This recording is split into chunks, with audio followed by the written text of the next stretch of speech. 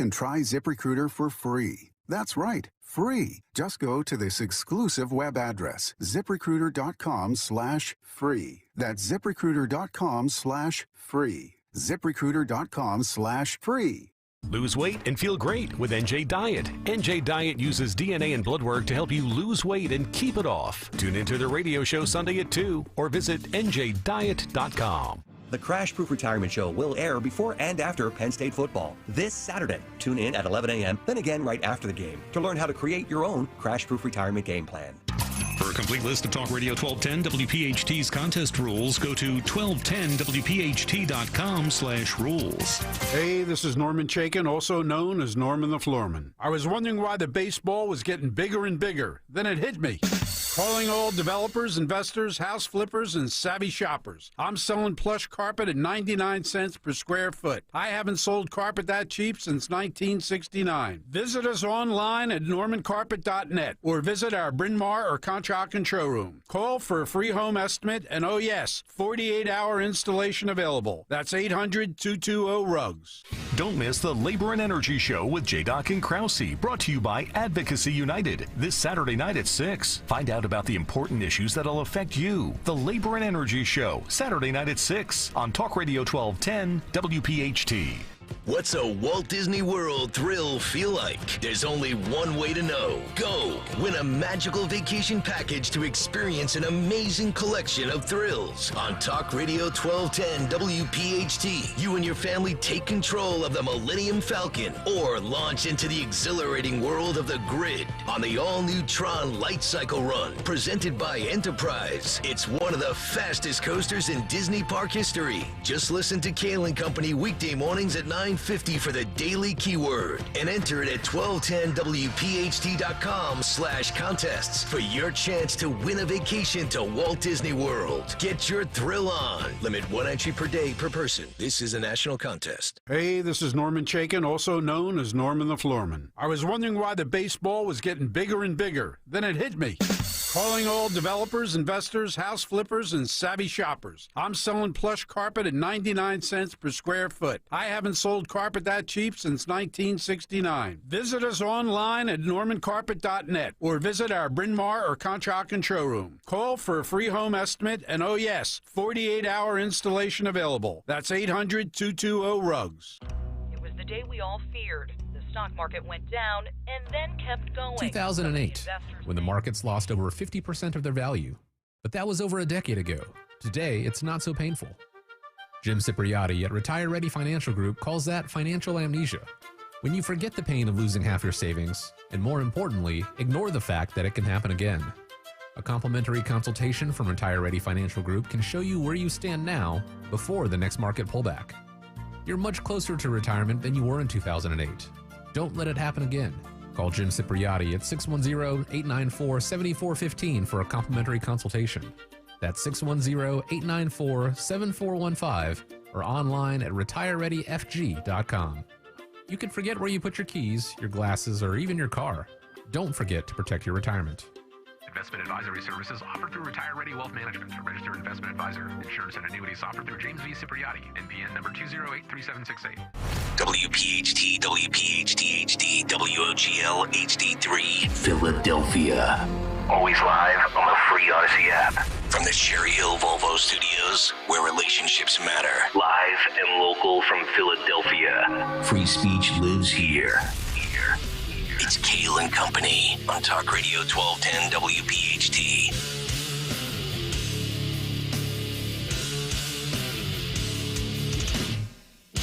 And away we go, live on this Tuesday, September 26th. It is indeed Kayal and Company here on Talk Radio 1210 WPHT. We are always live on the free Odyssey app and streaming live for your video viewing pleasure on YouTube.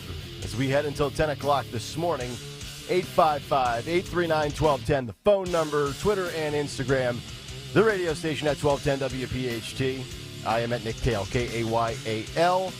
Don Stenson with the news, Greg Stocker, the chairman of the board, Daniel Valdez, Anthony Dorenzo, our associate producers, after a 25-11 Eagles victory on Monday Night Football. Dawn, good morning. How are you? Good morning. Doing great. You stay up and watch the whole game? I did. Gregory? So how does this work? Because we have a 20 spot. I go to the ATM again. No. It was a push because we both did the. That's true. I hit the under. You lost the over. Yes. We'll call it a wash? Well, no. It goes to next week. Double or nothing? Triple or nothing? $40 now. 40 spot. A 40 spot for next week. Factor in inflation. That's because I hit the spread, but I missed the over under, and that's you right. missed the spread and hit the over. That's correct. So it's a push. It right? is, and it was just beautiful seeing Baker Mayfield take a seat last night. Yeah. And throw a few interceptions. I like 7:15 games. I do too. The hell with those 8:30 starts. Yeah, exactly. As Joe Biden would say. The hell with that. Yeah. So the Eagles get it done. We got a lot to get to this morning.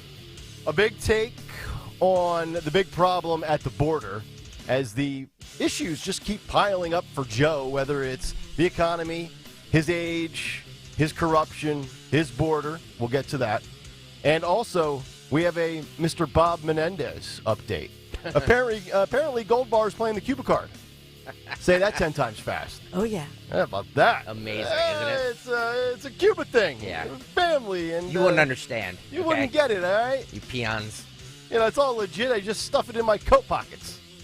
We'll get to that as we continue this morning. Not to get ahead of our skis here, but yeah. Shouldn't the question be how he has all that much money in his quote unquote savings account, being a public official for 50 years? How do I get a public servant? How do I get a savings account that increases my wealth 300 times? That should be the question. Oh, every time I go to a bank and open up a savings account, after a year, I have like $8 more than I started with. And here is your pack of chewing gum. Thank you very much. Yeah. I can't believe I'm going to say this. I actually agree with Hillary Clinton and AOC at the same time. Wow. And no, I have not been drinking. We will explain. Well, I mean, last night you were. Well, yeah. A couple beers. Couple of Millers. A couple of pops. You got to have a really pop. On the week? You got to have a pop when you're watching a Monday Night Football, man. It's your team. Didn't. You didn't? No. Are you drinking alkaline water? No, I was not drinking anything. Dawn had a glass of red wine, I think. I guarantee you should not. All right. I did not. I'm wrong again. We also have some Howard Stern updates to get to this morning. And like a third of America, when it comes to the left and the Dems, they say we have too much free speech in this country. I'm totally mystified by that. It's amazing. But we'll get to that. Let's get the news, though. Round number 1, 6:05 on a Tuesday morning. And for that, we go to the lady who will not imbibe on a Monday Night Football game, the great Dawn Stensland. Good morning on this Tuesday, September 26th. Unfortunately, the rain and the drizzle continue. I'll tell you when it hopefully will finally end.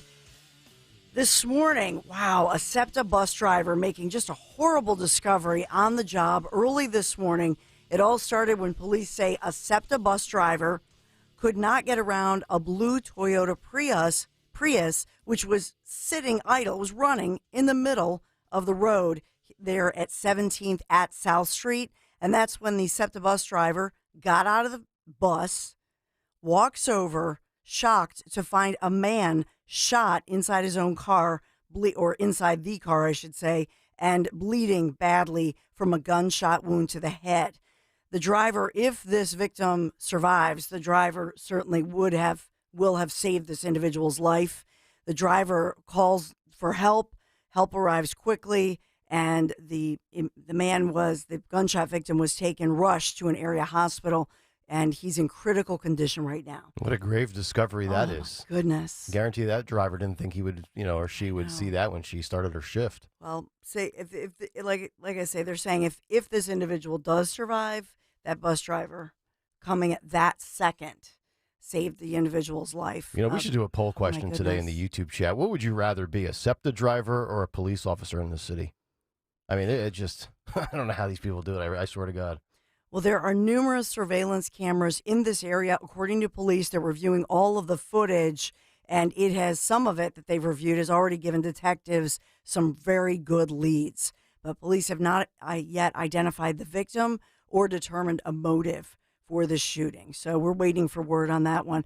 And since you brought up a SEPTA driver and then you brought up police, our next story this morning, as we've been telling you, and this is a developing story, lawyers for a Philadelphia police officer, Mark Dial, who is accused of shooting and killing a driver, will push a judge to have the first-degree murder and other charges lodged against the officer dismissed when the jailed officer appears in court this morning for a preliminary hearing.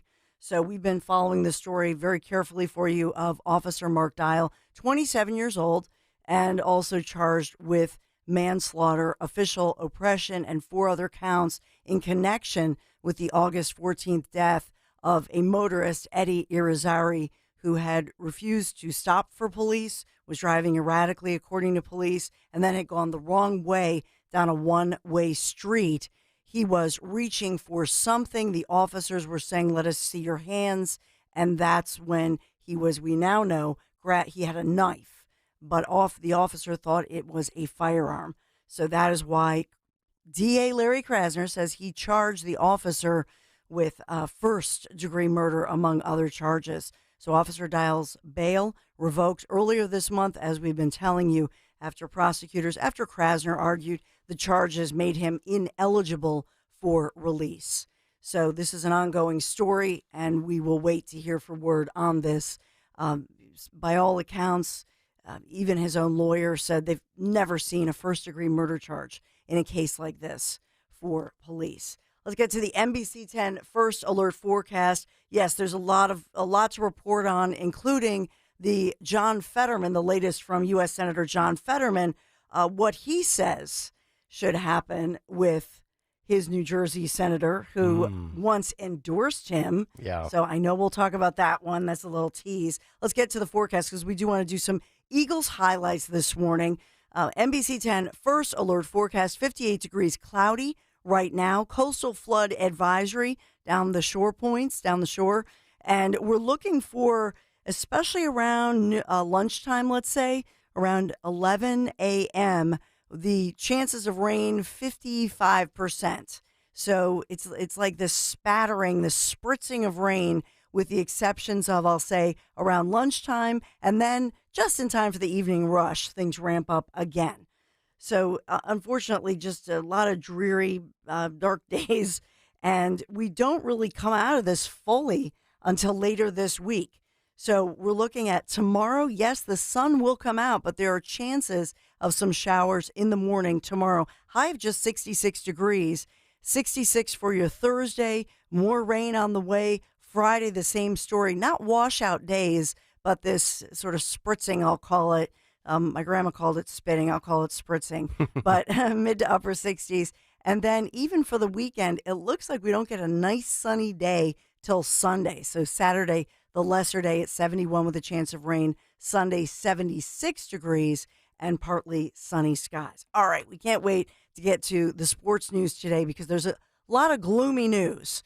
But certainly the Eagles delivered, giving us some great news last night. Eagles beating the Bucs 25-11 and against Tampa Bay. So let's take you through it. By the way, Birds moved to 3-0 as Jalen Hurts, who has confirmed, yes, he had flu-like symptoms. Yep. Jalen not calling in sick. Some are saying it's the equivalent of the Jordan flu game back in 1998, folks. Jason Kelsey actually said in the postgame that a lot of the team had flu-like symptoms. I know. So, I mean, good for them. Yeah, and they still won by 14. Yeah. Yeah. All right, so let's take you to Cut A. This is they had a bit of a slow start, but Hurts found emerging wide receiver. This is Olamide Zaccheaus for a big TD score. Listen. Very good job with that. It is. With Local kid, by the way, St. Joe's Prep, just like Swift. Yeah, very good, Don. Hurts in the gun. He's back. He steps up. He's looking. Still looking. Has time. Lets it go. And it is complete. Touchdown! Olamide Zaccheaus. You give Jalen Hurts enough time. Zaccheaus got open, and Jalen threw a 34-yard strike. Nice. Let's take you to Cut C. This is homegrown DeAndre Swift continuing to shine in the offense. 130 rush yards, including this big play. This time, Hurts gives it off to Swift. He breaks a tackle. He's got a first down. 40, 50, cuts back, 45, down to the 42. DeAndre Swift. He is the man. 2 straight weeks, he's looked like Bo Jackson. St. Joe's Prep. Yes. Yeah. And by the way, that touchdown pass that Hurts threw, he stayed in the pocket for like 2 days and hit that. And he literally threw Zacchaeus wide open. Just a stat for you. With that touchdown, that is his with the 34-yard touchdown pass to Zacchaeus, he now has 12 touchdown passes of 25-plus yards downfield since the start of the last season. That's the most in the NFL. Wow. So this narrative that he can't beat you in the pocket and always wants to run, he's been hitting bombs on people now for 2 years. Well, he is running more in the pocket now than he has been. So, yeah. But it's interesting to see. By the way, all that sound courtesy of our sister station, 94 WIP. Thank you, WIP, for the highlights. And my kids did notice. They said, why does it look different? It looks lower energy. And I said, oh, it's not on Fox. Did you notice? That's true. The ABC presentation a little different, right? It's a little lower energy. It is, yeah. And the graphics, yeah, not as good. That's ESPN for right? Yep. Little lower energy. Yep. A lot lower energy. Let's just be real. It was like a Jeb Bush broadcast. Oh, that's not. No, that's an insult to Jeb Bush. And you know, the thing about it is, even the commentators, when they went to the commentators, it looked like a financial show. Like, well, we're gonna. It's like, wow. Oh yeah, Buck and Aikman. Right? Yeah, Philadelphia don't like either one of those guys, by the way. Yeah. So it was an exhilarating night. 25-11. Up next, Eagles back at home to face NFC East rival Washington Sunday. Phillies start a new series versus the Pirates today, 6:40 p.m. Hopefully the rain, it might be just a spattering, so wear your rain jacket if you're going, but it's not supposed to be a washout. And again, one win. This is it. Clinch Win it and we're in. That's right. They clinch it tonight. And then if the Pirates lose or something, they get home. They get the number one spot. The number one wild card. Yep. Ooh. All right. That's it for Kayal and Company. First edition News Live. All right, Dawn, thank you very much. 6:14 Tuesday morning. Let's get to another big take. The Big Take on Kayal and Company. The big take this morning, Biden's third biggest problem, his botched border. No matter which way Joe Biden turns his head, he has problems everywhere. The most important issue that he has no answer for is the economy. An overwhelming majority of Americans are disgusted with their financial situations, and rightfully so. Then you have the concern that is Joe Biden's age. It's not just a number. It's the erosion of his cognitive abilities that lead most people in this country to believe that he is not fit to serve a second term. But right behind the economy and age is the border crisis facing this nation. Alejandro Mayorkas conduct the question 1,000,000 times until he is blue in the face. But he knows it's a crisis. It's okay, Alejandro. You can say it. Crisis. It's not a bad word. It's just reality. And just when you thought it couldn't get any worse for Joe at the southern border, it has. But let's do this in chronological order to illustrate the point of what we have seen in this country for the last 5 or 6 days. Here was Peter Doocy of Fox News, which you heard on the cut sheet last week, in the middle of last week, grilling White House Press Secretary Karine Jean-Pierre about the bungled border. Listen and watch. Thanks, Green.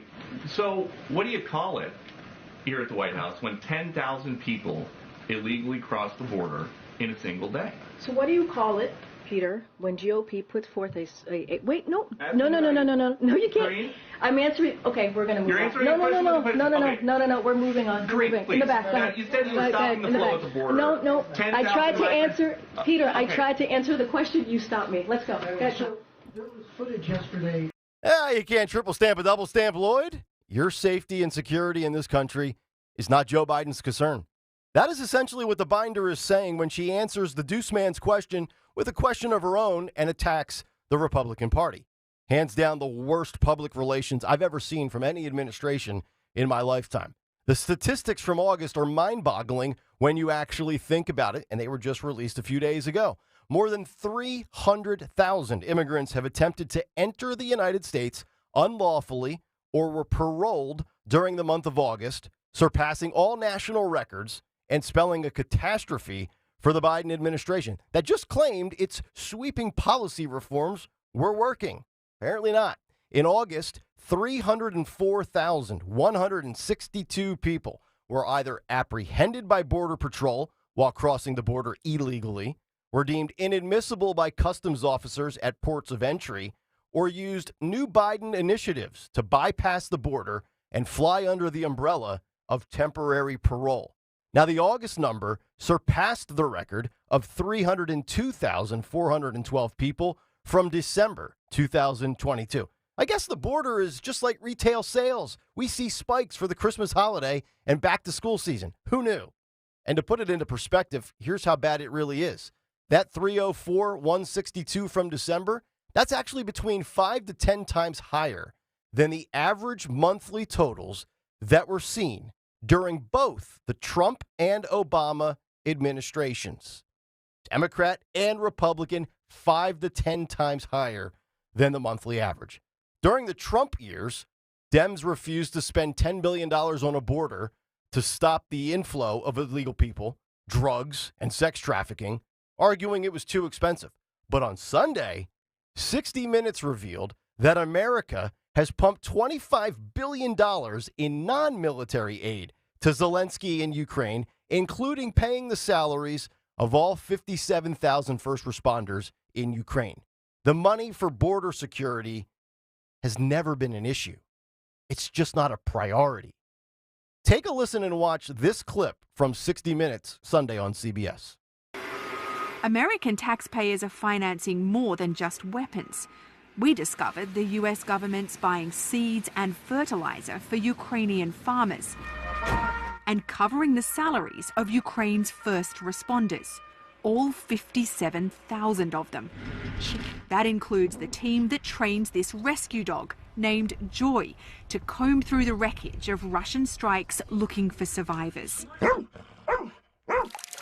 And the US also funds the divers, who we saw clearing unexploded ammunition from the country's rivers to make them safe again for swimming and fishing. Russia's invasion shrank Ukraine's economy by about a third.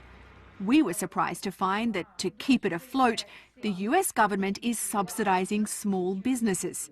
Boy, that should make you feel good, right? When terrorists, cartel members, and fentanyl is pouring across our border in the droves, the Biden administration is more focused on Ukraine, climate change, racism, and pronouns. Good times indeed, right? And of course, the mainstream media, left-wing propaganda outlets, and Democrats, for the most part, downplay the issue until the border issue and the migrants issue slaps them over the forehead and lands on their front porch. Why? Well, because they've been instructed to do so. That's what Elon Musk believes. The billionaire, Tesla, and Twitter owner Elon Musk on Thursday accused news outlets of ignoring the crisis along the southern border because they were, quote, instructed not to cover it.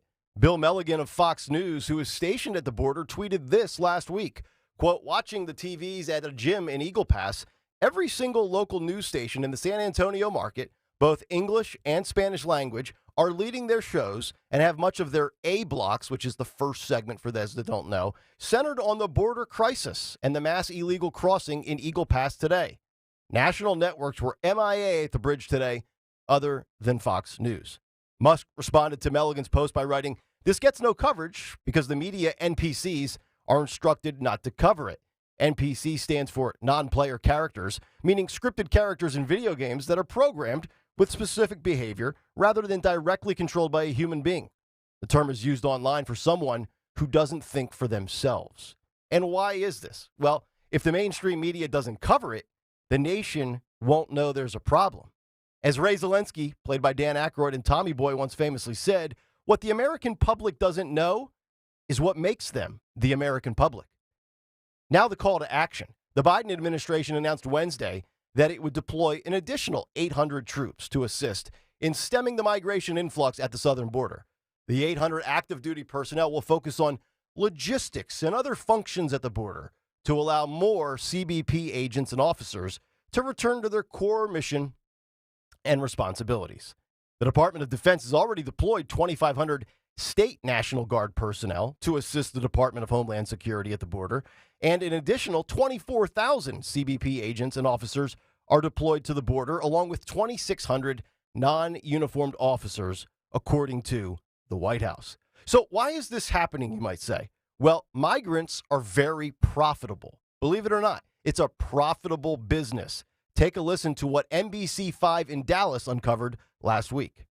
Night City leaders are expressing shock after an NBC5 Investigates report we aired yesterday. We are waiting for records that show where the millions being spent on migrants is going.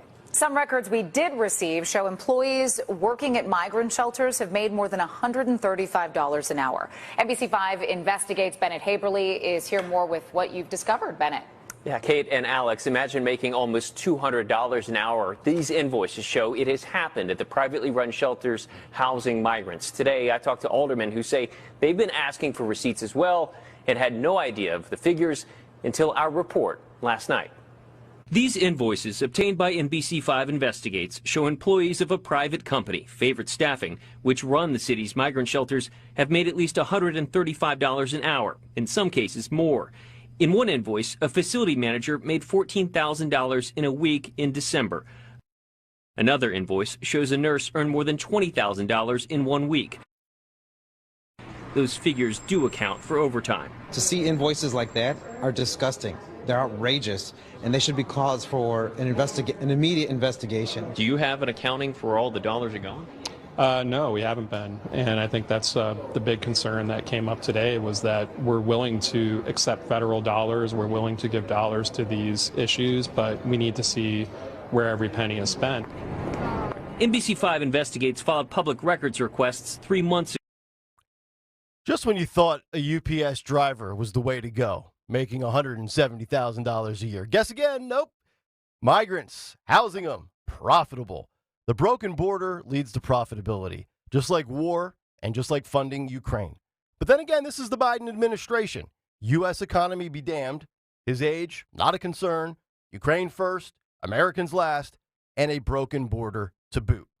And that's the big take. The Big Take on Kayal and Company.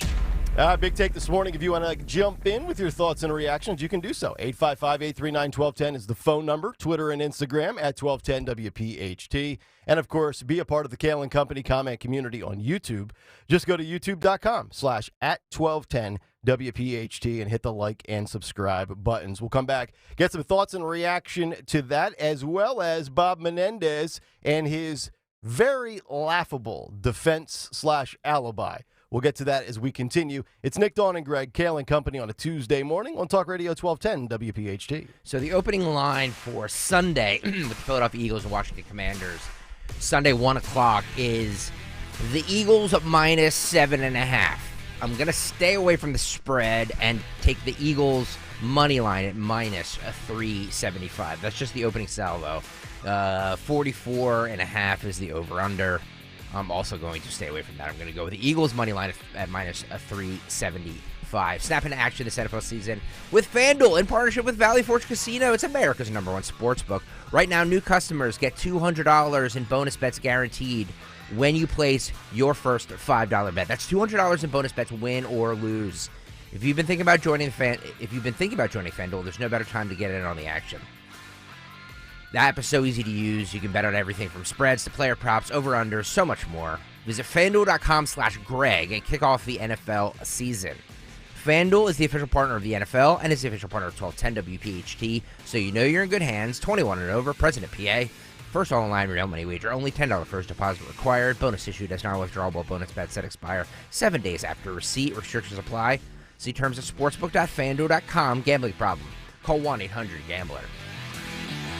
What does a Walt Disney World thrill feel like? Here's your chance to find out. Talk Radio 1210 WPHT wants to send you on a magical 7-day, 6-night trip for 4 to the Walt Disney World Resort, including airfare, 7-day park hopper tickets, a stay at the Walt Disney World Resort, and much more. Experience it all. The entire amazing collection of thrills. Perfect for families and friends to enjoy together. For your chance to win this national contest, listen to Kayal and Company weekday mornings at 9:50 for the daily keyword. Then enter it 1210WPHT.com/contests to win. Limit 1 entry per day per person. Wesley Financial Group is not a law firm. This story is called The Ugly Truth About Timeshare. If you think you've done your family a favor by buying a timeshare, you need my help. Hello, I'm Chuck McDowell, CEO and founder of Wesley Financial Group. 10 years ago, I started helping folks cancel their timeshare, and in the process started what's now called the timeshare cancellation industry. Timeshare is the only thing that you can buy that you can't tell me how much it's going to cost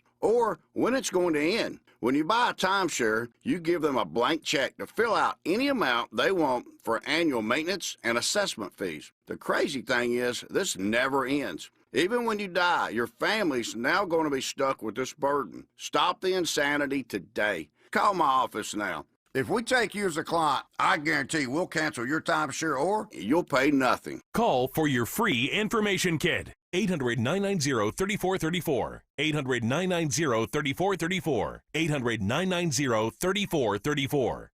Hi, this is Dom Giordano. September is Cholesterol Education Month, and it's time to take charge. So how is your cholesterol? For over 38 years, Rescue Natural Supplements has been a trusted partner in cholesterol support. I've relied on Rescue supplements for years. With Rescue, you'll find specific supplements tailored to your needs. Favorites like omega-3s, red yeast rice, and more. Right now, all you have to do is just use the code DROP, D-R-O-P, to double up your order on any cholesterol product for free. Call today at 800-26-ALIVE, 800-262-5483. Speak to a knowledgeable product consultant or use the code online when you visit res-q.com, res-q.com. Again, use the code DROP, D-R-O-P, buy one, get a matching Rescue cholesterol product for free. I've personally seen the firsthand benefits of Rescue supplements. They are incredible. Remember, use the code DROP, D-R-O-P, to double up your cholesterol support order for free today. When you need to know, depend on KYW News Radio 1039 FM. First wave of residents displaced by the Maui wildfires are returning to their properties. United Auto Workers has expanded walkouts against two of the big three automakers. And behind another strong DeAndre Swift performance and their most complete defensive effort yet, the Eagles beat Tampa 25-11 to move to 3-0. Get the latest anytime on KYW News Radio. Now on Crystal Clear 103.9 FM. You've never needed us more. Come away with me. Let's escape together, shall we? The last time WPHT travelers visited Italy, they discovered northern Italy. Next, we are heading to southern Italy on a gastronomical tour of the most beautiful coastline in the entire world, the Amalfi Coast. Join me for 12 magical days in luxury with the professionals once again from Conservative Tours. If I'm putting my good name on the line, I want to travel with the best tour operator in Italy, my friends at Conservative Tours.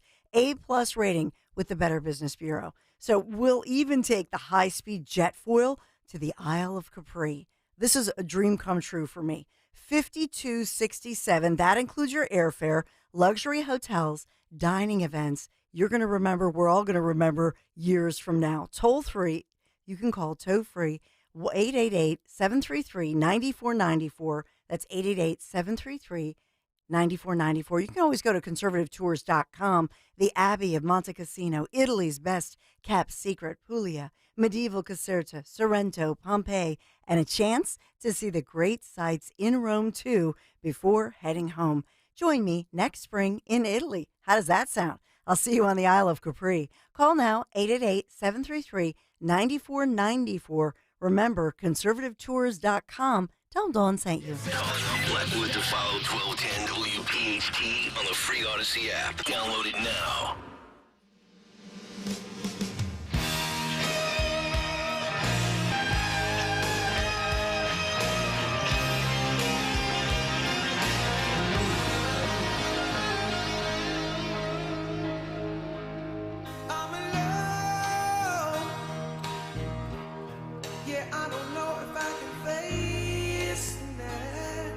Welcome back in Tuesday morning, 6:31. It is Kayal and Company. Nick, Dawn, and Greg here on Talk Radio 1210 WPHT. We've got some Gold Bar defense coming up in just a little bit. But some thoughts and reaction this morning to what's going on at our southern border, which really seems like, man, it's taken a turn for the worse over the last 5 to 7 calendar days based off of a lot of the figures and a lot of the numbers that have been released by the CBP and the United States government, with just the influx and the numbers that are just staggering when you try to comprehend it. Over 300,000 individuals in the month of August alone. And I'm just thinking about this from the way these types of things get covered. So the mainstream media, when it comes to Joe, and we're talking about, the CNNs, the MSNBCs, the Washington Post, the New York Times, things like that, they have no problem covering the economy when it comes to Joe. They'll say the economy is garbage, or 2/3 of Americans are not feeling great about it, or 70% are financially living paycheck to paycheck. They'll talk about that. They'll talk about Joe's age. They'll ask those softball questions to guests, and they'll hit them with the age. But they won't talk about the impeachment inquiry into Joe. And they very rarely will cover the border crisis, which is weird because the mainstream media is in the business of selling fear. They'll sell you fear on COVID. They'll sell you fear on racism is running amok. Transphobia is all over the streets of America.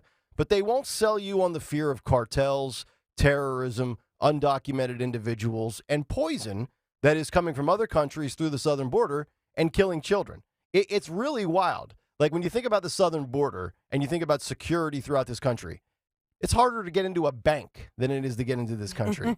It's harder to get into Odyssey World headquarters, Dawn. It's harder to get into Lincoln Financial Field for the Eagles and Commanders on Sunday. But at the southern border, it's like, our southern border in our country is like a Motel 6, and Joe Biden is Tom Bodattin. He's going to leave the light on for you. I've never seen anything like this, Dawn, because in December we saw absurd numbers. And then they set another record in August by like 2,000 more. And I'm just thinking, man, the migrants, they love coming here during the holidays and during back to school season. I don't know. Maybe they're coming for like notebooks at Walmart. They're going to be disappointed when they find out how expensive notebooks are, number one, and the fact that they're probably all gone at this point. Yeah, a couple of things. I mean, the first is the best thing that Greg Abbott did, the governor of Texas did, was to think, well, if I send folks to New York City, the media will care because New Yorkers will care. Mm-hmm. And when the New Yorkers are not happy, then they, right? Market number one. And that's the first television market. There you go. Right? Yeah. And where all of the networks are. Mm-hmm. So it was, from a media standpoint, it was actually brilliant. Yes. To say, hey, we're overwhelmed here. We can't handle this humanitarian crisis.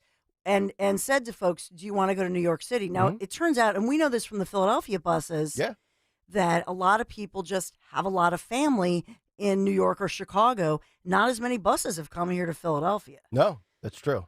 So they wanted to go to New York. So they said, do you want to get a free ride to New York? Oh, yes, they wanted it. They had to sign off on it, according to the authorities. Yep. So they send them all to New York, and now we hear New York and the media finally talking about it, and the mayor declaring a crisis. I know.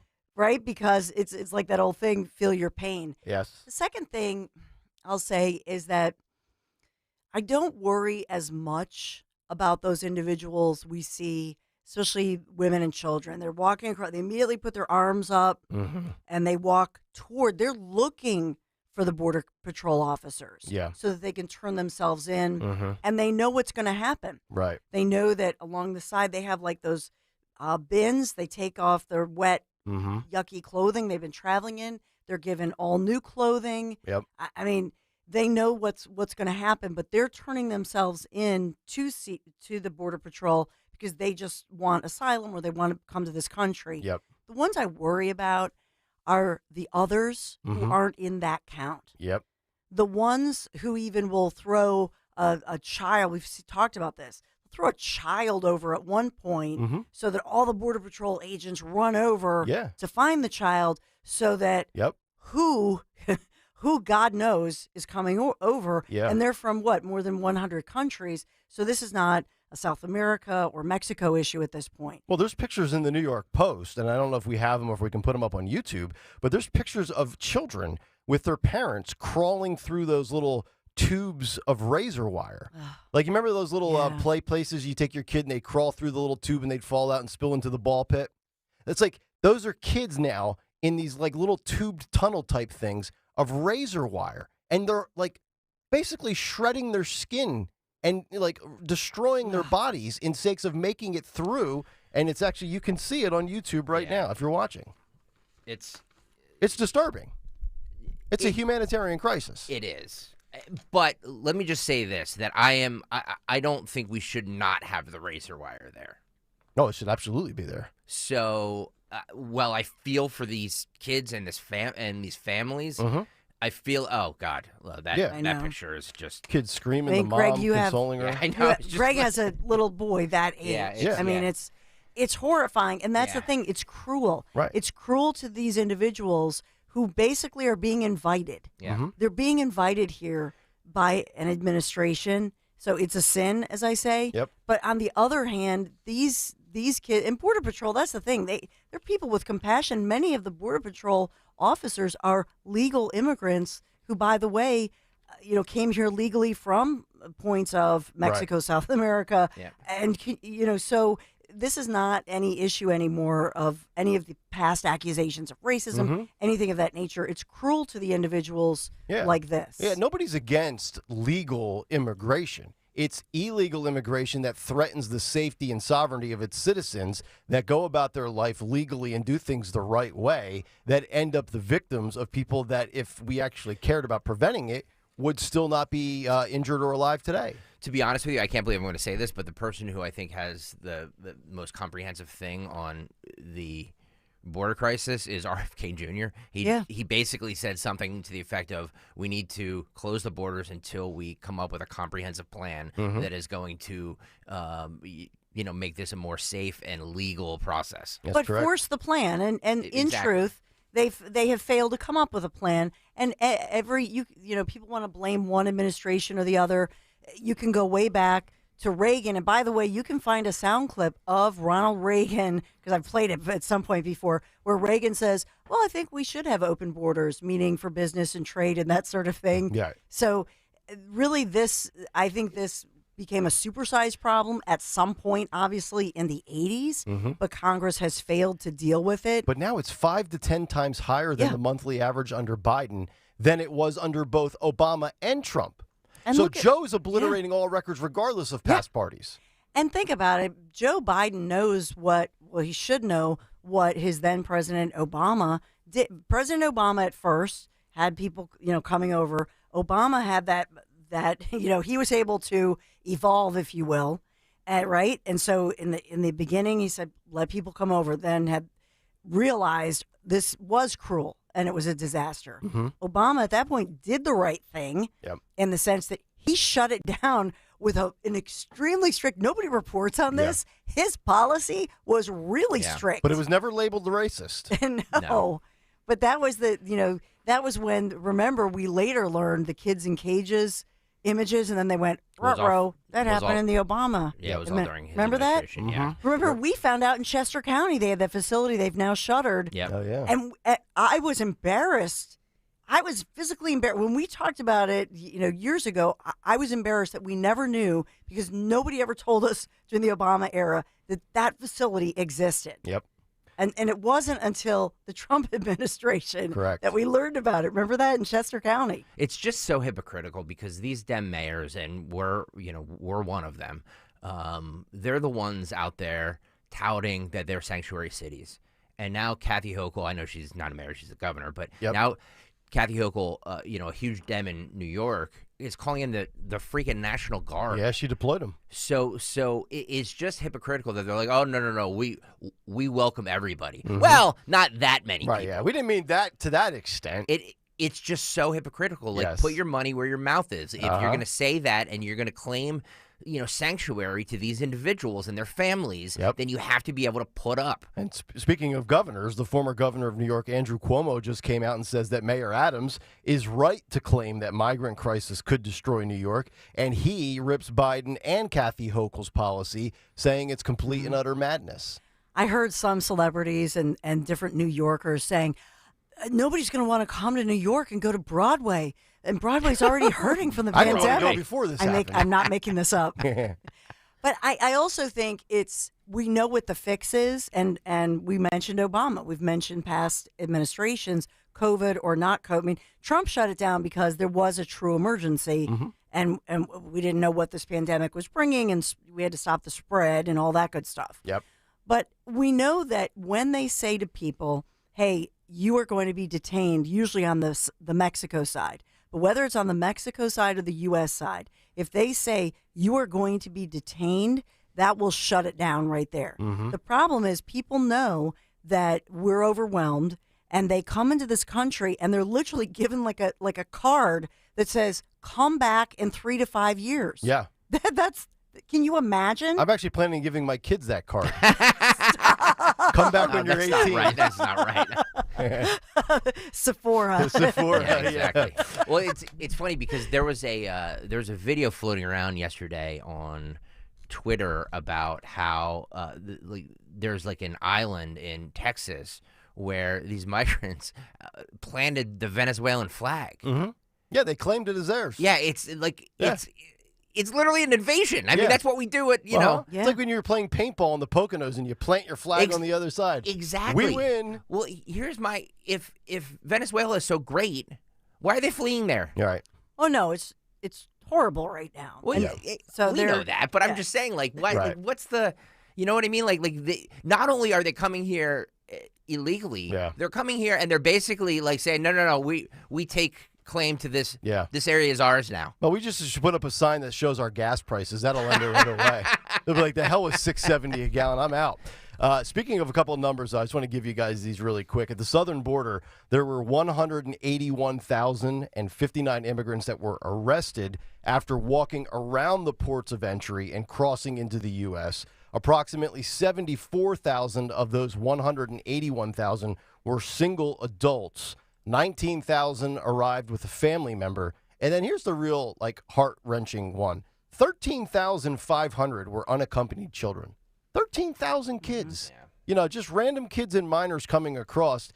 And of the 181,000, 51,913 did not have documents to enter but claimed asylum. So we have, and that's the scary part of this, we have no idea who some of these people are. That creates a national security risk. Well, that's true. And as well, we have at least 85,000 children in this country. They don't know what happened to them. Yep. They've lost. Just gone.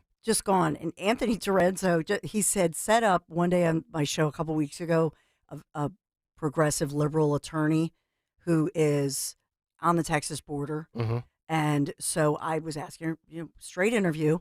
And I said, well, what about the reports of these 85,000 children that are missing? And she said, oh, they're just fine. Oh, yeah. They're just, and I was shocked. Here's a mom attorney. Right.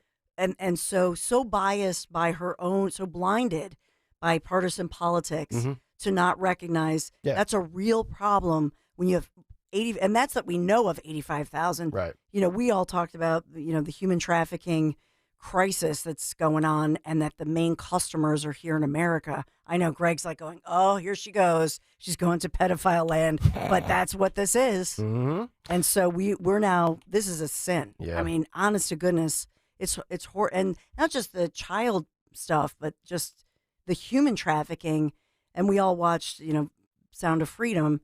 It makes you realize, and they say this, it's not like drugs or any other product. Mm-hmm. You're basically able to reuse a human being or a child, whoever, until they basically die, or it's horrifying to think about. It really is. But it's a different kind of slavery. We're fueling that with this. 855-839-1210 to jump in. Coming up next, Mr. Menendez, Gold Bar Bob pulls the Cuba card.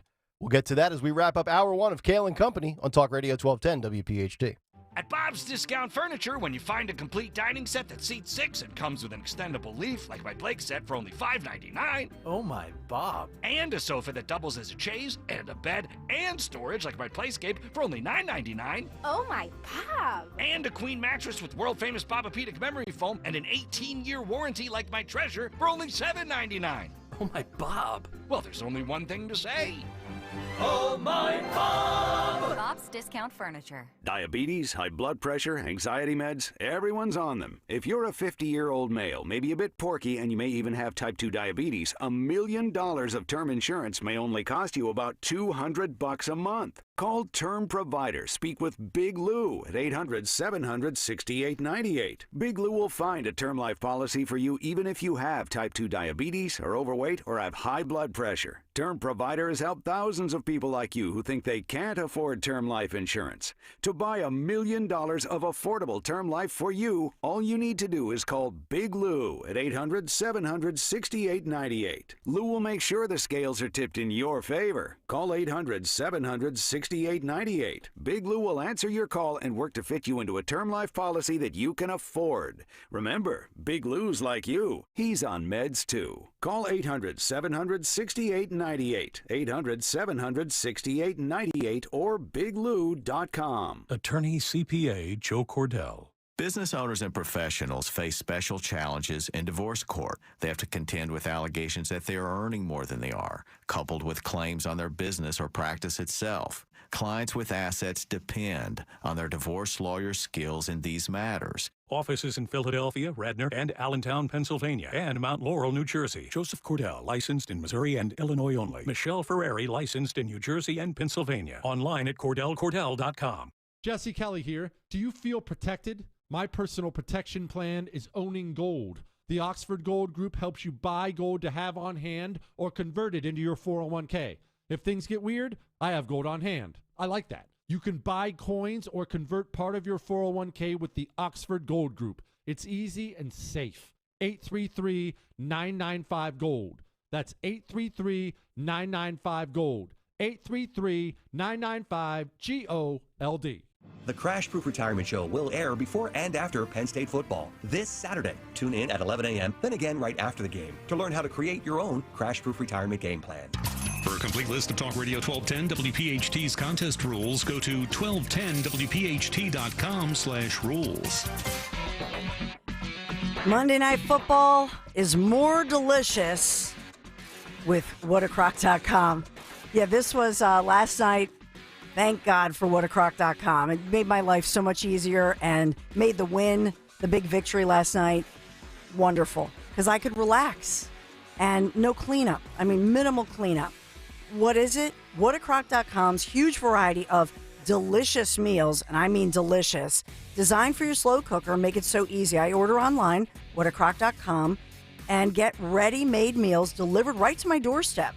Then I put a ready-made meal in my slow cooker and get to run around all day, do what I'm doing. The family comes home after work and school. Dinner is simmering, and it's delicious. So whether it's the hearty beef chili, and that was one of the delicious parts of last night after dinner, just to have the crock pot right there, the slow cooker right there, people could just kind of graze on it while we were cheering. But we love the jambalaya. We love the oh my gosh, all the meals are so delicious. I don't know which one is their favorite. Maybe the beef stroganoff cream, tender beef, mushrooms. That homemade beef chili is the new favorite, I would say. But the French toast bread pudding dessert in a crock pot is awesome. I mean, it's just so good. I could go on and on. The final one I'll say you got to try is that honey garlic chicken. That one is amazing. Sweet, tangy, honey garlic glaze. Oh, vegetables and rice. I could go on and on. Just check it out. Whatacrock.com. Huge selection. I'm out of music here, so I got to give you the code. WPHT at checkout. Get $10 off your first order. Whatacrock.com. Tell them Dawn sent you. Hey, Warminster. We know your favorite station is WPHT. Tell your smart speaker to play 1210 WPHT.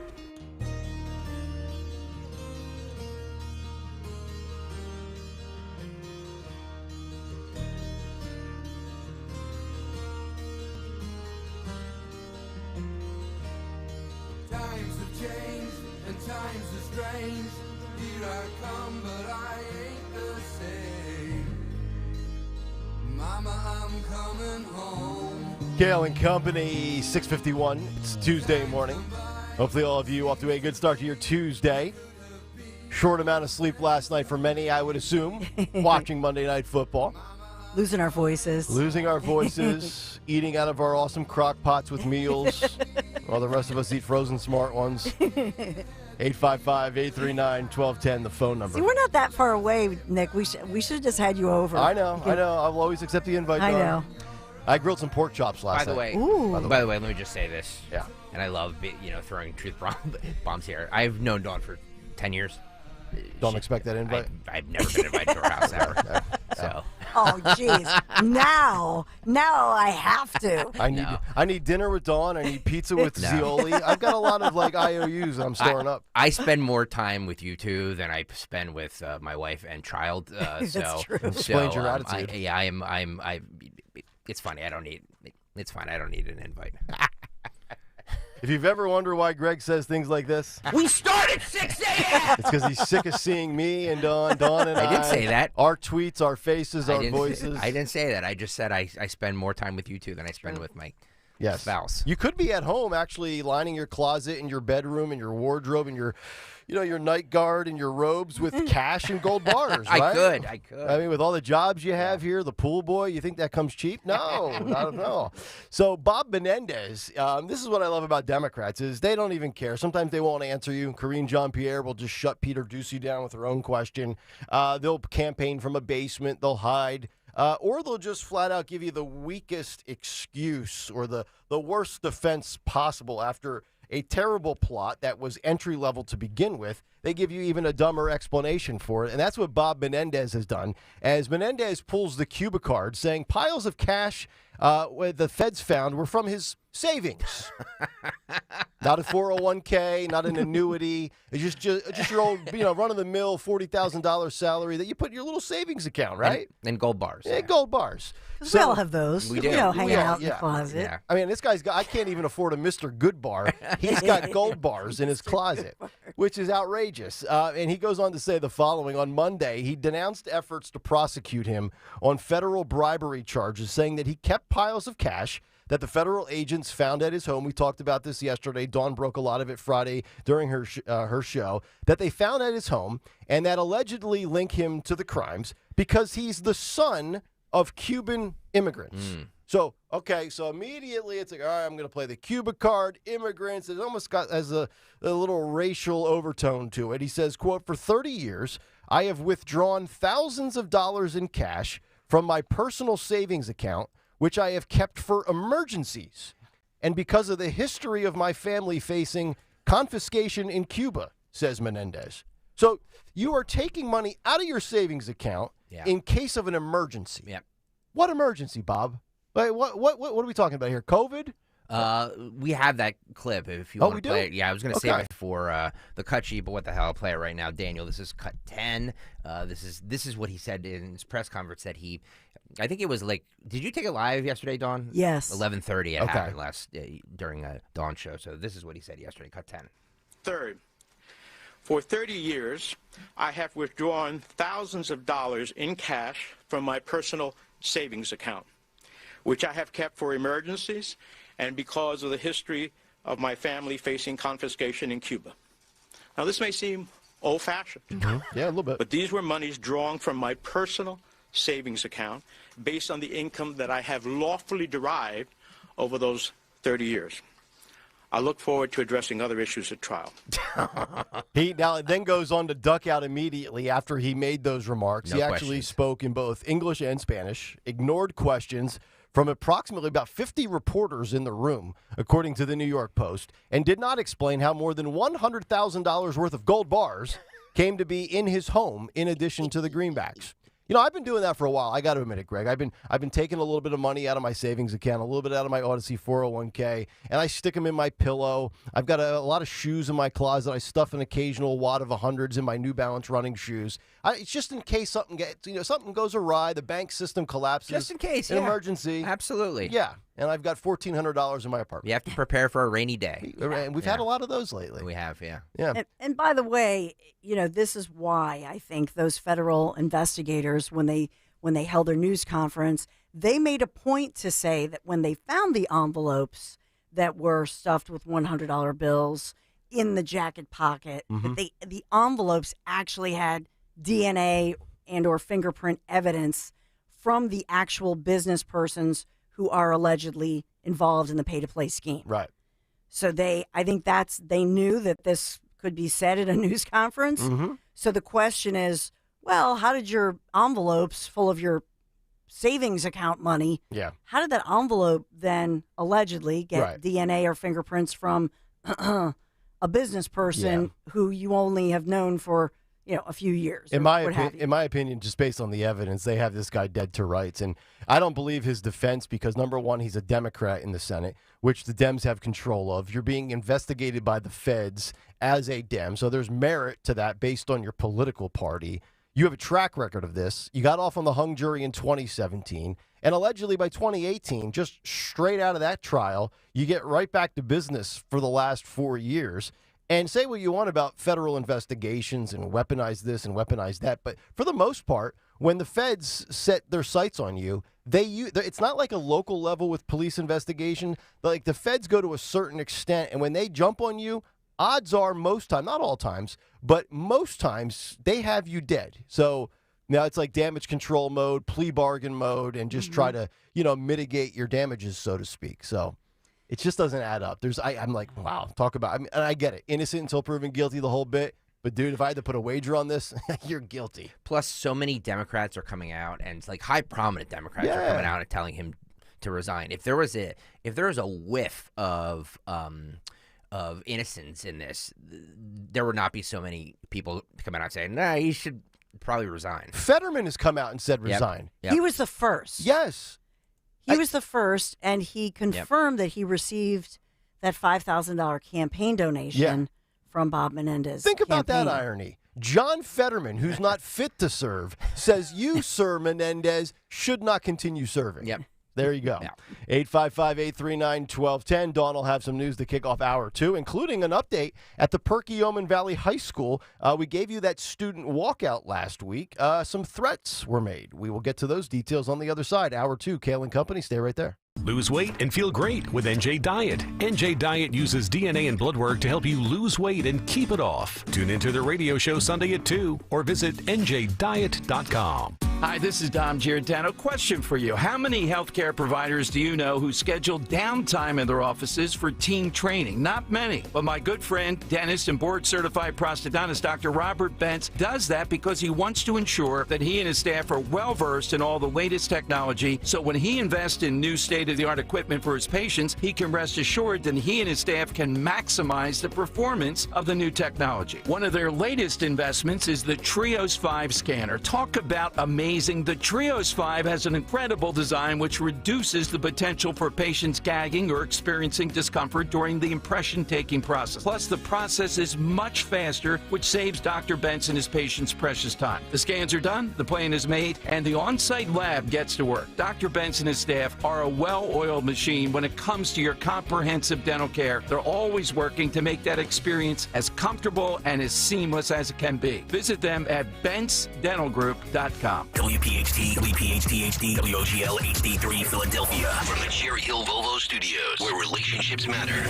Always live on the free Odyssey app. Hey, it's Rich Zioli. Do you really want to take shots the rest of your life just to lose weight? NJ Diet's typical results are twice as fast as weight loss injections without any of the side effects. Plus, you learn proper portion control. You develop healthy eating habits that last you the rest of your life. By the end of NJ Diet's 40-day program, you will lose 20 to 40 plus pounds, contractually guaranteed. You will lose the weight. You will keep off the weight the natural way. NJ Diet uses your hair, saliva, and blood work along with scans to personalize natural solutions and supplements. That's going to get your body into the fat-burning zone. Then, NJ Diet uses your DNA info to help keep the weight off. Locations throughout the East Coast are available with live online video consultations. Don't take shots the rest of your life. Lose weight quickly the natural way with NJ Diet. 855-5NJ-DIET, 855-5NJ-DIET, or schedule your consult at njdiet.com. njdiet.com, lose the weight for good. The future of joint pain relief is right here in the Philadelphia region. QC Kinetics, advanced regenerative medicine. Hey, Dawn Stensland here. If you've been told that more steroids or surgery are your only options, not so fast. Get a second opinion. Learn more about how you can harness your body's own healing agents to attack that joint pain. QC Kinetics does not mask the pain. These treatments go to the very core of the problem, using concentrated healing properties placed directly into your joint, which repairs and restores that damaged tissue. Imagine living life, especially this fall, with no more pain in your knees, your aching shoulder, your back, your hips. No drugs, no surgery, no downtime. Just call the local medical professionals, get a free consultation. QC Kinetics, the nation's leader in regenerative medicine. 215-999-3000. Just call QC Kinetics, 215-999-3000. Tell them Dawn sent you. Don't let them silence you. Follow 1210 WPHT on the free Odyssey app. Download it now.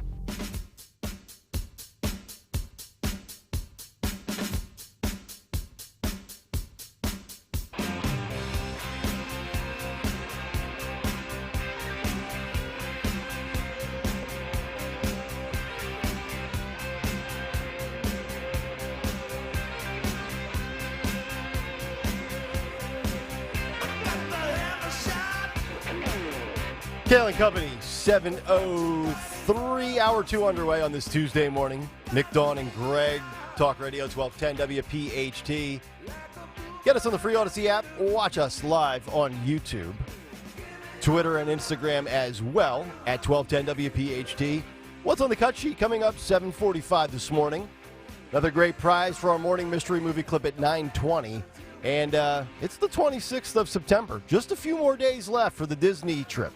Free trip to Walt Disney World every single morning at 9:50 here on Kayal and Company. For the month of September, we've been giving you a keyword. You take that on over to 1210WPHT.com and enter it for your chance at a free trip to Disney. And stop by the merch store while you're there. Yeah. Buy some stuff. Buy some merch. Purchase all the swag. All the shows. I can't wait to see that Dawn Show shirt. That's a sin. I still think that's the clear runaway front runner. It's a sin. It's a sin. But what's the other one we came up with yesterday that we floated out? The Dawn Show. It's for the boys. Yeah, she doesn't like that much. Yeah. Okay. Always surrounded by guys. Always surrounded by guys that aren't good with handy equipment. As we established last week. Yeah, it's true. In some of the video highlights that you'll see on social media. Yep. All right, 855-839-1210. We will get you this Perkiomen Valley update from last week in just a few moments, as well as some Hillary Clinton AOC stuff when it comes to the economy, and also Joe Biden and the Dems and their threat to with a third party saying it's pretty bleeping serious, which is a very interesting perspective coming from Hillary Clinton. So we'll get to that as we continue, but let's get to some news. 7:04, hour number 2, and here is Dawn Stensland. Yes, and good morning this Tuesday, September 26th. A chilly, dreary, rainy day in store. I'll tell you when the sun comes out. We've talked about the fact that it's a developing story this morning as police investigate what happened this morning, this gruesome discovery with a SEPTA bus driver making the discovery early this morning when police say the SEPTA bus driver could not get around a blue Toyota Prius. This happened right in the middle of 17th and South Street. So the bus driver gets out and finds a man in the driver's seat, shot in the head, bleeding heavily inside his vehicle. The driver gets help, calls first responders who rush the man to the hospital. He's in critical condition right now. So we're looking at, hoping for a news conference or information from police. They've not yet identified the victim. Was this some kind of a carjacking? Was it a hit? And we know that there were a lot of surveillance type cameras in that area that they've been reviewing. So they feel confident that they have a lot of good information there.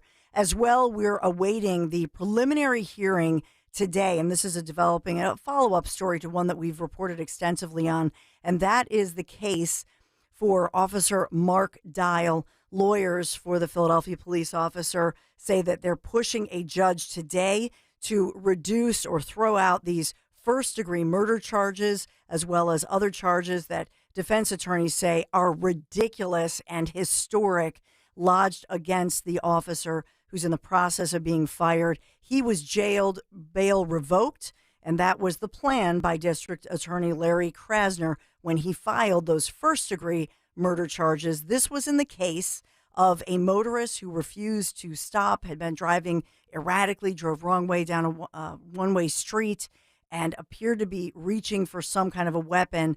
It was a tragic situation.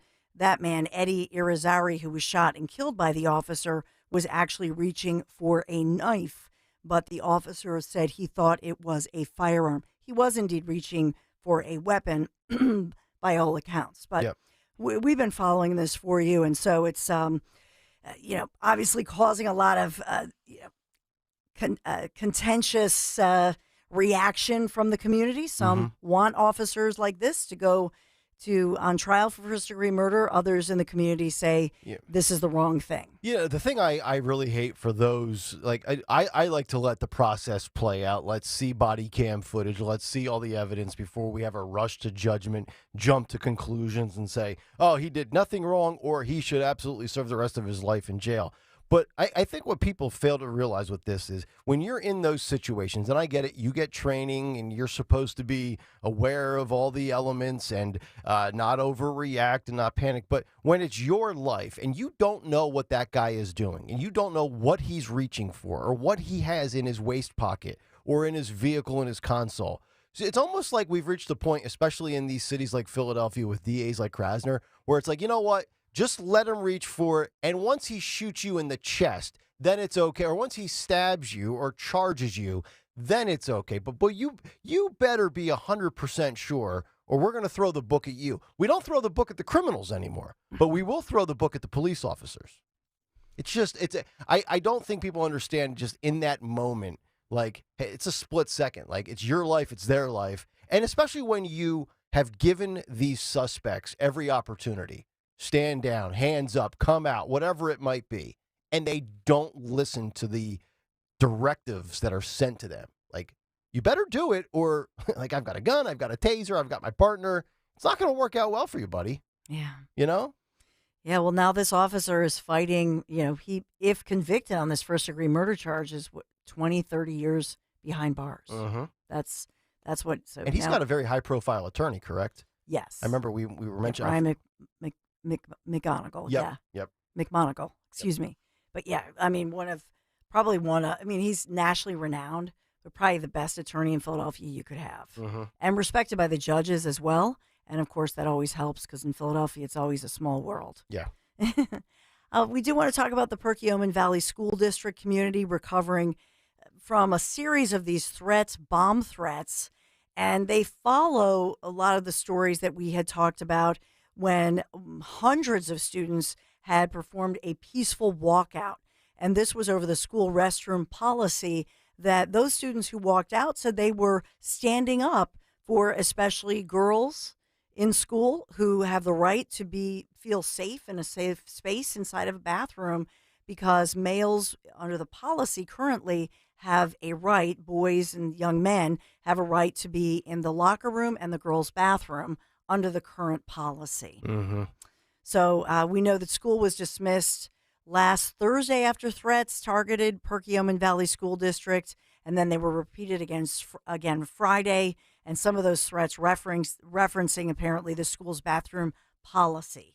Yeah, I have the email here. I'll save it for after you wrap up the sponsors, and we'll kick that around for a couple of minutes. Okay, so putting that one out there, and also the John Fetterman reaction that the Fetterman team had said, had released a statement. Again, I don't think U.S. Senator John Fetterman, who was the first Democrat to come out condemning Bob Menendez and telling him to step down, but Senator John Fetterman's campaign confirming they received $5,000 from the leadership PAC of Senator Bob Menendez of New Jersey during the recent 2022 election cycle. So now the Pennsylvania senator's spokesman, the spokesman speaking for the senator, said that, quote, we're in the process of returning the money in envelopes stuffed with $100 bills. So one of the headlines, if you're Menendez today and you sit there and you say, man, even the guy with the hooded sweatshirt and the cargo shorts wants me out. Man, this is not a good look. This is not a good look for me right now. Right? This is true. This is so true. NBC 10 first alert forecast. Sorry, I don't have a lot of great news. Tomorrow the sun will come out, will make an appearance. But today it's another drizzly, dreary day. Not a washout by any account. However, we're at 58 degrees, cloudy, feels like 56. So this cool, dreary, damp, cloudy weather continues. Coastal flood advisory. Looks like the rain will return between about 10:30-ish to noon-ish today, and then again during the evening rush. So I know that we had some wipeouts this morning on some of the roadways, the Schuylkill and etc. So just some warnings. It is slick out there. Tomorrow we will see a glimmer of sunshine. Will come out tomorrow afternoon, but we could have some morning rain. And really, it looks like throughout the week, it's this on again, off again spattering of rain, mid to upper 60s. We really don't come out of this pattern until next Sunday, bright sunny skies. That's your NBC 10 first alert forecast. And of course, the big story that's the good news. I don't know. Are we doing Eagles highlights for the 7? We're not. All right. Eagles, we won 25-11. It was a beautiful thing. I'll just say that. And now first place in the NFC East after the Cowboys choked it away on Sunday. How about that? Yeah, baby. We love Eagles fans, drunk Eagle fans. Doesn't matter. Can't spell, it don't matter. That's Kayal Company News Live. All right, Dawn, thank you very much. 7:13 here on this Tuesday morning. So let's have a little bit of a conversation with what you mentioned there in the news about Perkiomen Valley. You talked about the bomb threats that were on Thursday of last week, repeated again on Friday. And I've got the transcript of the email that was sent. And then it's got to be one of two things. But it says the following, quote, "You are willing to put girls at risk of being sexually assaulted and raped, disregarding their comfort so that you can assert yourself as being progressive woke heroes," the threatening email stated. I'm reading from patch.com, by the way. According to the Pottstown Mercury, quote, "We're not going to tolerate you sick, perverted freaks. You are child abusers and have forfeit your right to life. You expletive pieces of expletive. We will expletive kill all of you." And then there's the B word, BASTARDS. I don't even want to say that on the radio in case there's kids listening. Quote, "You will undo this bathroom decision or you will continue to face our wrath." That's what the email said. And Perkiomen Valley did not provide a public statement over the threats or response to it beyond acknowledging the incident. They said, quote, "Today's early dismissal was a response to threats made specific to the Perkiomen Valley School District. It's important to clarify that the threats we received were unrelated to those associated with a recent swatting campaign as categorized by the Pennsylvania Criminal Intelligence Center. Swatting is the malicious act of making false threats, often anonymously or under a false identity." And the threats come just days after that walkout where it probably had to be a couple of hundred students. I think it was 400 was the number that I recall. And I don't know who did this, how valid it is, but there's one of two things here. And I think everybody would agree it has to be one of the two. Either it's true and it's awful to do. We don't condone that. I don't think anybody that is in support of girls not having to deal with dudes in their bathrooms supports sending out a threatening expletive-laced email. There's way better options. There's far more effective options to voice your displeasure over a policy, student walkouts, parent-teacher meetings, school board meetings, protesting, all of that. Or the second option is, and I wouldn't rule this out, the left is very diabolical. Could that be a planted fake email to smear the parents who simply don't want daughters in a bathroom with a guy who believes he's actually a girl, and then to make it look like, oh, see, here's these right-wing radicals threatening us with emails? It's one of two. I don't know which one it is. I don't know which one is more likely, but it's one of those two things. It's just I didn't think we would ever get to this point, and school drama is nothing new. Yeah, it changes in its shape and its form and its delivery, and the topics of discussion and debate change over decades and generations. But I just didn't think we would get to the point now where, like, you know, it's so unbelievable that we are ridiculing a mom or a dad that has a daughter that doesn't want a man or a young boy in the bathroom. And then the backlash is students walk out. Okay, that's cool. That's your right. I applaud them for that. I mean, if parents aren't going to do anything, if teachers aren't going to do anything, Some students that have common sense say, no, this is absurd. Women have these rights, and it should not be, in jeopardy over trans feelings. But I didn't think we would get to the point where we would have threatening emails. Again, whether they're valid and true or they're false, and it's all part of a thicker plot, so to speak. But that's where we are, and it's a Perkiomen Valley thing, it's a Bucks County thing, but we're talking about it locally. But Dawn, you know this. Moms for Liberty, they're all over the country, and these school. I hate using like the indoctrination word because I feel like that's played out at this point. And ideology is another word. That's a buzzword we use all the time. But these are things that are going on across the country in every region of the country. It's not just localized to one area or more red areas versus blue areas. It just seems like now more than ever, school choice, parental rights, vouchers, things like that are one of the most pertinent things that we are discussing politically, and really important because we're talking about children, we're talking about minors. You're talking about the future of your country, but you're also looking at it from the political lens of, both sides trying to appeal to young potential voters. Let's not lose sight of that. Yeah. The left clearly is always looking for the Gen Z voter, and I think if you're on the right, you should also be doing what, these students are doing with these walkouts, and that will eventually become a political talking point when these children become of the age to vote. Yeah, and to your point, and I think it's a great point that you make, the students who walked out, and I love the way you covered it last week, Nick, when you talked about that, and it was covered by national media, that you saw a very peaceful protest. Students walked out in an orderly fashion, and you saw then their parents were outside with signs supporting them. Some of the media reported that students on both sides were that's not what this was.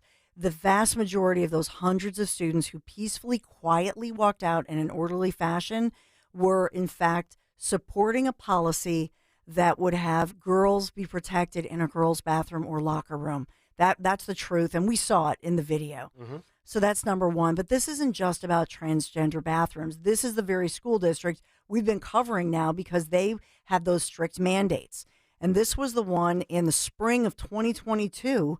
Remember, there were three parents, who fought because they said that their kids had immune issues. So 3 parents took to a federal court there and said that the mask mandates should remain. Mm-hmm. And this was an Obama, appointed judge. Remember, Judge Wendy Beetlestone, and she sided with those 3 kids, 3 families, and said yes, everyone, hundreds and hundreds of kids, must still wear a mask because of 3 kids who have some kind of compromised immunity issues. Mm-hmm. And the school went nuts, and the parents went nuts. Ultimately, this was in the courts. So to me, this is not in a vacuum. Yeah. This is a school district. They've been through it. They've been through you know what, and they're exhausted from it. And these kids have witnessed this and how ridiculous all of this has become with these ridiculous mandates. Yeah, and it's great that you bring up the 3 kids in masks or the 3 kids with compromised issues, because this goes to the bathroom policy. This goes to the transgender sports discussion.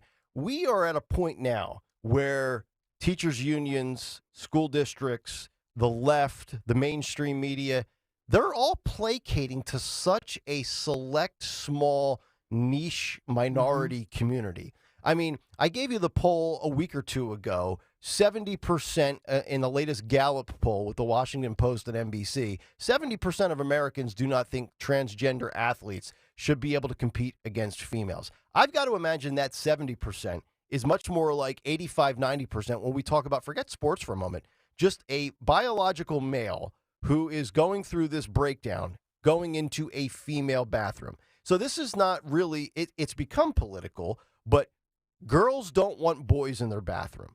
And by the way, most boys that are not going through a transgender breakdown also say, you know what, dude, you shouldn't be in the bathroom with a female. Now, see, and of course, I think most girls probably say it more politely or suppress their feelings or won't speak about it publicly, will share it with their parents or a counselor. Whereas, and Greg and I were both boys when we were 14, 15, 16, 17. Like, if this was a thing in 1999 when I was 15, I probably would have said a lot of things that I can't say on the radio about a boy thinking he's a girl going into the girl's bathroom, because that's what guys do when they're 16. They say a lot of hurtful, ridiculous, macho things because we're all goofball, meathead idiots.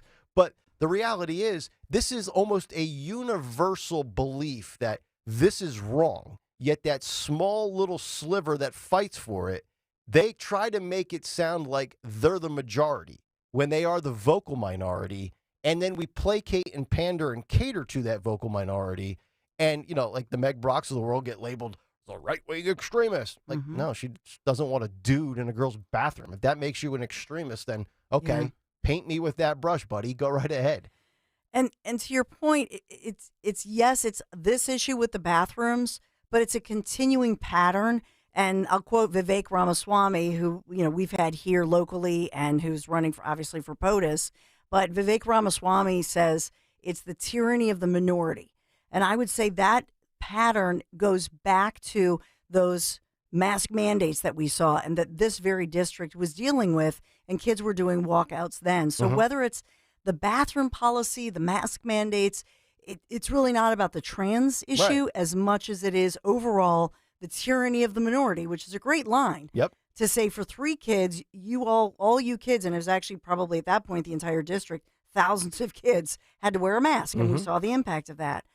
You know, my sense is that somebody in the community who called in these bomb threats or emailed them in is perhaps somebody that's not even a student or necessarily directly involved with the district. Yep. But is somebody who has suffered throughout the pandemic, has mental health issues, and this is unfortunate.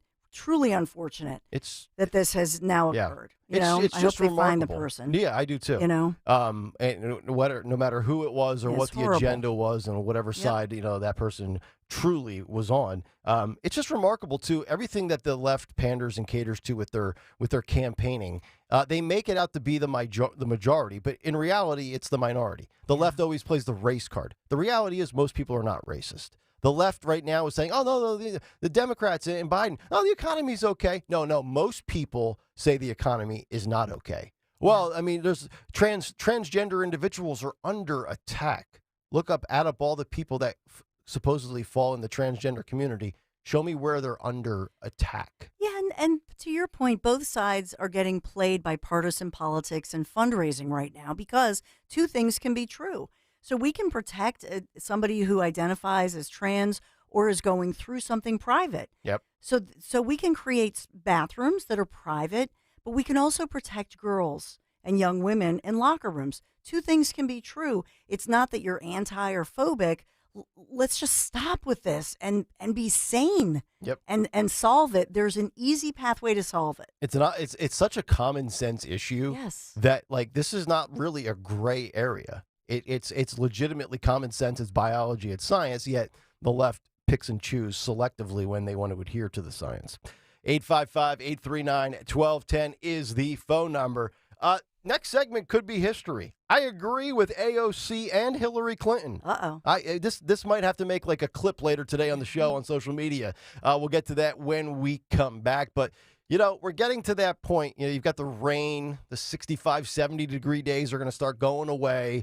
It'll be in the 50s, fall football weather. And before you know it, the winter's going to be here. And we'll get snow, we'll get ice, we'll get rough weather. And you're probably going to want a safe, durable, strong vehicle. Maybe you're in the market for a truck and you're saying, you know what, I'm sick of the cold Philadelphia winters with the snow and the ice. It's time for a truck.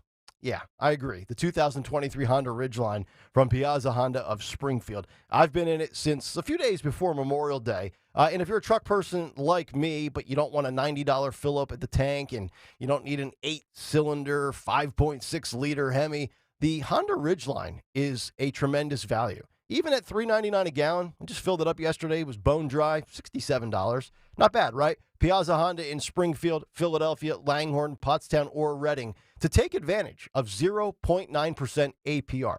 Or if you're not in the market for a truck, that's all right. You're not going to hurt my feelings. You won't hurt Piazza or Honda's feelings either because they've got all sorts of award-winning models, including the Civic, the award-winning Accord, the CRV, the Pilot SUV, reshaped, remodeled. Absolutely love that look. The Piazza Auto Group, now with 17 brands, 35 locations. It's my go-to for all things automotive. In fact, I'm going to go over to get an oil change on Thursday at 11 o'clock. To find your new or certified pre-owned vehicle today, just check them out online, piazzaautogroup.com.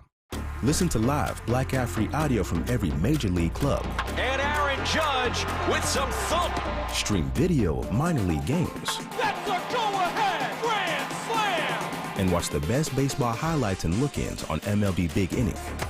The all-new At Bat is your all-in-one live baseball subscription for only $3.99 per month. There she goes. Home run, Pete Alonso. Subscribe to At Bat within the MLB app today. Major League Baseball trademarks used with permission. When you need to know, depend on KYW News Radio 1039 FM. The first wave of residents displaced by the Maui wildfires are returning to their properties. United Auto Workers has expanded walkouts against two of the big three automakers. And behind another strong DeAndre Swift performance and their most complete defensive effort yet, the Eagles beat Tampa 25-11 to move to 3-0. Get the latest anytime on KYW News Radio. Now on Crystal Clear 103.9 FM. You've never needed us more. We know you're excited because Eagles football is back. With the free Odyssey app, you can jump back and listen to the moments that matter, even if you missed it live. Hear Marks and Reese break down the offense, or listen to Nick Sirianni's interview with the 94 WIP Morning Show. Yeah, I've been in a game where we scored a touchdown, and I'm fist pumping with the fans. I don't think I've done that since I played college football. Stay close to the Eagles wherever you are this season. Download the free Odyssey app today. AUDACY. See Joe Conklin with the City Rhythm Orchestra at the Miller Center in Reading on Wednesday, October 18th. And at Springfield High School in Delaware County, Saturday, November 11th. Oh my God, it was amazing. I loved it. All his voices are fabulous, and the fact that he sings. I couldn't imagine how good it would be with the orchestra. Awesome show. I've never laughed so much. My cheeks hurt. I'm like, yeah. That's Conklin and City Rhythm at the Miller Center in Reading and at Springfield High School in Delco. For tickets, go to joeconklin.com. JoeConklin.com! Don't miss a special edition of Good News in Real Estate with Deanne Katsaris and Mark Cumberland this Saturday night at 7. Find out everything you need to know about home buying and selling. Considering a career in real estate? Visit PhiladelphiaRealEstateClasses.com and listen to Good News in Real Estate this Saturday night at 7. Here's retirement phase expert Phil Cannella with today's report. As you near the end of your working career, you need a strategy that hits a home run for your retirement. But many investors foolishly try to time the market, expecting a changeup, but then swing and miss the fastball that Wall Street throws them. This week's expert report highlights how retirees can confidently hit it out of the park by amplifying a legendary baseball player's investments, which protected him during the Great Depression. Babe Ruth is a legend in the baseball world, but his investments deserve more praise. Babe invested most of his career earnings in safe alternatives to Wall Street within the insurance industry, which protected his nest egg while millions of Americans nearly lost everything during that Great Depression. In fact, Babe had access to his money and continued to receive his annual payments from his investments we coin as crash-proof investment accounts. But many investors are unaware of these vehicles that Babe utilized to protect his nest egg because they are suppressed by Main Street media and the financial industry to promote high-risk securities with ongoing fees. Today, investors will spend an average of only 18 years in retirement, and nearly half of American households are at risk of outliving their retirement savings. And that's according to the National Retirement Risk Index. So if you're in and near retirement, meeting with a licensed retirement phase expert can ensure you'll knock market volatility out of the park, never outlive your assets, and achieve peace of mind in your Hall of Fame years. To hear more reports that will impact your financial future, join Phil Cannella and Joanne Small this Saturday at 11 a.m. on the Crash Proof Retirement Show, only on Talk Radio 1210 WPHT. Hey, Paoli, we know your favorite station is Talk Radio 1210 WPHT. Always live on the free Odyssey app.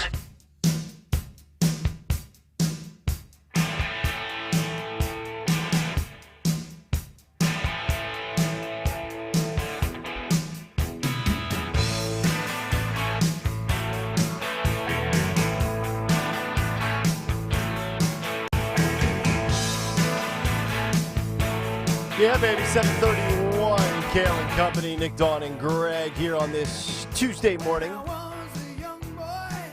Talk Radio 1210 WPHT. cut sheet in 13 minutes. Still ahead this morning. Howard Stern and Bill Maher have made up. They've kissed. Everything's good. Apologies have been accepted. Adam Carolla, though, says he's banned from the Stern Show because of his views on COVID. Yeah. Get to that story in a little bit. And also Hillary and AOC coming up here in just a moment. Front page of the New York Post today. Gotta love this. With the Bob Menendez story, which we talked a little bit about in the second half of the 6 o'clock hour. If you missed the 6 o'clock hour, a lot of stuff on Biden and the border as well as Gold Bar Bob. But the New York Post with the headline, Senator comically claims he hid cash because of Cuban history. He was born in New York. Havana laugh. And, of course, there's a big picture of Bob with a goofy look on his face and all sorts of cash. And I also love the Babylon Bee, where they always put out these parody stories.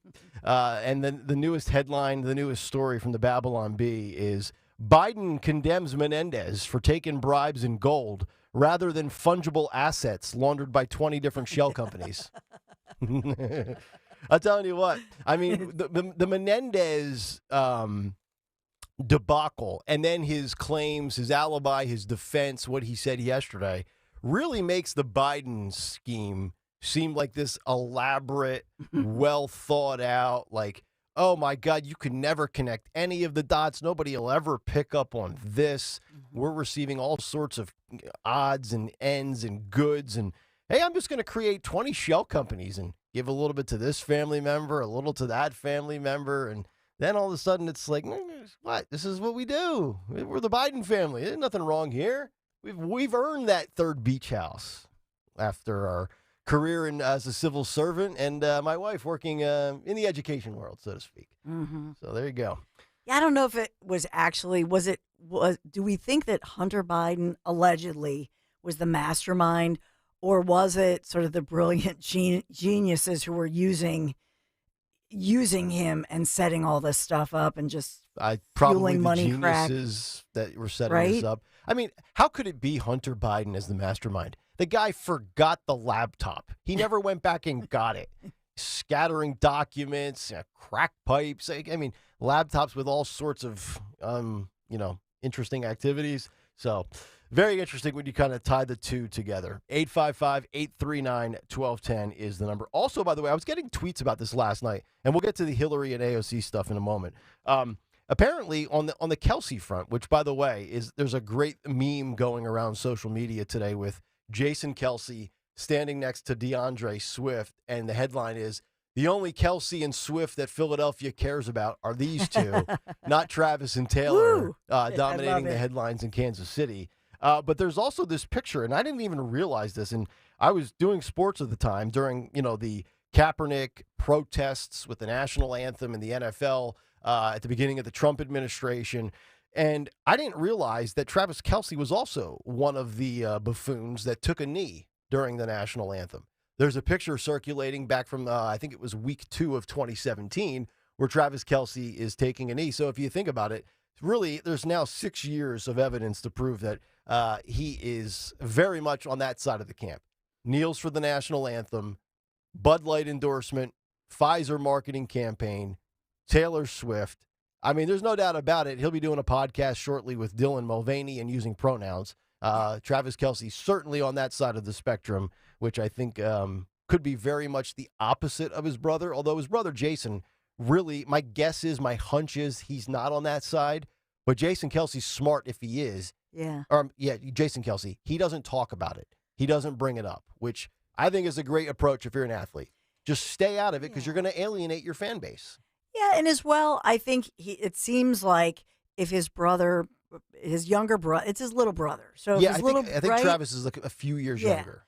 So it's his little brother who looks up to the big brother. But I think it's an example of it looks like the younger brother is way more left than big brother. Mm-hmm. But it's an example of, we think about how many families won't talk to each other.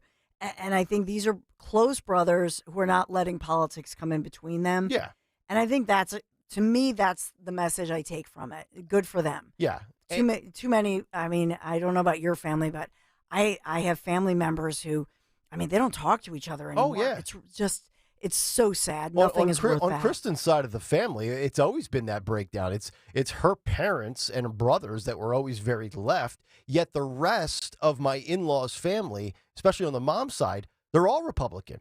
They've all been conservative their whole life. Like my wife Kristen at the time, so her mom is one of 6, and she's the only Democrat. The other 5 are all Republicans. And then, of course, there comes the crazy uncle I've always told you about, who's part Alex Jones, part Bernie Sanders. So he riles up both sides and has viewpoints that he agrees with on the left and the right, but typically is more left. But he's got some thoughts where, like, man, like, okay, so you are like a Trump guy. And he's like, yeah, in some regards, but in other regards, he's kind of got that balance going on where it's extreme left, extreme right, and I don't know where he eventually lands, somewhere in the middle, I guess. But he's always been the kind of guy that stirs the pot at Thanksgiving, and then it's just like, dude, this is like a couple of years ago. I'm like, I'm trying to watch the Eagles Cowboys.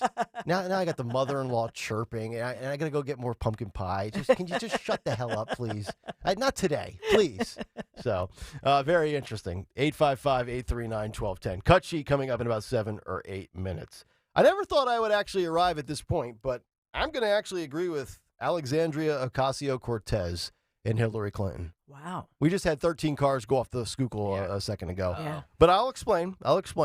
So AOC is contradicting Biden, saying that we don't have a crisis at the border.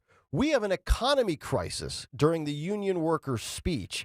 Everybody, obviously, with the union worker strike and everything that's going on in the automotive industry, politicians starting to line up on both sides, get involved with this because, 150,000 individuals certainly affected by this. She said the U.S. economy, AOC that is in a crisis on Sunday, which completely contradicts President Biden on a core pillar of his reelection campaign. She says, quote, our economy is in a special kind of crisis. Our whole economy is in a special kind of crisis, the progressive lawmaker said at a union rally in Wentzville, Missouri on Sunday. Quote, now, if you ask a Washington insider or a Wall Street analyst, they will tell you, I don't know what you're talking about. They'll say, look at the GDP, look at the growth rate. They'll say, look at job numbers. How are we in a crisis? Which I feel like, now I don't necessarily agree with her stance on what Washington insiders or Wall Street people will tell you about, because I was in my gym yesterday in my apartment, and the gym always seems to have CNBC on. And they were talking about the wall of worry with all the financial stuff out there. The interest rates being hiked up by the Fed, some of the stuff that you talk about, Dawn. But it's interesting that AOC and a squad Dem, who I feel like a lot of the progressives are certainly the ones calling the shots and have hijacked the Democrat Party and, really are the ones pushing the Biden messaging and administration. It's an interesting dichotomy and a little difference here, because Joe will try to tell you Bidenomics is working. Kamala will say it and then follow it up with a giggle and an uncomfortable laugh. And Karine Jean-Pierre is out there every day at the podium saying we're seeing these numbers, unemployment rates, interest, inflation is cooling, as they like to say, like the temperature in the fall. But yet here's AOC saying, no, the economy is garbage. So it's really interesting right now, just the way not only the media, not only the way other Democrats, but even squad Dems in complete opposition to everything that Joe is touting. I said yesterday that tide is turning. There's no against Biden, and you can see it. It slowly started with the media, and then all of a sudden, they're really playing up the poll numbers and this, that, and the other. And when these poll numbers have been around for a while, now all of a sudden they're really touting them. Then you have Nancy Pelosi and people like that going on TV, not saying whether they think Kamala Harris should be the VP or not. You have members of the Democratic Party coming out and challenging Joe Biden, primarying him, and talking about his age and all of this stuff. So it's really interesting to see the way the tide is turning, and it started with the media, and everybody else kind of fell in lockstep after that. Yeah, this started to really pick up some steam, I think, towards the end of the summer as we went into Labor Day break. And here we are, and you look at it, Oh, it's early, still a long way to go. Well, it's getting late early, as they like to say in a sports game when you're losing and the clock's starting to tick. We're only 13 months away from the election. We're a handful of days away from October 2023. Yeah. And I don't know who's in Biden's corner right now from a party standpoint, from a squad standpoint, from a point of discussion right now. Here's the thing, though. If they smell that there's a slim possibility that he might not be the candidate, like if he drops out. So they see blood in the water, so they're circling. If there's no chance that he's going to be the nominee, they will all rally behind him. There's no question in my mind. Yep. Yeah. They're very good at that. So hit the panic button, sound the alarm, but then at the end of the day, if it's him, it's a complete another 180 pivot right back to him, supporting him and rallying around him, which is very interesting because right now, everybody, and I say everybody, an overwhelming majority, people 65, 70, 75%, 80% that say, yep, economy is an issue for Joe. Yep, his age, his cognitive decline is an issue. Yep, the border is an issue. Yes, these impeachment inquiries are not a good look. Yes, Hunter has a stain on the Biden family. We gave you the story yesterday about Joe's exit strategy on how he should pardon his son and drop out of the race. They all pick up on the same talking points, but it's almost unanimous with the four biggest looming issues: economy, age, border, and corruption with impeachment. And it's 3 out of every 4 people, generally speaking, that are like, dude, we've got to abandon ship here. This is a lost cause. Until it's not, to your point, Greg, and they will completely rally around him, which they always do. And Dawn, you always talk about it. A major difference between the Dems and the Republicans when it comes to rallying behind somebody. Yep. So. Yeah, they will. We're looking at, because of the South Carolina issue, because Biden and the Democrats want to alter the South Carolina primary and move it sooner. And now we have that's changing the game for everybody because, of course, it's in the Constitution so now Iowa looks different. Obviously, New Hampshire wants to go, January 15th? And we've talked about that. So before we get into primary season, I think ultimately by March, and our primary in Pennsylvania looks to be March 19th. Mm-hmm. I would say by March, they have to have this set in stone.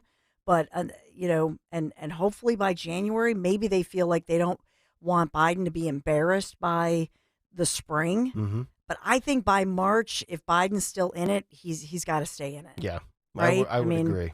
And then, of course, yesterday, speaking of Biden and staying in it, Hillary Clinton, apparently, this is a story from the Daily Mail, Hillary has warned Joe Biden in a private meeting that third-party candidates could prove disastrous for him. And a White House insider calls the situation pretty bleeping concerning. Wow. Yes. And as you know, Hillary certainly, to some extent, was affected by a third party. With the Green Party nominee back in 2016, was Jill Stein. Yeah. Yeah. So she knows firsthand. And if this is true, and she's pulled Joe aside from his 12-to-4 work schedule and whispered in his ear. The scary thing, and I don't exactly know how this would happen or if it could, because I'm getting conflicting reports on it, but there's a lot of news stories, mainstream media news stories being written about RFK and the Libertarian Party. I saw that. And I don't, because I thought that once you declare, because we had this conversation before, because I said if anybody's going to be a third-party spoiler, it's going to be him. And by the way, not just for Biden, for Trump as well. We'll siphon off from both sides. But I think that so I don't know how it would happen. Mm-hmm. But if there is a chance, if he can, become a libertarian and run in the Libertarian Party, that's a huge spoiler. It really is a huge spoiler. And here's the numerical impact of that third party, should that happen, or if it could happen. As we know, in the ABC News Washington Post poll, Trump has a 10-point lead over Biden, 52% to 42%. NBC News national poll has better news for Biden, sort of. They're tied at 46%. But when third-party options are included, Biden loses to Trump 39% to 36%. So to Hillary's point and her warning and her threat, these third parties, according to this poll, it would be a +3 advantage for Donald J. Trump. So we'll see how that works out. And looking at, so I've just looked up the odds because I always want to see gambling. They still say the odds makers for the most part, the sports books. Biden. Yep. Yeah. Oh, yeah. Yeah, he's probably minus 130, 140, I would guess still. Also, and you mentioned RFK as a libertarian. In that scenario, a libertarian candidate would take 5% of the electorate. A no labels candidate would siphon away 5%. And a Green Party candidate would get the support of 4%, this NBC News poll found. So, ipso facto in the YouTube chat says, I think RFK Jr. would siphon more votes from Biden than Trump, though. I do agree with that. Yeah. Yeah. But he's still going to get some on both. It says that RFK Jr. has now jumped Florida Governor Ron DeSantis. Oh, boy. On the most presidential odds boards. On most presidential odds boards. Oh, boy. So that one is, that's fascinating to me. I always like to look at the, because these are the bookies or whatever, right? Yep. The gambling. These people are putting their money down. Mm-hmm. So I like to look at these. Boy, when Ron's getting passed by RFK, I just got to show. We might have to pour out a little mustard for our boy in Florida. A lot of good look when RFK's past you, buddy. That mustard is so funny. Can't believe Kayal bailed on Ron. You see why? Mustard. Yeah. All right, 7:46. It's a Tuesday morning. Let's get to what's on the cut sheet. What's on the cut sheet? What's on the cut sheet on this Tuesday? Guys, I want to start with cut 7 here first. So, Trump was speaking yesterday in South Carolina.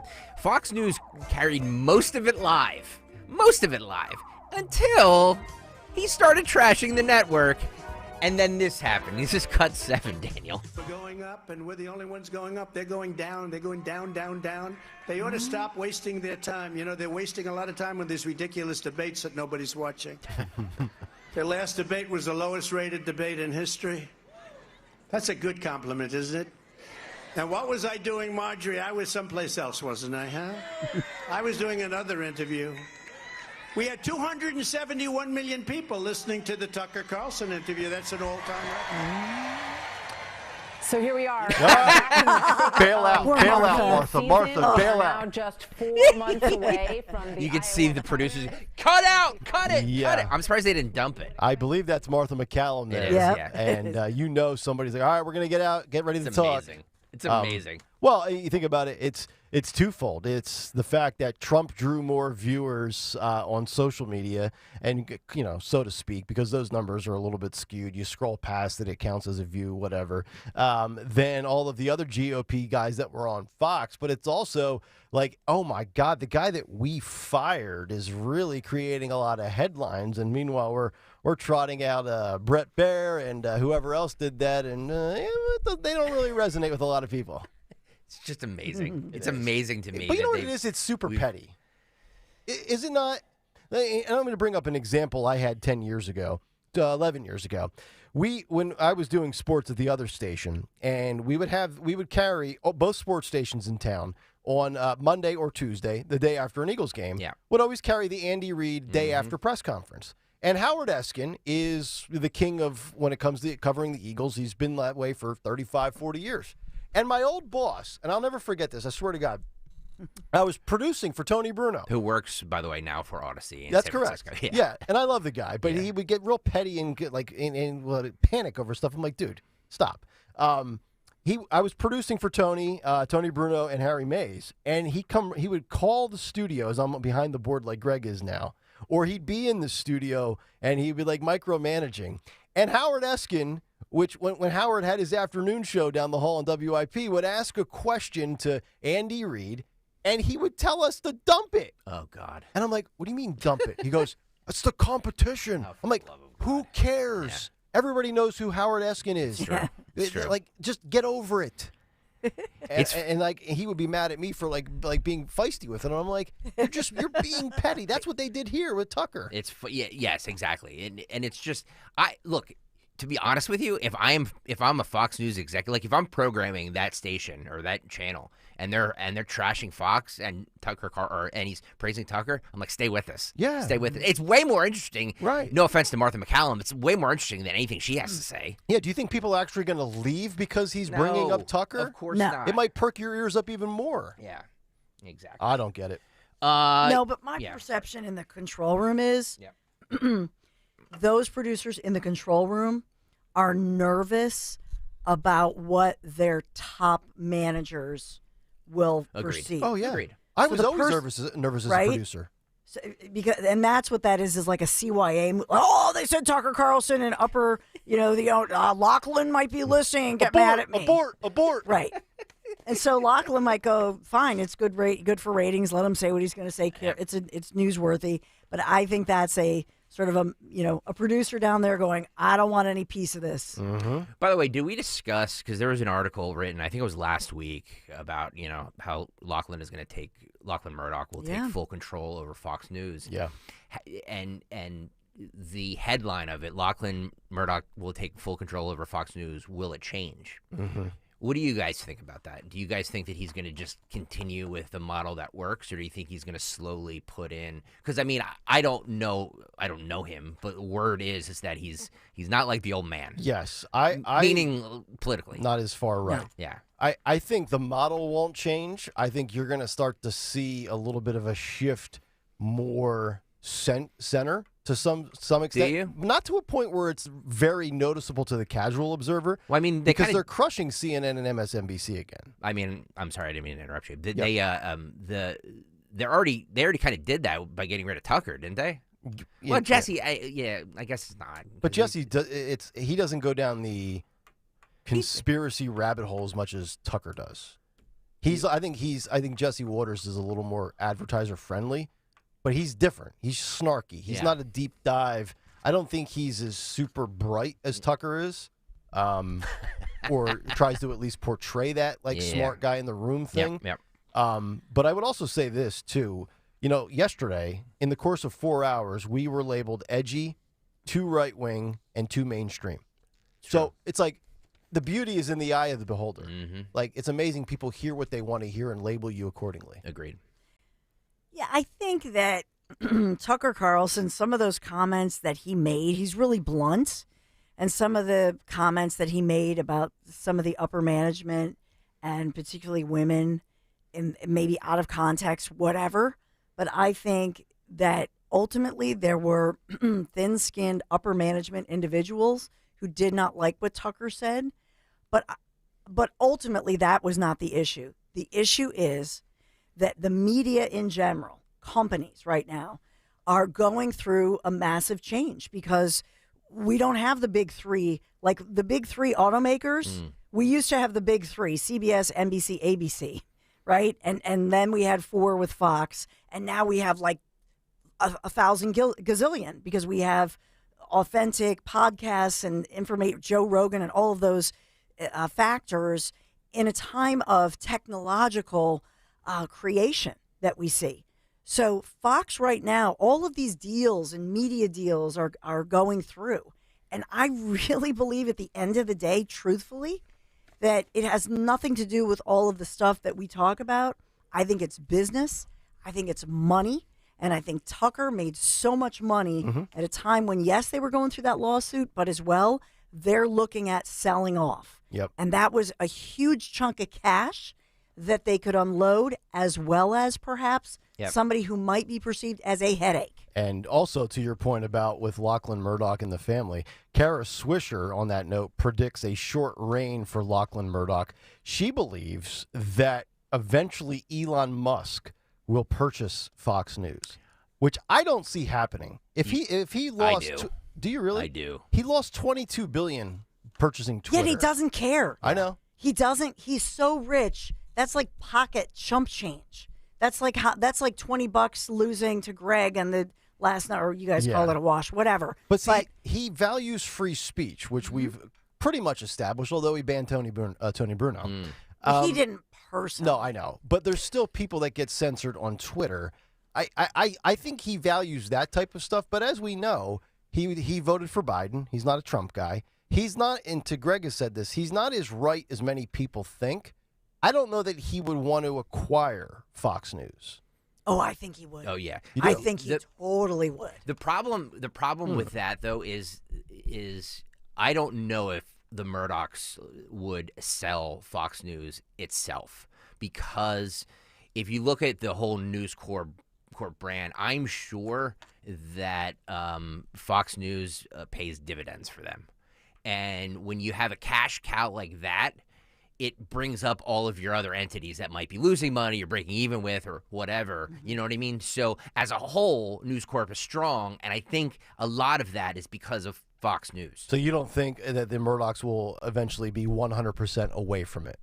Well, so it's kind of like the McMahons with WWE. I mean, this whole thing played out in the HBO series Succession. If you guys watched it, okay. Which maybe is why this is kind of coming back to me. But if the Murdochs think that the Fox News brand is quote unquote toxic, then yes, they might want to dump it.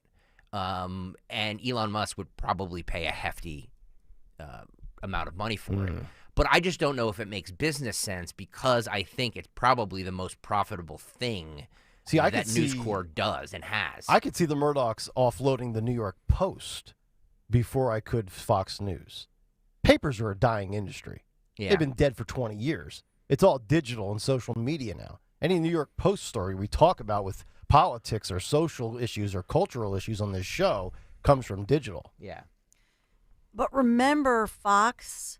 So remember that Rupert Murdoch split things up.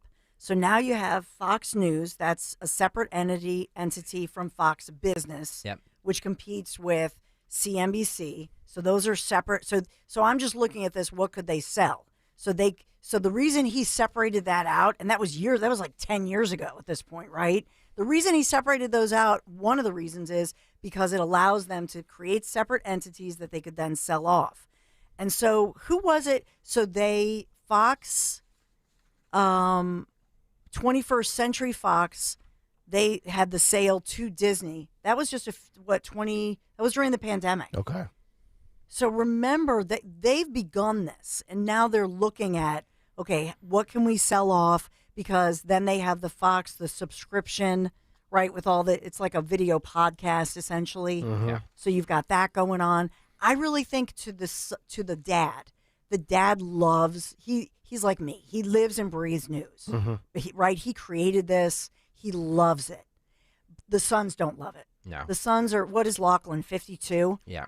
And this is probably such a headache to him. It definitely is. Right? It definitely is. So to me, Lachlan, he would love to get rid of the headache and just be a business owner, and then let business people run his business and live in his biggity big mansions and travel the world. He lives a very lavish, beautiful life. Because, and that thinking as well, when you have younger, he's relatively young at 52. Right. So when you have younger mindset around there, like, you have to think of, like, we've said this all the time, cable news needs to reinvent itself, or it's going to go extinct. Yes. So you have to think that these guys are looking at cable news and being like, yeah, let's kind of ride this until we can't anymore, and then the advertisers are going to dry up, the audience is going to die off, and the next, like, is the next generation going to be as passionate about Fox News as their parents were? And I think the answer is no. I agree, because I think a lot of youth, the Utes of today are Gen Z. But let me play devil's advocate for a moment. Fox News, short of Newsmax or OAN, which really I know a lot of people are starting to like. The numbers show people don't watch those two channels. Nope. Fox News is not going to be at a point where that corner of the political spectrum is oversaturated. Mainstream media, left-wing news media does not sell, and it's also oversaturated at like an 8-to-1 ratio. Like, we say this all the time. MSNBC plays that card better than CNN does. And that's why CNN's getting boat raced. That's why a lot of these papers like the Washington Post, the New York Times, they can't sell subscriptions. They can't make them cheap enough. There's just not enough demand, yet there's too much supply for left wing, which is why I think some of them are going to go by the wayside. Fox is really the big dog in a lesser crowded space, so to speak. Yeah. Yeah, look, I just think that, if they, you talk about the New York Post. Yes, the New York Post itself, the physical newspaper of the New York Post might be dying off, but the assets that you have for the New York Post as far as digital goes, as far as reporters go, as far as sports reporters, beat reporters, whoever writes those amazing headlines, those are all assets. Yep. So will the New York Post survive? Yes, but maybe not the quote-unquote print edition. Right, that's correct. And I think the same thing is going to happen with Fox News, is that it needs to reinvent itself, because this whole concept of 1 hour show, and here's my monologue, and here's a guest, and here's another guest, and here's another, and it's just like that formula. I think everybody's doing it, and it's so saturated that needs to reinvent itself as well. That's a good point. And to your point, you read the New York Post how? Courtesy of Digitally. your iPad. Yeah. You hold it up for the camera sometimes. But I do that on, like, I read the actual print edition on the weekend because I like to see what is in the print edition. I don't physically get a copy of it, but I have the printed edition. I do the same with the New York Times and Washington Post, because I just like to see what's in the actual physical paper. Sure. Because there are people that still like newspapers. Yes. I do too. Yeah. I will say, and I know it's not official until November that Lachlan officially takes over, and Dad, who's 92, who's legendary, right? This is his empire. Speaking of Succession, that happens in November. But I will say the new move of Lawrence Jones, they now look like an old show that I know was remade with Claire Danes, Mod Squad, if you count the captain. Whatever. Yep. So I do think that we will see a more modern look as far as sometimes Fox News, and I love Fox News. I think it's an amazing product. I worked for Fox for nearly a decade. But every program, when they have a new hire who's the up and coming, and she looks like Skipper to Malibu Barbie, they all fit a prototype, like a Grace Kelly, blonde, that Hollywood, old school Hollywood. I think that's what Daddy liked.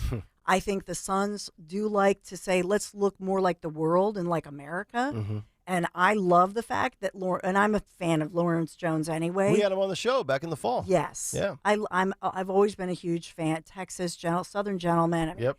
So I love some of the additions they've made, because I think to a lot of people who don't look like that, it's like, come on, you hired another one. It's like, how many fabulous blue-eyed, beautiful blondes that look exactly like can you hire? And by the way, they're all brilliant, with the exception of Harris Faulkner and Emily Cantagna. I mean, we can name the 3 brunettes that have major shows. Right. I do think that the sons will want to look more like the world. And remember, they're Australian.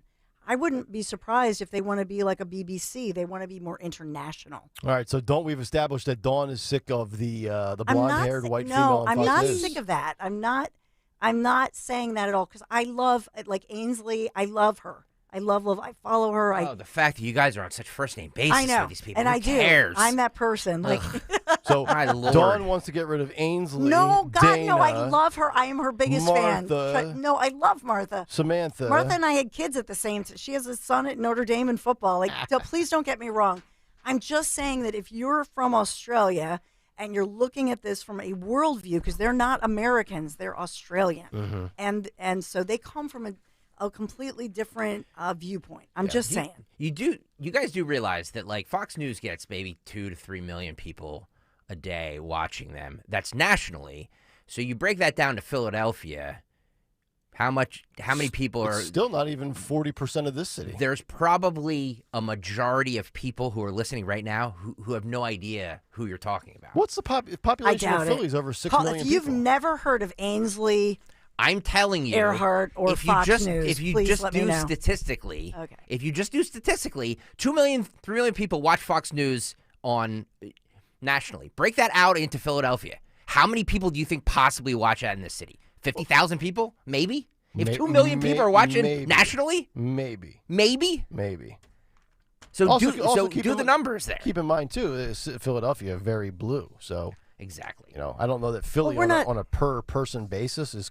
I don't know that Philly consumes Fox News the way Tuscaloosa, Alabama does. But we're on the Odyssey app. All I'm okay? saying, So saying is that you guys naming all of these people, there's probably a majority of people that are listening right now, and I'm not talking about the ones on the YouTube chat. I'm not talking about the ones who call in and tweet and everything like that. I'm talking about normal, average, everyday listeners that don't know who the hell you're talking about. That's all I'm saying. By the way, Philadelphia only has a population of 1.6 million.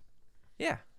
But that's Philadelphia proper. Oh, okay. So our entire viewing area, obviously, has a firm. Because I know what are we, Dawn? Market 7 or 8 in the country from like a TV radio standpoint. From a TV standpoint, in television we're fourth. Fourth, okay. Radio's a little low. I think radio's 7th or 8th. Different. Yeah. And now with all the apps, it's different. Right.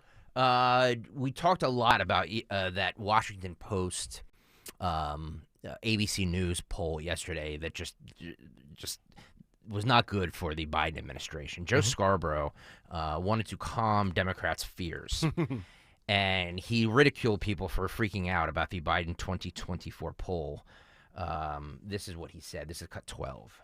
Remember after Iowa? Yeah. He was dead. Remember after New Hampshire? Mocked, ridiculed, dead. After Nevada, there's no way he can come back. He went South Carolina, he wins the nomination. We heard the same thing. He's too old. He's living in his basement. He stopped up. He can't get out of his basement. He's going to lose. And then election night, Trump's going to win this state and that state. Now things wrong. And then progressives, as well as Trumpers, wrong for 2 years about bipartisan. I'm just telling you,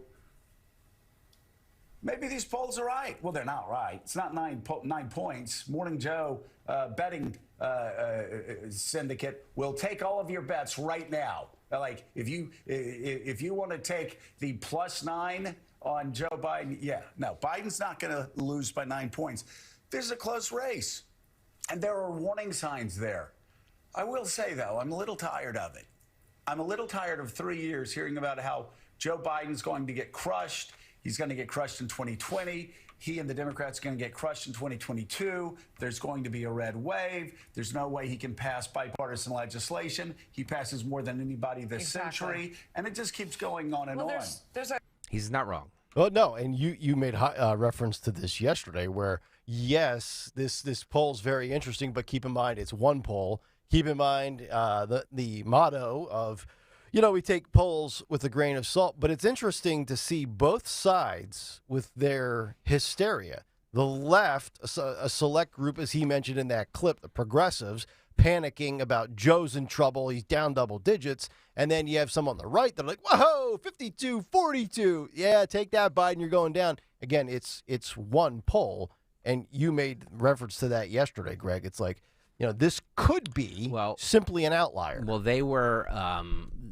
there were hosts on this radio station, that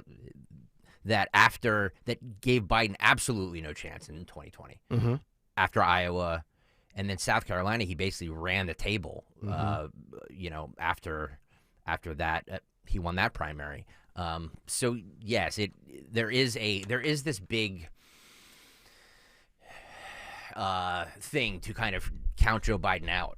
And, I don't know if it's the smartest political strategy. I actually just, for the first time, like the fact that Morning Joe made a sports betting reference with the syndicate there. Yeah, it's like, I'm going to call South Philly back alley Nunzio. Yeah, give me 10 dimes on Biden +9. 10 dimes, look at that. Yeah. It's amazing to me. Larry and I used to love that show. And Joe Scarborough used to be a Republican. He was a Florida congressman. Yep. And it's amazing to see just how he's changed. I say people never change.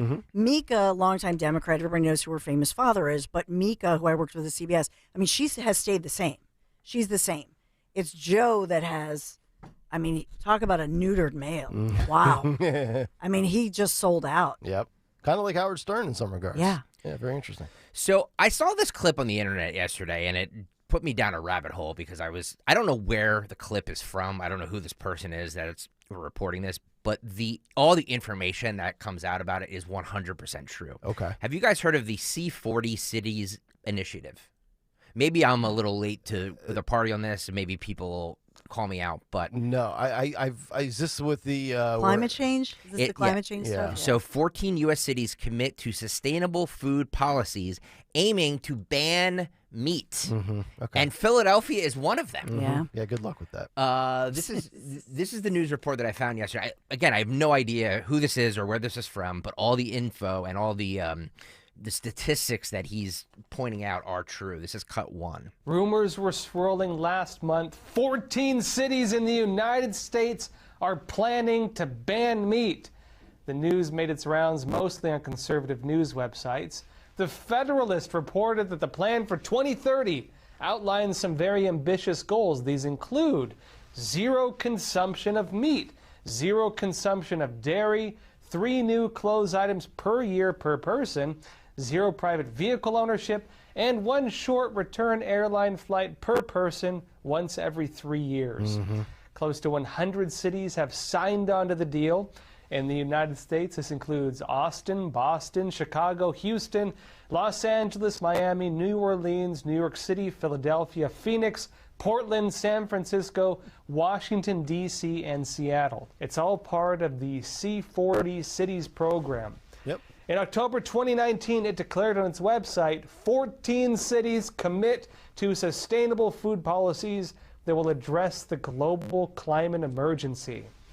And it alleges that eating a sustainable diet and avoiding food waste could cut greenhouse gas emissions from the food we eat by more than 60%. This was all part of what it called the Planetary Health Diet, which it claimed could save 11 million lives each year if adopted universally. And it says as well that mayors will work with their citizens to achieve a planetary health diet for all by 2030. And it's not some big secret either. The C40 Cities program has all the cities involved globally listed publicly on its website. And many of these cities have actively been involved in passing legislation in line with this agenda. So despite what the fact checkers say, this agenda is very much real. Yeah, this is all the World Economic Forum stuff, Klaus Schwab, Davos, Switzerland. This is why, we need to just drop a little nuke on Klaus Schwab and all these maniacs out there. Yeah. 7 years from now, you will own nothing and like it. You will be making better climate for the world, and you will eat vegetables, and you will not enjoy your cheesesteak or your roast pork Italiano. Yeah, good luck with that. And oh, by the way, only 3 clothing items per year. And you will only fly once every 3 years. So for all of you that can afford a biannual trip on vacation, no, you won't get those 6 trips in 3 years. You'll get 1. By the way, of all the cities that are allegedly participating in this, Philadelphia will be the hardest to implement it. Can you imagine? Cheesesteaks, pork sandwiches, ribeyes, burgers. This city's lived off beef forever. It's one of the most unhealthiest cities in the world. There's 3 things we do in this city. We watch the Eagles, we eat meat, and we get angry. Yep. And you're going to try to take one of those 3 away? I don't think so. Just be careful. Just, if you see stories about this, just be careful, because this is, this isn't being talked about a lot. Of course not. And it should be. And that's why, you see the price of home ownership and how difficult it is right now. These global elites, and I don't like to go all conspiratorial and do this like Alex Jones, Tucker Carlson. But this isn't isn't that. I know. This is. But they don't want you to own a home. Up. Yeah. They want you to rent. They want you to lease. You're going to own nothing and you'll be happy, is the way they portray it. Yeah. But part of this funded by Biden's Inflation Reduction Act, right? This is part of this is in Biden's, his proposed legislation. The day they try to take red meat away from Nick Kayal, I tell you right now, as a man who probably eats a little bit too much beef, I'll be honest. If the real issue is, they have to maybe in school teach kids how to cook. None of us, very few people actually know how to cook and bake and make delicious. And I wish I knew this, make delicious vegan or vegetarian meals, because most individuals, especially, you think about Philadelphia, meat and potatoes or meat and pasta, meat and rice, right? Carbs and protein. Yeah. And so it's the old model. So to me, I wouldn't mind doing that if I just knew how to, I don't know how to cook that way and make it delicious. But well, the delicious thing's the hard part, right? Like you can look up really hard. You can look up the recipe and try to do it, but damn, it's going to taste like eating a flip flop. Right. I just did this over the guys, weekend. Like guys, I made something in there. I'm like, try it. It's buckwheat and did it. And I did this for 10 years.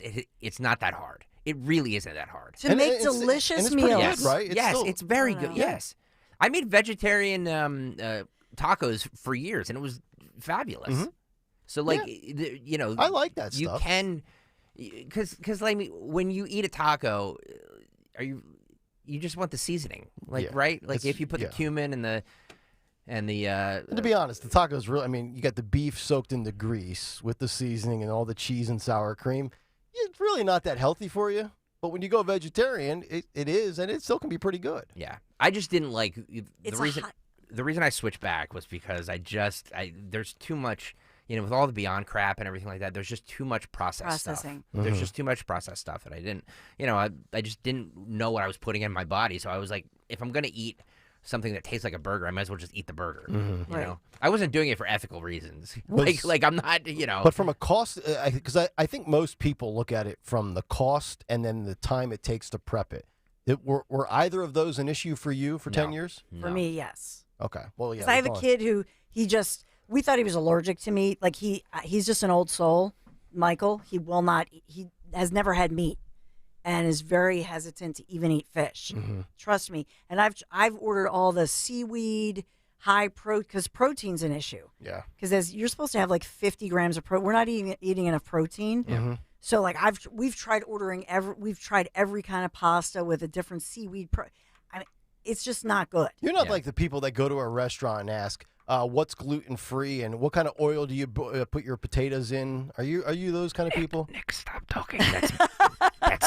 That's some of the big managers here. Buddy. You don't use peanut oil, do you? No, I do that. Oil? Yes, I do that. And by the way, when you're providing for like a football team and you have all the kids with celiac and all allergies and all this stuff. My father has a very severe peanut allergy, and he was like, he's not a millennial. He was born in 1953. Yeah. So like, it's a real thing. It's horrible. It's a horrible real thing. Yeah. You should have seen me with my in-laws and my wife at the time. You know, she doesn't like anything, so she wants to order something on the menu and say, I don't want this on it, this or that, but can you add this to the side? And then the mother-in-law with all the allergies and the gluten, and I'm just like 30 minutes go by, and the waitress finally gets to me, and I'm like, I'm going to make it real easy for you.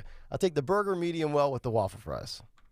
She's like, oh, you were very easy. Thank you, sir. And you'll be dead by 62. With a smile on my face. No, there's a restaurant in Philadelphia called Veg on Locust Street. Yeah, I love that place. Oh, my gosh. Yeah, it is. fabulous. If I could cook like that. Yep. But I just did it over the weekend. I tried all these dishes, and they're like, Mom, maybe if you soaked it in syrup. I don't know. You know, it's like, you know, they're trying to be polite. Yeah. I try. For me, it's just really, veg makes it look, I'm talking about delicious meals that are totally vegan. It's not easy because we're not raised with it. So anyway, I digress. By the way, streaming live on YouTube, youtube.com/@1210WPHT. Please hit the like button if you have not done so yet. Please hit the subscribe button. We're at 108 likes. I want to get up to 200 because there's more than 200 people watching. So I would like to get to 200 likes right now. Speaking of the WEF, they discussed, this is John Kerry's daughter, Vanessa Kerry, was doing this roundtable about COVID and climate and all kinds of stuff. And one of the participants asked, have we forgotten about COVID? Oh, yes. Because Vanessa Kerry seems to be very upset that people have moved on from COVID. Right. And they want to know how we can ramp this back up, i.e. the fear. This is cut 2, Daniel. The pandemic was an opportunity. I think all over the world, people realize how important health was. How now do we take that emotion of the health factor is so critical? But guess what, guys? The climate crisis is creating more health issues than you can ever imagine, but no one has been able to make that link in the past. So I think we are living in an age now, at a time now, where we need to grasp these opportunities and work together and really build on that, right? And I want to ask you a question about that for a moment, though, because you're right. I feel the same way about COVID. Taught us all these lessons learned, and we should be incorporating that. And the climate crisis is going to be so much worse. But I believe we were talking a little before we started the panel people have about people forgotten and don't care. So how do we keep that front and center? So, Sorry, absolutely right. We were just talking about it earlier, that have people forgotten about COVID? No. Right? So I think it's about the storytelling element. I think that a lot of the things we say on health are very doom and gloom. Very, very much. You know, even on the climate issues, right? So to the extent that people feel that I can't deal with this anymore, I can't do this, but telling really inspiring stories about what is possible if we work together. So similarly, I think with the climate crisis, we've got to bring those stories out, that sense of possibility. Storytelling, guys. Yeah, and remember, climate change is connected to COVID. It's like the knee bone's connected to the hip bone. Oh, how dare people actually move on after the realization that for most of us, COVID is nothing more than the cold or the flu. Hey, I've said this in the past on the show. There's just that side of the spectrum. They need COVID. COVID's like their friend. It's like, it's like that little stuffed animal that you got when you were 6 and you never let it go and it was always there by your side. I think these simps and these sheep out there, they really actually need COVID to be a factor in their life. Yes. It's really bizarre. Yes. That's something that, and look, I'm not oblivious to the fact that a lot of people died from COVID. But they romanticize with COVID like I used to do the transistor radio with Harry Callis and the Phillies. It's really odd. It's like became a part of their daily fabric. Well, in that clip, they basically said, hey, look, people are forgetting about this. People are, it's still around. People have kind of moved on. How do we get this back into the mainstream media? That's literally what they're discussing. People have moved on because every variant and every strain has been more transmissible but less severe. Nobody really cares except for the few people that still walk around masked up for God knows why. Yep. It's almost like they're saying, what they really are saying? Okay, can we put the death tracker back up on CNN's screen? Yes. That was glued on TV for a year. They would be super happy if the death tracker went back up on CNN. Case count, hospitalization, death, percent vaxxed, percent with their third shot. Oh my goodness. We play this not for salacious reasons, but for just to show what's happening in our schools. Now, this is not one of our schools, but these, as Dawn has pointed out, these are happening in Bucks County schools right now. This is from Lexington County, South Carolina. A parent read from a book that was available in these school districts, the Lexington County School District. Now, it is high school, but still. What's interesting about this is that he gets up, he starts reading about it, and the board stops him. They stop him from reading it. They cut his mic. They try and talk over him. He then bleeps himself. I bleeped some of it because it's graphic. And this shows for adults, by the way. This is similar to John Kennedy reading that book. Exactly. Okay. Exactly. So wait, let me give you 5 seconds. If you have a child in the car right now, 5, 4, 3, 2, 1. Come back to us in like 3 minutes. I beeped out all the stuff, but it's still graphic. This is a parent reading from a pornographic book available in your local library.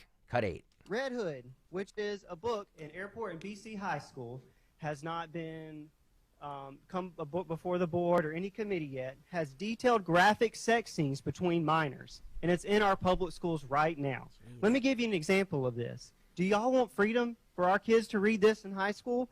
His pubic hair surrounding his is and urgent, and you stroke it with your fingers. Mr. Sayers, I'm gonna have to stop and ask that you don't read aloud, please. Let me bleep it Read out. yourself. They cut his mic. Guide it towards your entrance of your bleep. Mr. Sayers. Bleep, scary. There's other Mr. Sayers, I would have to ask. Okay. Is that book not good enough? What about A Court of Mist and Fury by Sarah Maas? I wanted every glorious re-shuddered, and I watched his bleep twitch. When I stopped caring, he nudged bleep interest and paused. Mr. Sayers. Do we think that material is okay in our schools? Why do we want that freedom in our school district? Because these kids that are reading these books are 14, 15, 16, 17, 18 years old. They take those books home so their siblings can get a hold of that stuff as well. Do we find that appropriate in our school district? Do we? because that is absurd to have explicit sexual material between minors to be read by minors in our school district. Like, what kind of world are we living in today? BUHTWE. So these are two of many books and many other books that have not been found yet that provide deeply disturbing sexual material. I never thought that I would see the day that our school district not only provides but promotes graphic, detailed scenes between minors and to be read by. There you go. So a couple of things here. Think about the way the schools and the left process this with their rationale. It's okay for the minor to see and read that book in the school, but I'll be damned if the dad doesn't have his microphone cut off by the school personnel, because that should not be read in this setting. So 38-year-old dad out of line for reading it, 16-year-old little Skippy, it's okay. And, oh, by the way, I don't know if they know that that book contains that and they just don't care, or they're not doing a good enough job doing the screening and the due diligence and the vetting of the material. But one way or the other, that right there is not permissible for minors.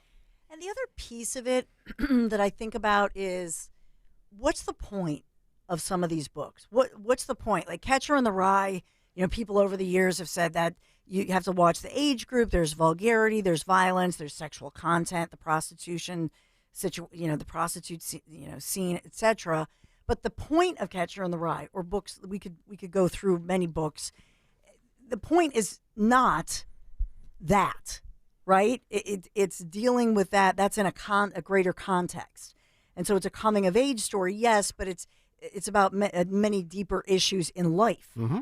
And so you look at that and you think, what's the point of some of these books? The point of some of these books is to normalize different behaviors and talk about basically different body parts and different positions. Mm-hmm.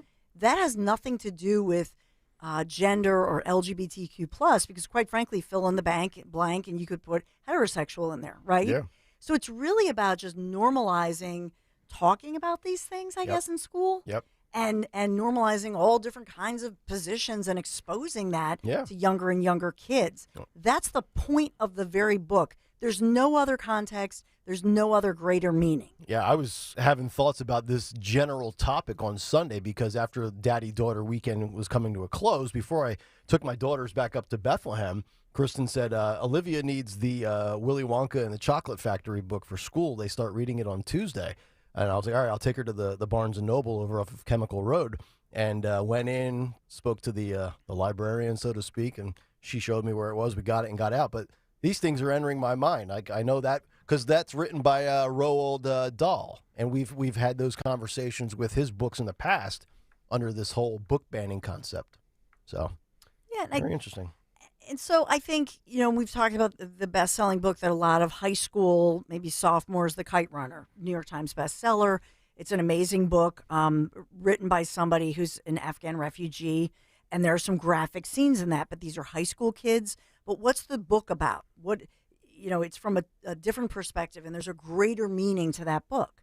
But a lot of these books, like the one Senator Kennedy read that we've played, the whole point of the book is just to talk about really graphic, intimate positions. I'd actually like to take that book that father just read and have Mr. Kennedy read it in Kennedy dialect. It'd be really riveting radio. And in your surrounding quiver of your, this guy, the father was even felt indecent to read it. He was doing his own bleep. Greg didn't even have to bleep all of it. We actually should have John Kennedy give us the play-by-play of Boebert Gate at the movie theaters. John on the YouTube chat writes, you guys should hire him for the bleeping sound. So instead of the beep, just have him going bleep. Yeah, that's right. Bleep. We won't need Valdez or Dorenzo to do any of the censoring. We'll just use him as the censor. I know the Menendez stuff happened yesterday, and Dawn and Dom and Rich talked about it, but just let me go through a few cuts for those of you who didn't see it or didn't hear his press conference. We played some this morning. He started out by saying, sometimes prosecutors just get it wrong, and in this case they did. This is cut 9. Good morning. Thank you to all of you who are here today, especially the New Jerseyans who have joined me as I address the events of the last few days. On Friday, the Southern District of New York brought charges against me. I understand how deeply concerning this can be. However, the allegations leveled against me are just that, allegations. For anyone who has known me throughout my 50 years of public service, they know I have always fought for what is right. My advocacy has always been grounded in what I learned from growing up as a son of Cuban refugees, especially my mom, my hero, Evangelina Menendez.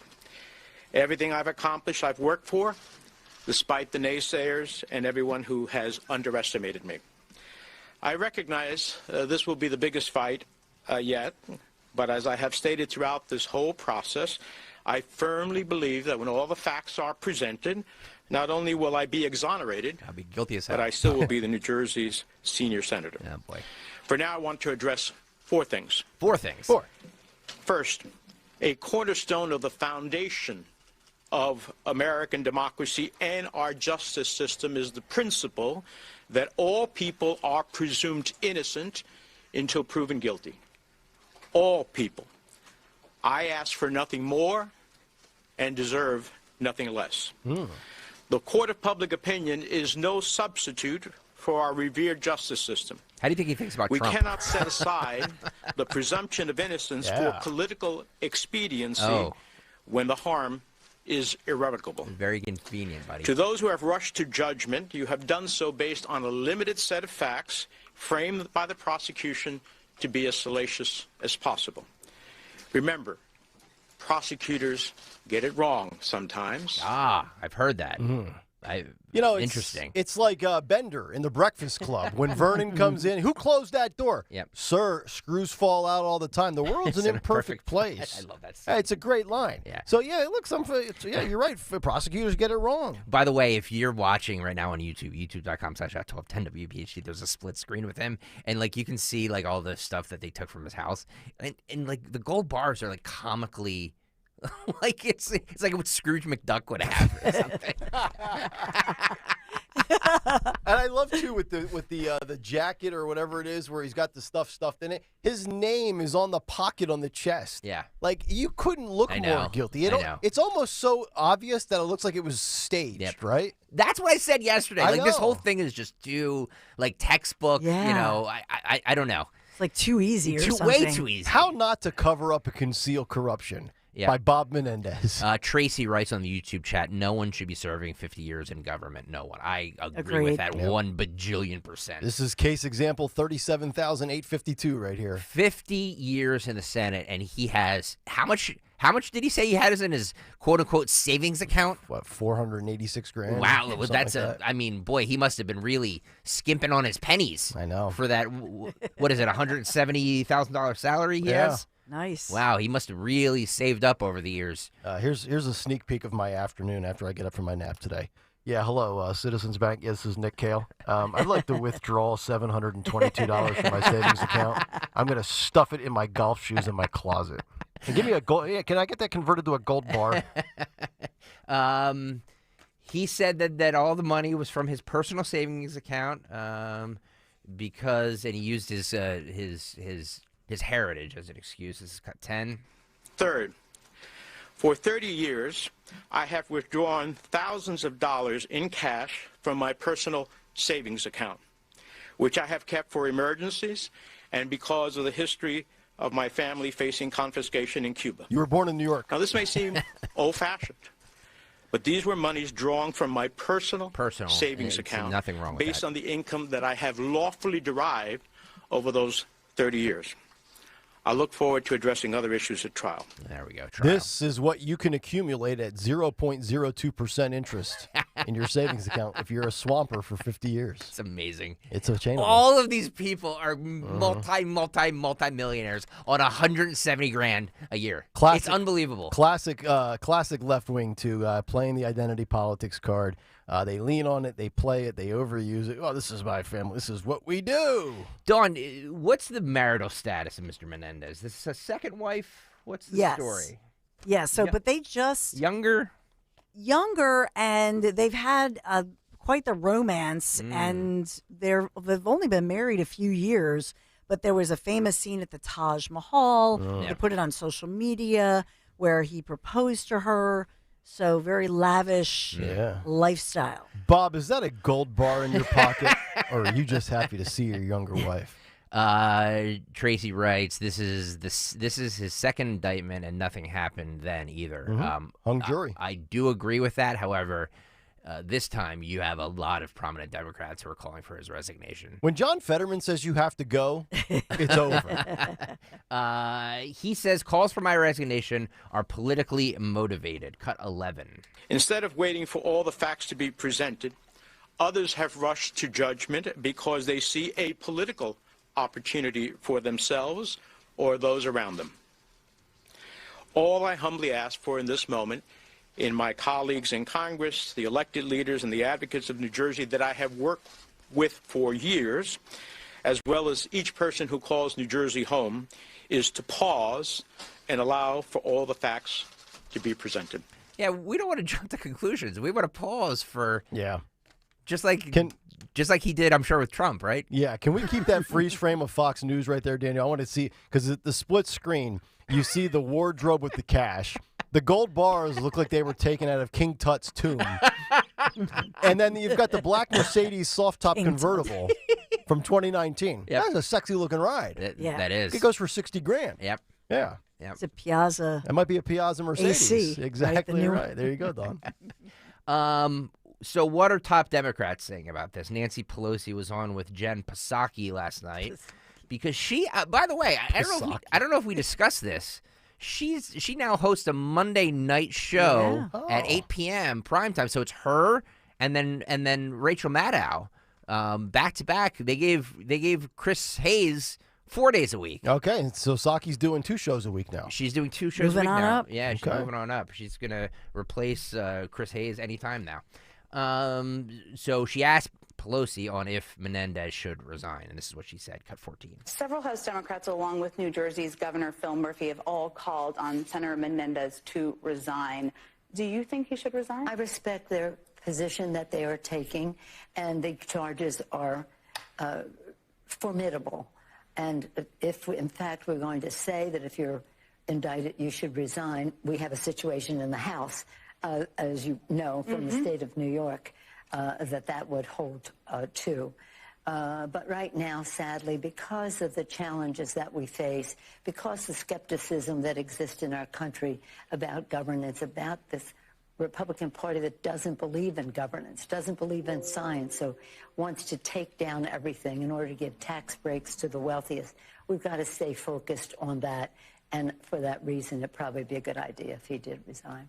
I thought for a second Nancy was going to give a non-answer like she did with Kamala and then say... Please don't bother me with such frivolity, okay? No. So the Republicans don't adhere and believe in science. That's a very interesting concept. Goes back to our conversation in hour 2 this morning, Dawn, where, boys claim to be girls. I guess they don't adhere to the science either because the biology says, dude, you're a dude. But by the way, it is interesting that so many Democrats have come out and said, yeah, he should probably resign. I mean, they all tiptoe around it. But Trump, but this, but that, but Republicans, but they're all saying the same thing. See, that's where if I'm Jen, as you would say, Psaki, I would legitimately say, with all due respect, Ms. Pelosi, what does Trump or Republicans have to? We're talking about Mr. Menendez here. What do you think should happen to a member of your party? I hate the little pivot. When in doubt, pivot to Trump. Yep. It's unbelievable. Yep. We should probably get to the big 3 because all right. it's sponsored. Yeah, it's 8:39, and we've been doing the cut sheet since last Thursday. There we go. Good stuff as always, though. Great cut sheet. Of course. 8:39 on this Tuesday morning as we get to a Dawn Stenzel and Big 3 at 8. It's the Big 3 at 8 on Kayal and Company. Yes, and Big 3 at 8, sponsored this morning by Piazza Auto Group. Number 1, since you talked about Philadelphia and Mayor Jim Kenney's C40 initiative, which continues, there's a lot going on with that. I'll begin with Legos. Yes, Denmark's Lego announcing it remains committed to its quest to find sustainable materials to reduce carbon emissions. But an experiment, a $1 billion+ experiment by Lego, it failed. Okay. It didn't work. Proud to say that I never was a Lego kid growing up. Oh, by the way. really? Which explains why I can't build or develop anything as a handyman. My basement is full of Legos. Can they come up with sustainable Legos that don't hurt when you step on them with bare feet? Thank you. I stepped on one last night and my foot still hurts. Yep.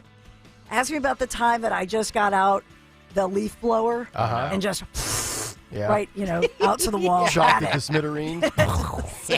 We've all had those moments. Yeah. But now they're saying that the world's largest toy maker will stop trying to use recycled plastic bottles to make the Lego bricks because it doesn't work. So they're not moving forward with the trademark colorful bricks made from recycled plastic bottles because, it's a failed experiment. Right. So they're going to, and it didn't reduce carbon emissions at all. And in fact, it was worse. Okay. So we've got that going on. Very good. There are many, by the way, as we look at Philadelphia, and I've seen these emissions stories that have been popping up. And so this is the climate pledge. Mayor Jim Kenney signing on to this one. And this C40 climate pledge that Greg Stocker referred to by Amazon and Global Optimism, those are the backers, the financial backers. It's a partnership to tackle carbon emissions through zero emissions by freight, okay? By reimagining medium and heavy-duty shipping vehicles and the routes they travel. This is something that Philadelphia has signed on to and believes in. And so in the city of Philadelphia, they really want to crack down on road freight because it's a major source of air pollution and one of the most important sectors to decarbonize.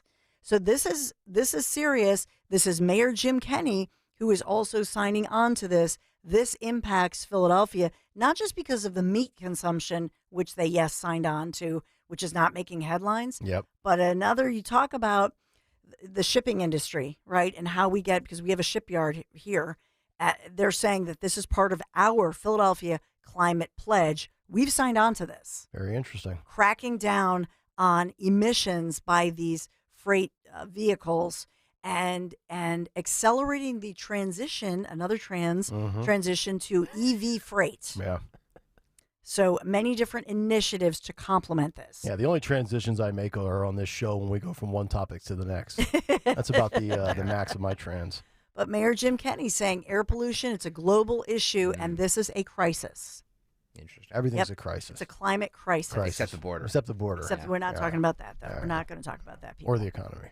And we talked about, the book bans and whether or not this plays well. We've talked about the Perkiomen School District, for example, talking about bathroom bans.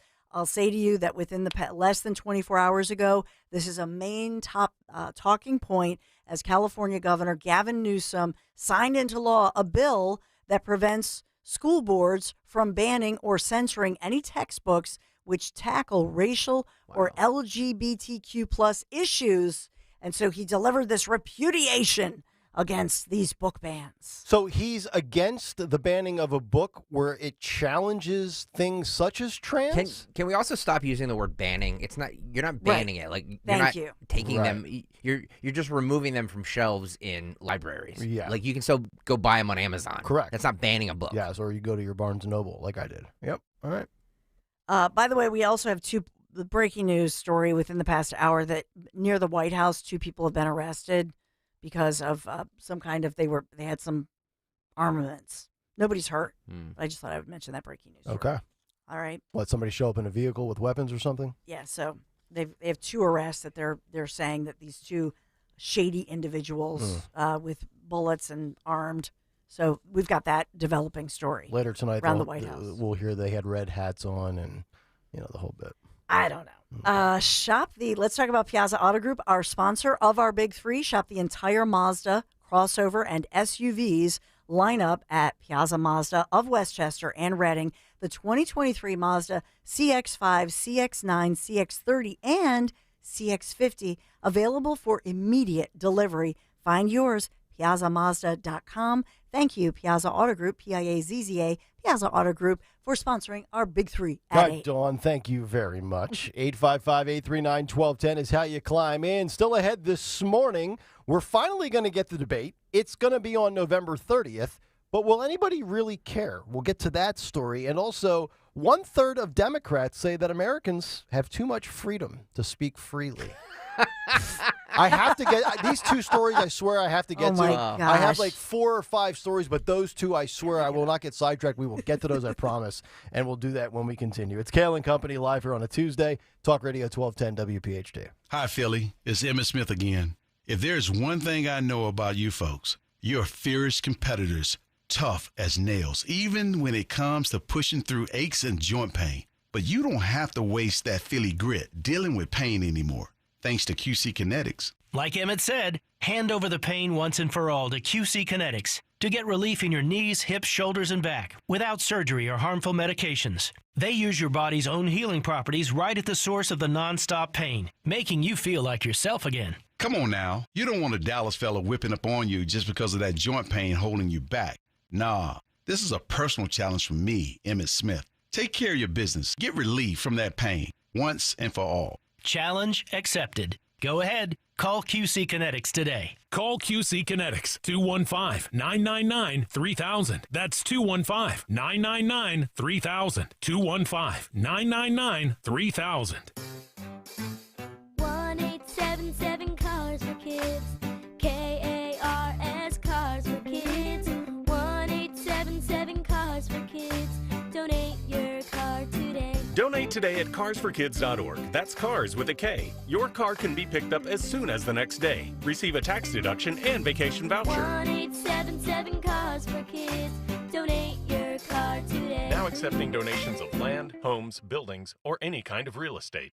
Hi, this is Dom Giordano. September is Cholesterol Education Month, and it's time to take charge. So how is your cholesterol? For over 38 years, Rescue Natural Supplements has been a trusted partner in cholesterol support. I've relied on Rescue Supplements for years. With Rescue, you'll find specific supplements tailored to your needs. Favorites like omega-3s, red yeast rice, and more. Right now, all you have to do is just use the code DROP, D-R-O-P, to double up your order on any cholesterol product for free.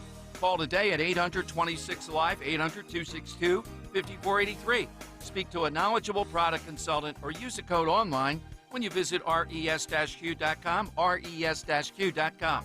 Again, use the code DROP, D-R-O-P, buy one, get a matching Rescue cholesterol product for free.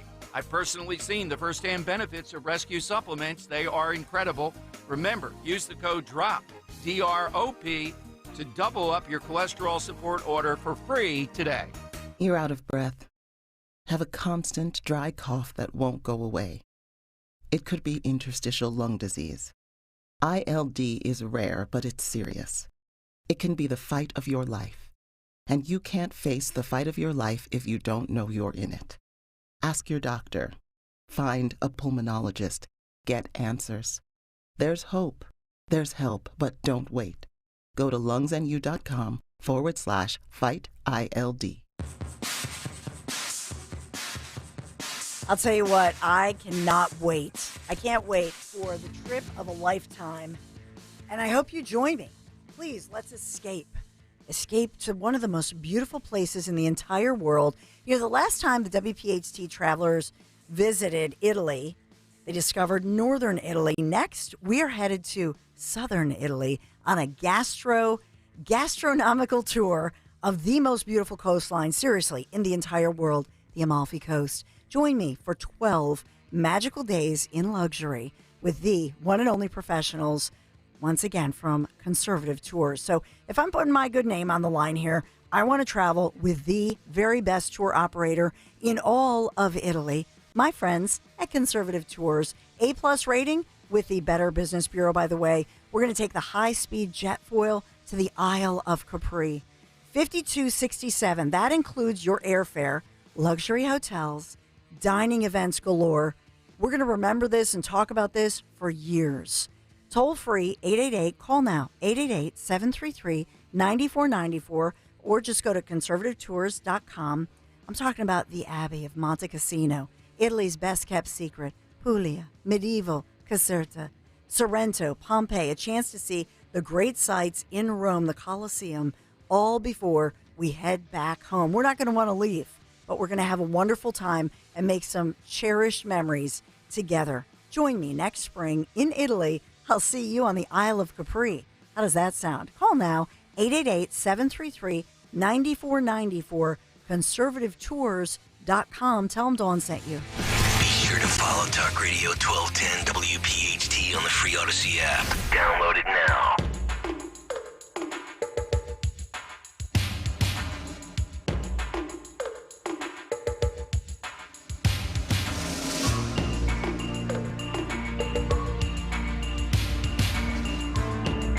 $8:50 Tuesday morning. Welcome back in, Kayal and Company, as we continue live here on a Tuesday morning. Nick, Dawn, Greg, Talk Radio 1210 WPHT. Get us on the free Odyssey app. Watch us live on YouTube.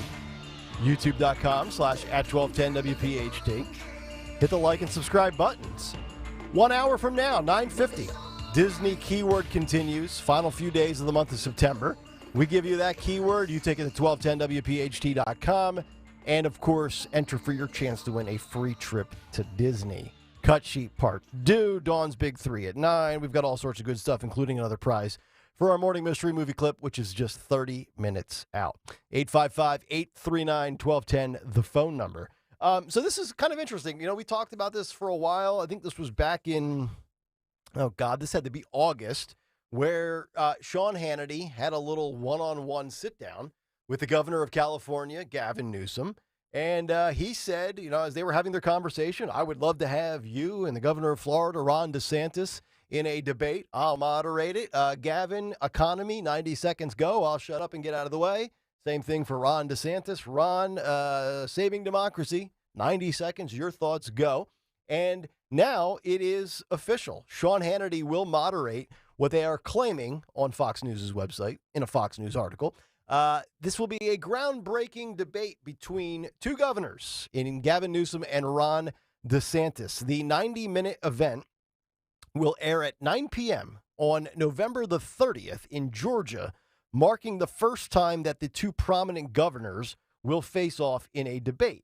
And I'm looking at this from the calendar standpoint. November 30th looks to me like that would be the Thursday after Thanksgiving. Oh, boy. So I'm not really sure at that time of the year, although I get it, you know, that's usually a few weeks after an election. But you're coming right off of the Thanksgiving holiday, holiday shopping time.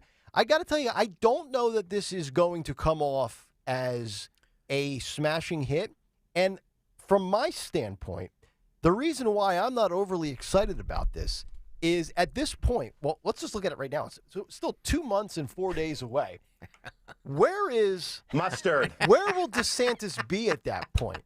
So, I'm not defending Gavin Newsom, but from the, Ron has left me wanting more.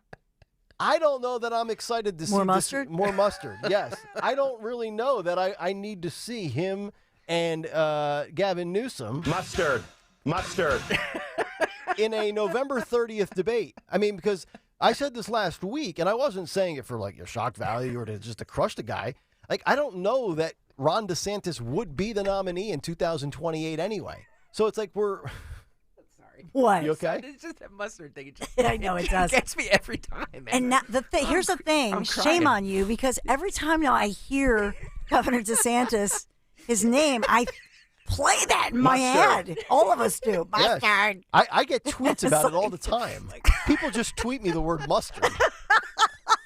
No comments, no agreement, no disagreement, just mustard. Mustard. And then, we got to do the remake. Mustard and Metallica. So, where are we going to be on November 30th of 2023 from an interest level standpoint of DeSantis and Newsom? Because I don't believe, when we started this show last October, if you would have asked me in November or in January or even in March before the disastrous Twitter Spaces failure from DeSantis, which I think really started the downward trend. I don't think that killed him, but that was the first of the negative stuff that you started to say. If you're a fan of him, okay, that wasn't great. That's not the best launching point. I just, I don't know that he even will be the guy. I still like to think he's got a chance. I still think he can be salvageable. But from a, too many people in your ear standpoint, too many consultants, whatever you've done policy-wise and resonated with Floridians hasn't translated to the big stage. And I would actually argue right now, and I would bet this, there's a better chance Newsom is the candidate for the Democrats in 28 in the election than DeSantis is for the Republicans. I just don't, nobody at this point, and certainly in my opinion in November, nobody is going to care about this debate. There was a chance, there was a slim part, like last fall or something, maybe winter, whatever, when the big mo was around DeSantis, everybody was talking about Gavin Newsom. That is the time that they should have scheduled. Like, nobody's going to watch this. Nobody's going to care about it in November. Especially coming off of DeSantis' resounding victory for re-election, where he just, blew Charlie, God, what the hell is Chris. Charlie Chris. He blew him out of the water, and then he had the resounding victory in Miami-Dade County that we hadn't seen in 20 years with that margin of victory with the Latino community since Jeb Bush. And now you could argue he's kind of become Jeb Bush. And by the way, this is not going to, like, Gavin Newsom, he's a good debater, and he's very quick on his feet. He's very slick. You can look at California and just all you have to do is put up records, and it's night and day. But from a presentation standpoint, he's going to run circles around DeSantis. Agree and disagree. Presentation style-wise, maybe yes. I think DeSantis makes very good points. I think he's very strong in his conviction when he debates. Like when we watched that GOP debate that got no ratings, we thought the biggest winners were Vivek. We thought Ron came off strong and Nikki came off strong. We did not think that Christie and Tim Scott did well. I don't think that Newsom would crush DeSantis in a debate. It's just the two things that are making me lose interest in it is the fact that DeSantis' personality has not materialized with the base, and I'm just thinking about the odds-on likelihood he might not recover. Chris Christie should have ran. He didn't. Jeb Bush. You wonder if it's like a salvageable ship. I don't know that it is. Yeah. It's not that I'm worried about. And in policy, please, DeSantis would mop the floor with Newsom on policy. I just don't. I don't know what the audience is for this, and what are they debating for? In fact, it's such a snooze. I don't think Trump needs to counter-program it. Oh, absolutely not. He counter-programmed with the Tucker interview against the GOP debate, and that I thought made sense. Well, if I'm Trump while these two debate, I'm at Bedminster playing golf. Well, what's funny about I'm sorry, Don. What's funny about this is that we have a debate coming up this week, and tomorrow. we've barely talked about it. Yep. I'm sorry, Don. I didn't mean to interrupt you. It's tomorrow, right? Yeah, it's tomorrow. And Newsom, by the way, is expected to attend tomorrow's GOP debates on behalf of the Biden campaign. But there are connections being made now for the fact that the president's son, Hunter Biden, donated thousands of dollars to Newsom's reelection campaign. And so there now are all these Hunter Biden connections, which Newsom is basically brushing off. So there's that going on. I will just say this. Head to head, because part of me thought, as far as the two of them, November 30th, Gavin Newsom, a progressive Democrat, arguably the most successful governor in America right now, is Republican governor, Ron DeSantis. Yep. To me, if you look at the success and the instincts of DeSantis, I think he wins hands down. He's a policy guy. Yep.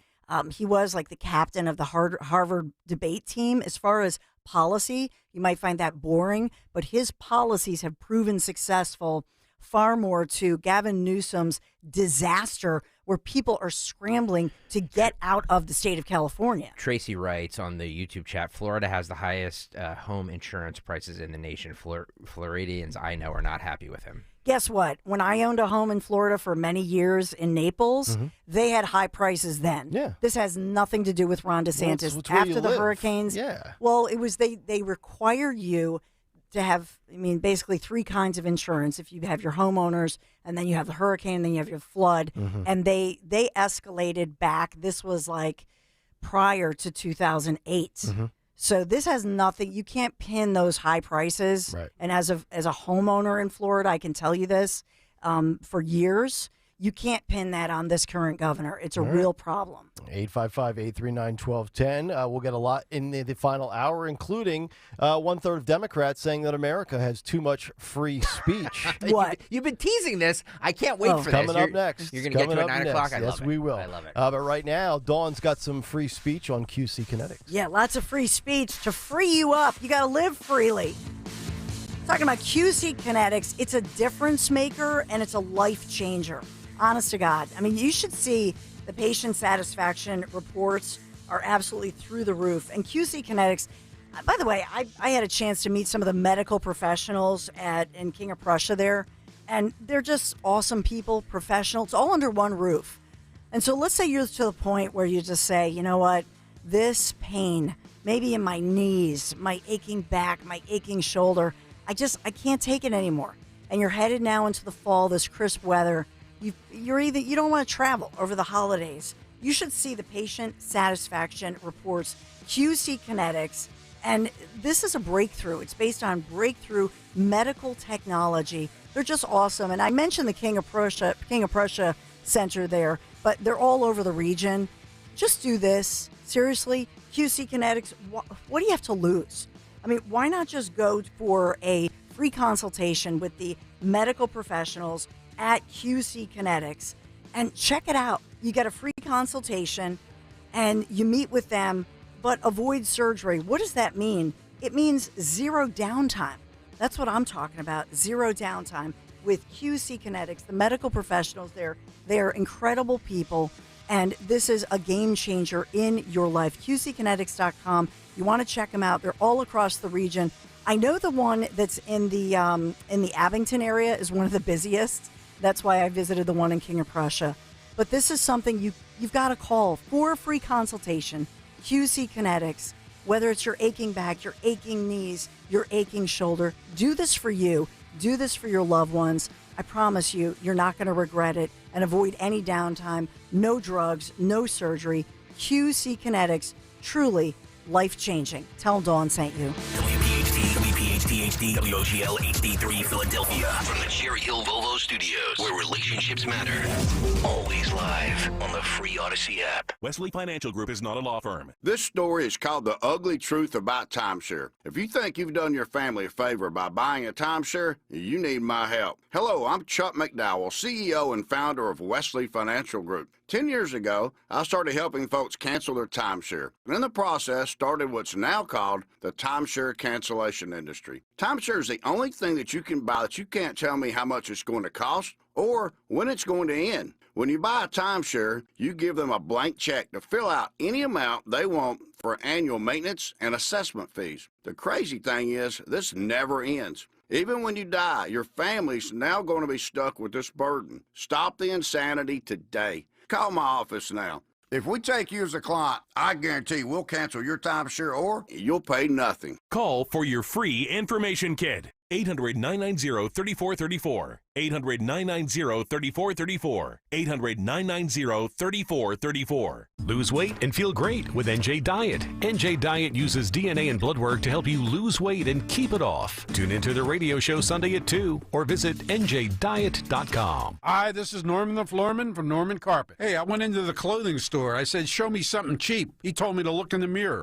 Calling all developers, investors, house flippers, and savvy shoppers. I'm selling plush carpet at 99 cents per square foot. I haven't sold carpet that cheap since 1969. Visit us online at normancarpet.net or visit our Bryn Mawr or Conshohocken showroom. Call for a free home estimate and, oh yes, 48-hour installation available. That's 800-220-RUGS. When big corporate banks make a decision, it can take multiple calls and a lot of patience to get an answer. When we make a banking decision, it's over a cup of coffee in our office. Discover the value of personal bankers and real relationships with First Bank. First Bank is excited to join forces with Malvern Bank in understanding your financial goals for success. Experience the difference of real relationships. Connect with our team today at firstbankpa.com or stop in and say hi at any of our 26 First Bank branches. First Bank is an equal opportunity lender and member FDIC. See Joe Conklin with the City Rhythm Orchestra at the Miller Center in Reading on Wednesday, October 18th, and at Springfield High School in Delaware County, Saturday, November 11th. Oh my God, it was amazing. I loved it. All his voices are fabulous, and the fact that he sings. I couldn't imagine how good it would be with the orchestra. Awesome show. I've never laughed so much my cheeks hurt. I'm like, yeah.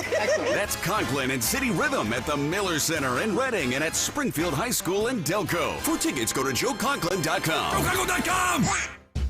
Find your next great hire with Indeed, the hiring platform that makes it easy to attract, interview, and hire candidates all in the same place. Visit Indeed.com/credit.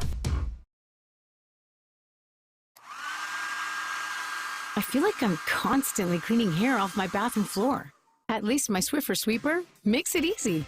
Sweeper heavy-duty dry cloths have ultra-thick pads to trap and lock hairs, like a hair magnet. And when I'm finished cleaning up my hair, Sweeper takes care of his too. Now the hair is gone, all thanks to Swiffer. Try Swiffer Sweeper heavy-duty dry cloths. I promise you'll love them or your money back. And also try Swiffer Sweeper Wet to make quick work of tough, sticky messes. Hey, Riverton. We know your favorite station is Talk Radio 1210 WPHT. Always live on the free Odyssey app.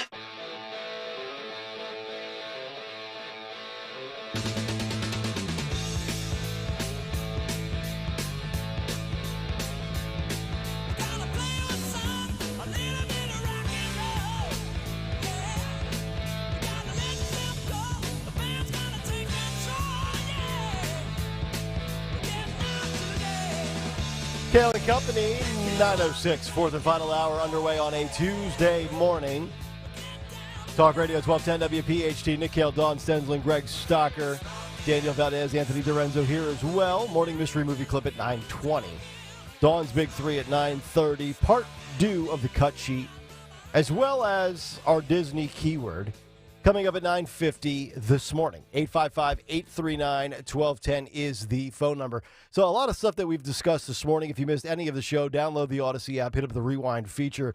Biden's border disaster, the latest numbers in our big take this morning. As well as Gold Bar Bob's defense. He's playing the Cuba card. We discussed that. Also, the update to the Perkiomen Valley School District student walkout, which involved a few bomb threats via email. And surprisingly, Hillary Clinton and AOC saying things that I agree with. All of that this morning, leading up to a great cut sheet. So if you missed any of it, download the Odyssey app or go back and watch us on YouTube at youtube.com/@1210WPHT. And also don't forget, at the website, when you go to enter the keyword, just stop on by the merch store. Yeah. Kayal and Company t-shirts, coffee mugs, hoodies. We've got Dom Time, Krasner Land Stuff, Zioli Army, the Dawn Show t-shirt. It's a sin in the making, I believe, as well. So, it's the holiday season. A lot of stocking stuffers that you could find on the merch store. Absolutely. It's never too early to start Christmas shopping. That's right. Some start in August. Right, Don? Yes. Crazy sick people. Especially in this. Well, you're going to get. Look, there's supply chain issues. I know. Don't make fun of me. I'm not. And Nobody's making Joe fun of you. has We told love us how a supply chain works. Nobody Seriously. knew before that. Nobody knew how a supply chain worked until then. You're right. Seriously, Not a joke. The earlier you start, the more you save. That's right. So we got to like get a true to this. mother. Yes. By the way, if you're asking anybody to print anything, there's no paper. I don't know where they keep the paper. Well, we're doing our part. I was back our there one part looking for the everywhere. climate. So We don't want to cut down too many trees. I didn't have time to run. I guess there's on the other side of the building, there might be some. Yeah. There's literally no paper Nope. here? Yeah. Okay. I ran across to the other side of the building this morning and took it from like a salesperson that hasn't been here since COVID started and just took it out of his tray. I was like, I'll Take it out of refill their it trays. later. Yeah. Oh, for the love You're of not going to God. use it. So, Yeah, this is an office, theoretically. in theory. This is a wild story. A little bit surprising, but not really, because this is the party of cancellation. This is the party of censorship.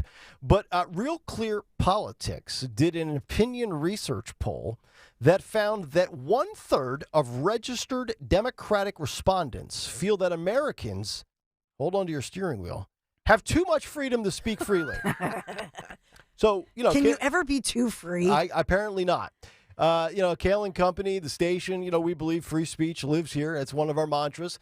The poll released in September surveyed 1,000 individuals. And of those interviewed, there was a nice group of diverse people here. We had 377 identified Democrats, 369 identified Republican, and 255 said independent or other. And according to the survey, Spencer Kimball, the poll revealed, who is the director for Real Clear Politics, the poll did reveal that 9 out of 10 respondents across the board do support the First Amendment. That being said, the Dems say you have a little too much. A little too much free speech. Which is odd because, you didn't really have a whole heck of a lot of it during the pandemic on Twitter, on Facebook, on social media. If you questioned things, you were flagged, canceled, censored. You couldn't question COVID and vaccines and vaccine efficacy. You couldn't question an election. It seems to me like you had a lot of things that you really couldn't say, and if you did, you ran the course of, being shut down. We see it with Google. We see it with YouTube. And they say, quote, this is agreed upon across the demographics like party affiliation, age, and race. 90% do support it. But here's where we get to the interesting components to this, that Democrats more frequently favored censorship and restriction on your First Amendment rights. Kimball noted that 42% of individuals under 30 years old stated that it is more important to them that the government is able to place restrictions on speech in the interest of not democracy, but close, national security. Aha. So, 27-year-old young Skippy out there, you know what? I like when the government kind of steps in and says, hey, you took it a little too far. National security. And think about this. So Democrats want to say national security is an issue when it comes to free speech. But they don't worry about national security with the southern border. Think of all of you're right about that, and I don't want to gloss over that point. But think of all of the rights and freedoms and everything that have been taken away from us, all in the name of national security. Threats to democracy. Save democracy 2024. The Patriot Act comes to mind. The creation of the U.S. Department of Homeland Security. Remember, Pennsylvania Governor Tom Ridge. Yep. Remember? Yep. And okay, let's go it. It works to improve the security of the United States. Yep. Customs, border, immigration, number one, emergency response to natural and man-made disasters, anti-terrorism work, and cybersecurity. And a lot of this is 20-plus years in the making. Yep, so since 9/11. Since 9/11, that's correct. Things changed forever on that day in many ways. Yep. And we all thought that was good at that time. Well, yes. Not all of us. I mean, I think a lot of people... Most people, yes.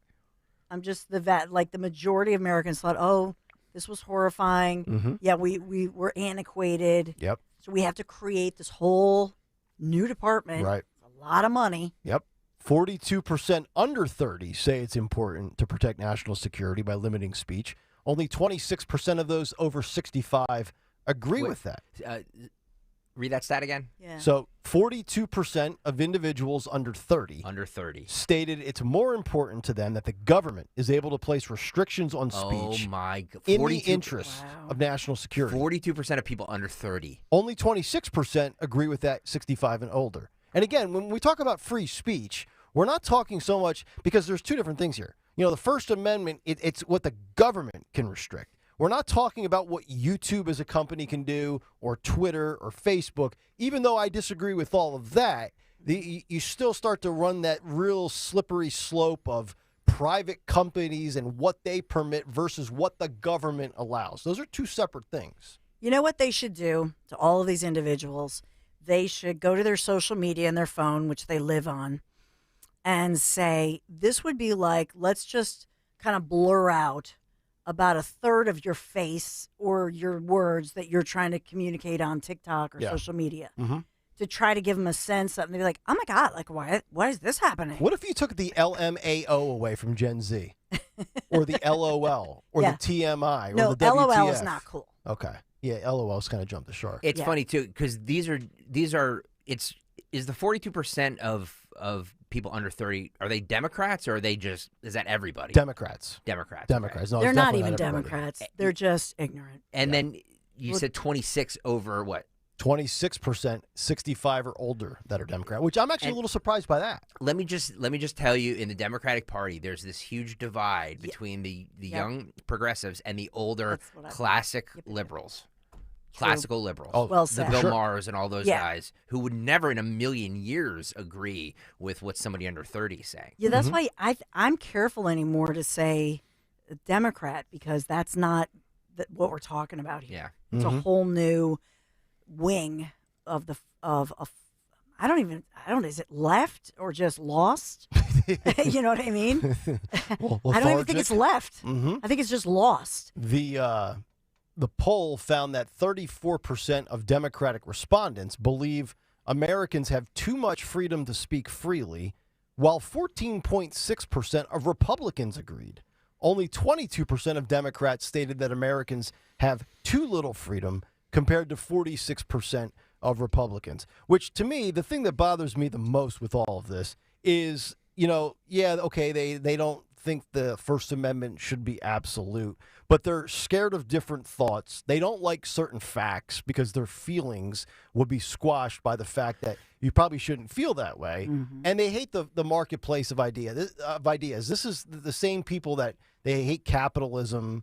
They just, everybody has to look different but think the same. It's funny, if you really, if you think about it, and, my grandfather was in World War II, and you think of the greatest generation there, if you can imagine, for the very few of them that are still around, can you imagine what they fought and a lot of them died for to see these kids under 30?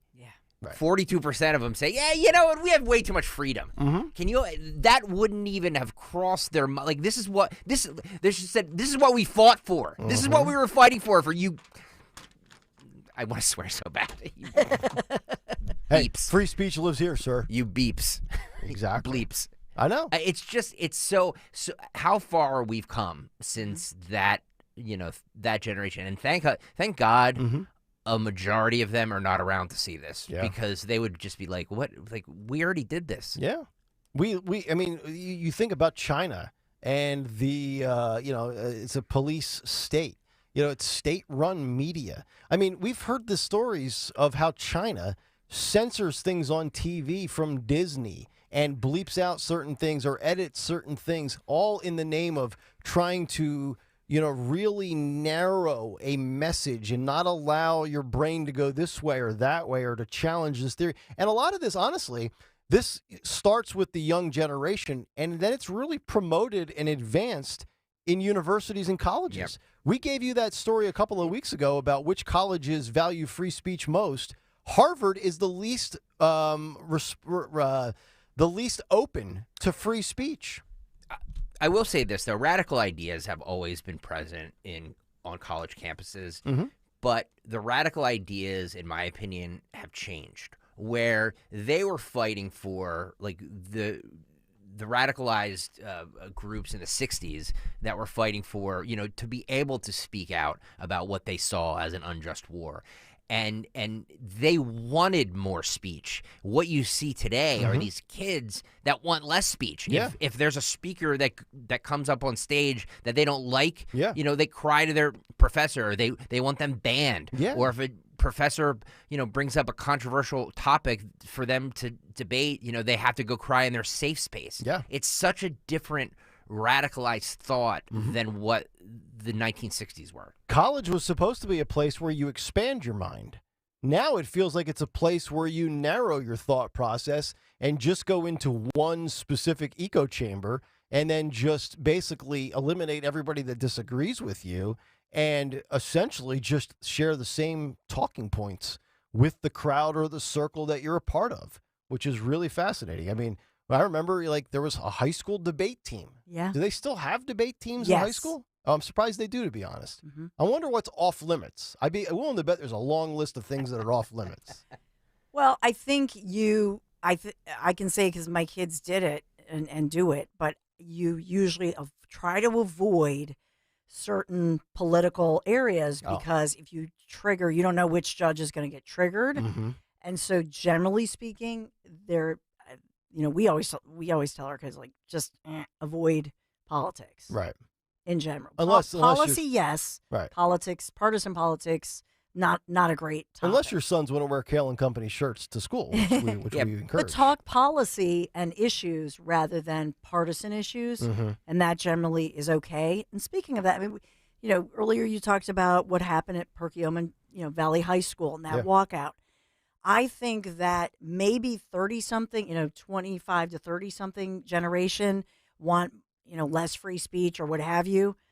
The kids who've endured these mandates and they've felt and seen the results and the mental health issues and the lockdowns and the mandates and how it's crazy, I feel that the generation in the future that will be more conservative, particularly, and we know this about teenage males, and I have teenagers, so yeah, they're trending that way. They're all trending toward looking at the mandates and looking at arbitrary government rules when governors and and politics and all of that had way too much control and what they did and how it went wild and crazy. Well, they want freedom and they want common sense. Well, they want freedom. Well, let me just say this, that if the females are trending liberal, the males will trend liberal as well just to get They're not. Nope. laid. It's not true. Okay. Well, they might say anything, but they're not thinking anything. I'm just saying. You know what I mean? They might say teenage boys are still teenage boys, Yeah. They think with one head.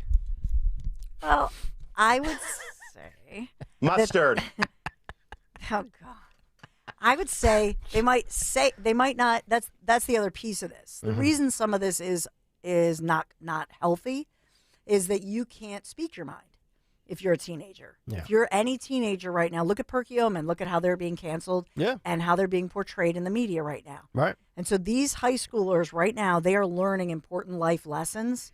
To my opinion, whatever they're doing, they are more likely to be motivated to get into, and I just pray they get into the public service or get into professions where they are actual leaders. Yeah. Not just community organizers, but actual leaders. That's right. 9:21. Endurers. Yes, live on this Tuesday morning. Let's get to the morning mystery movie clip. Yes. Let's do that. Let's fire that bad boy up. Well, that was. And now, the morning mystery movie clip on Kayal and Company. Talk Radio 1210 WPHT. That was like a married for a long time. Yes. All right. Everybody settle down. Frank tells me you're the man, Andre. Yeah? He says your guys are incredibly loyal toward you. They'll do anything you say. So if you tell them to put their guns down, lay down on the floor with their hands behind their back, they'll do that, won't they?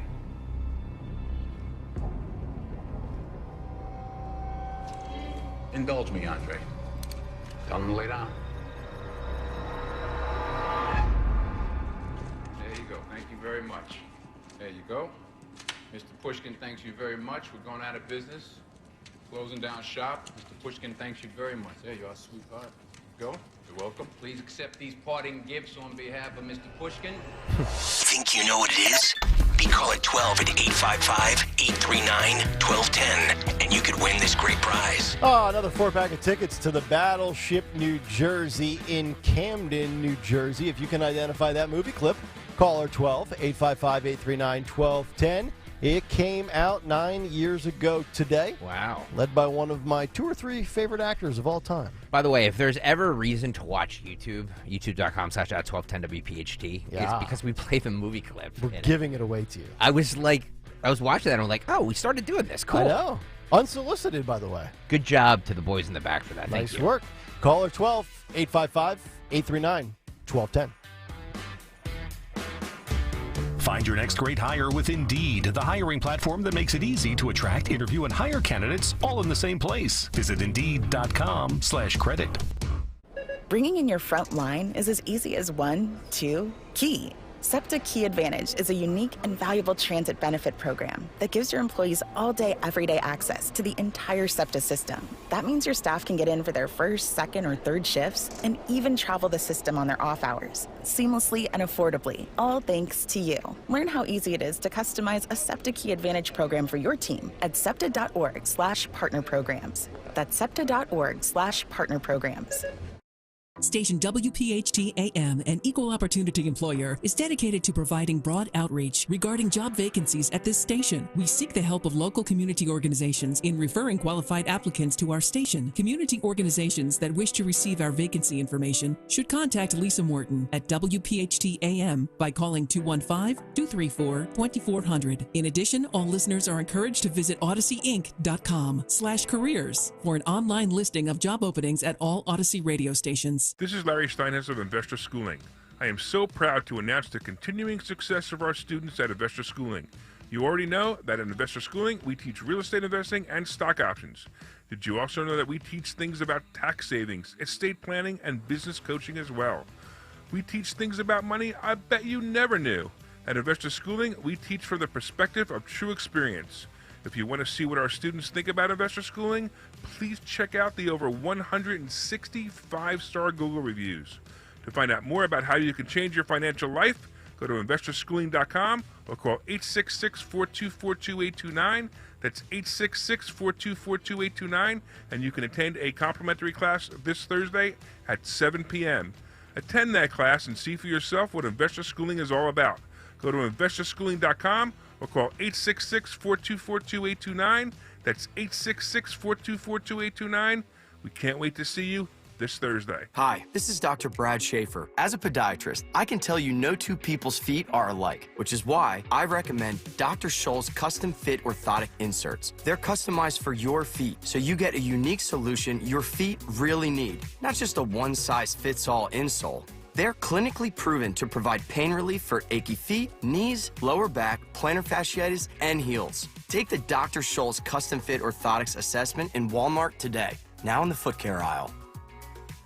Finding great candidates to hire can be like, well, trying to find a needle in a haystack, but not with ZipRecruiter. Its powerful technology actively finds and invites qualified candidates to apply to your job. So while other companies might deliver a lot of hay, ZipRecruiter finds you the needle in the haystack. See why 4 out of 5 employers who post a job on ZipRecruiter get a quality candidate within the first day. Try ZipRecruiter for free at ZipRecruiter.com/free. That's ZipRecruiter.com/free.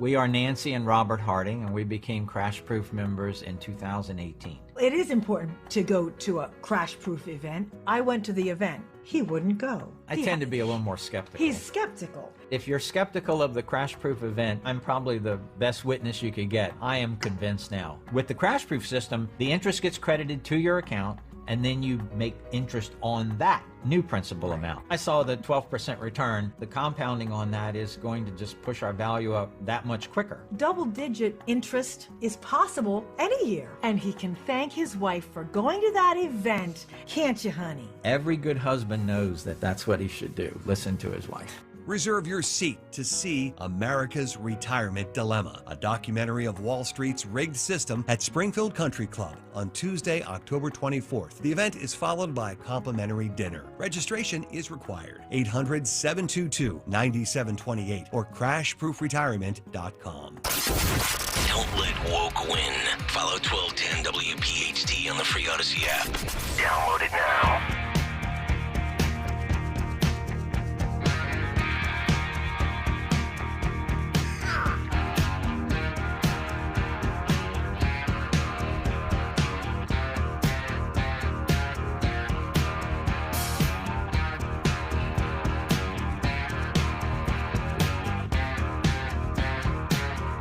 .927, it's Kayal Company, rolling on Tuesday.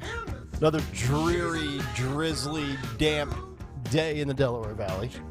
Nick, Dawn, and Greg, 855-839-1210. Dawn's Big Three coming up in just a few moments. Part 2 of the cut sheet. Disney keyword. Who won Twitter today? What's on tap for the Dawn Show? Don't touch that dial. They still have dials? That was like a 1987 thing by me. Yeah, they still have dials. We're coming to you live on the 1210 a.m. dial. Going from left to right across your radio dial. Touchdown!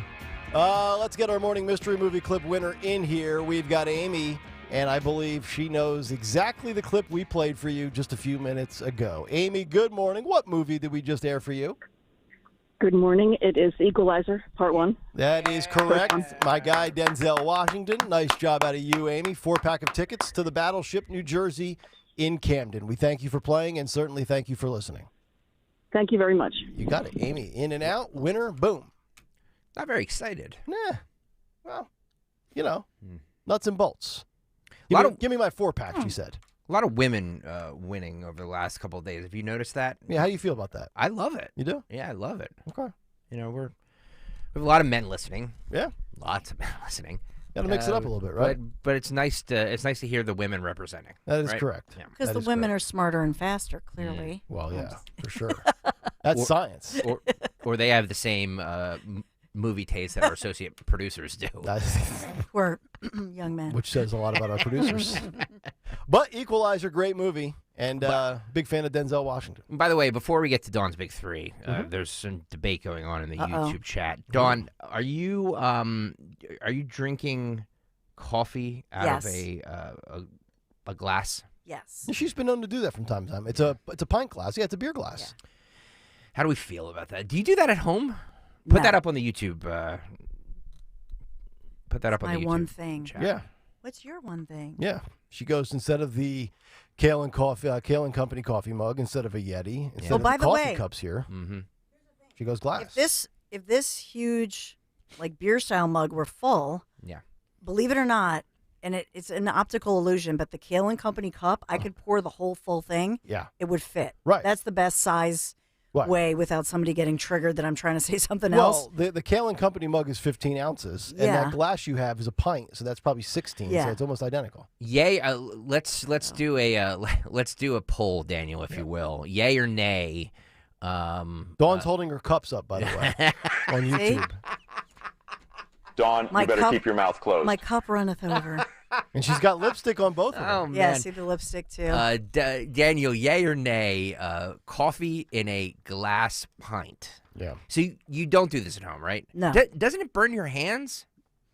No. Pint glass for coffee, yay or nay? That is I don't know why. I just started it years ago. I don't know why. YouTube.com/@1210WPHT to see it. I'm going to put nay. Yeah.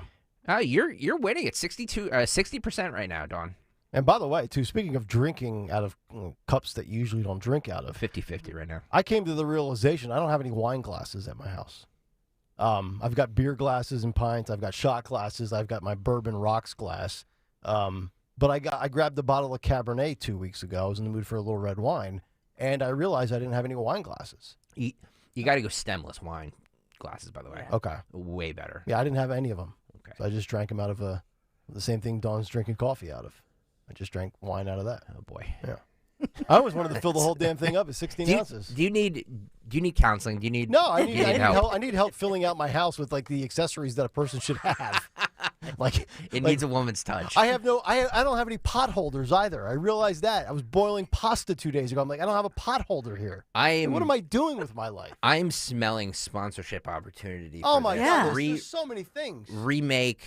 You know how they used to have that show Queer Eye for the Straight Guy? Yeah. Where, you could do makeovers. You don't need a makeover, but we need to, make your house over. Yeah. Give it the woman touch. Right. When I say I'm a minimalist, I really am. Yeah. I have the bare essentials.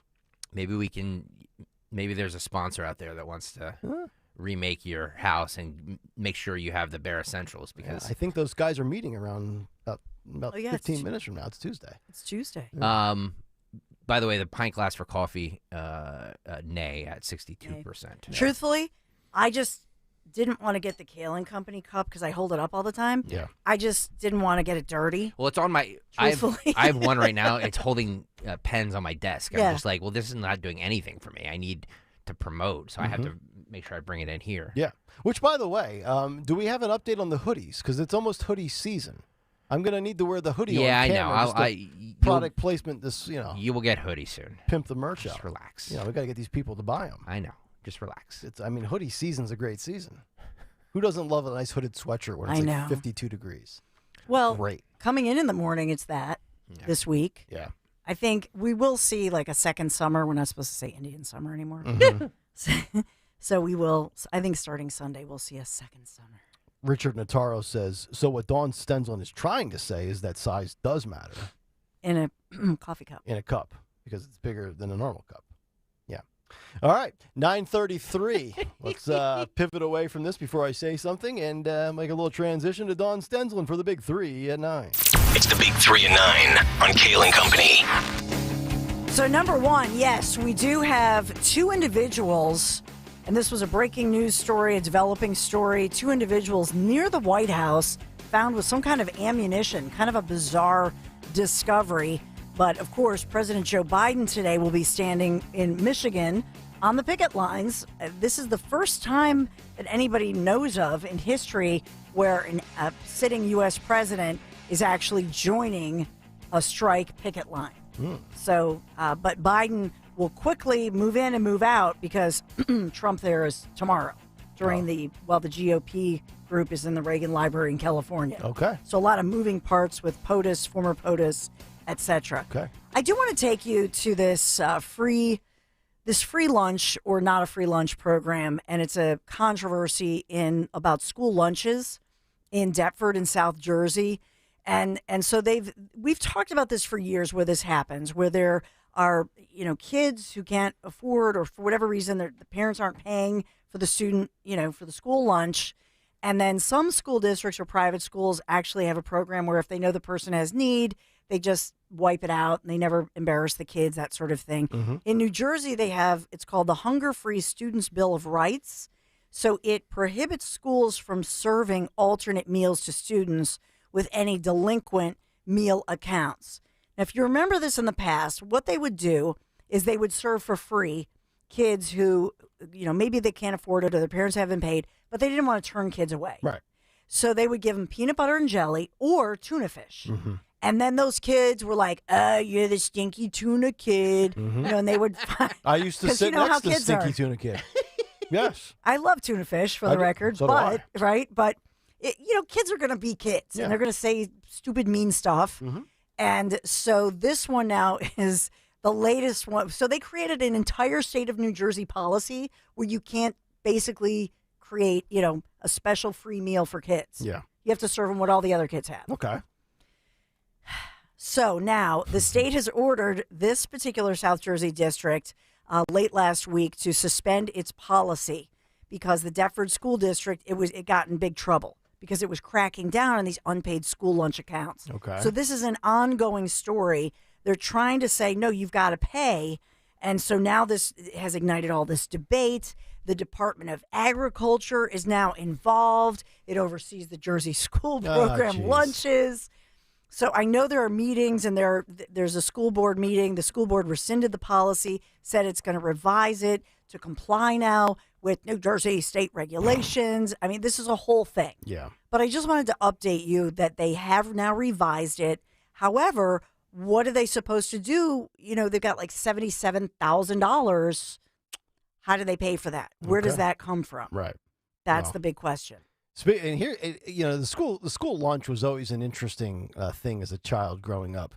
Were you, Dawn, your kids, Greg, yourself, were you a packer or were you a buyer? I was a packer up until high school, and then once I got to high school, I became a buyer. But truth be told, hopefully my parents aren't listening. I skipped lunch. I was very rarely. You were there for off lunch campus class. grounds. Yeah. Yeah, I definitely packed it. I was a packer as well, except for pizza, hoagies, and chicken patty wasn't bad, and the taco boat wasn't bad. Yeah, taco boat? Where did you go to school? The Taj Mahal? Easton. Yeah, They're taco boats, yeah. All right. Yeah. Remember Johnny Marzetti they used to have? It was like their version of lasagna. Always sucked. Then if your kid goes to private school, that like at Germantown Academy where my youngest son goes, they have like sushi. I mean, it's better food. Oh my gosh, it's like amazing. Very bougie. Well, so then I get this bill on my credit card. I'm like, oh my goodness. I mean, for what tuition costs there, they should. So right. Yeah, you should get salmon and fresh tuna. Which is why my husband and I will forever work like 5 jobs. Mm-hmm.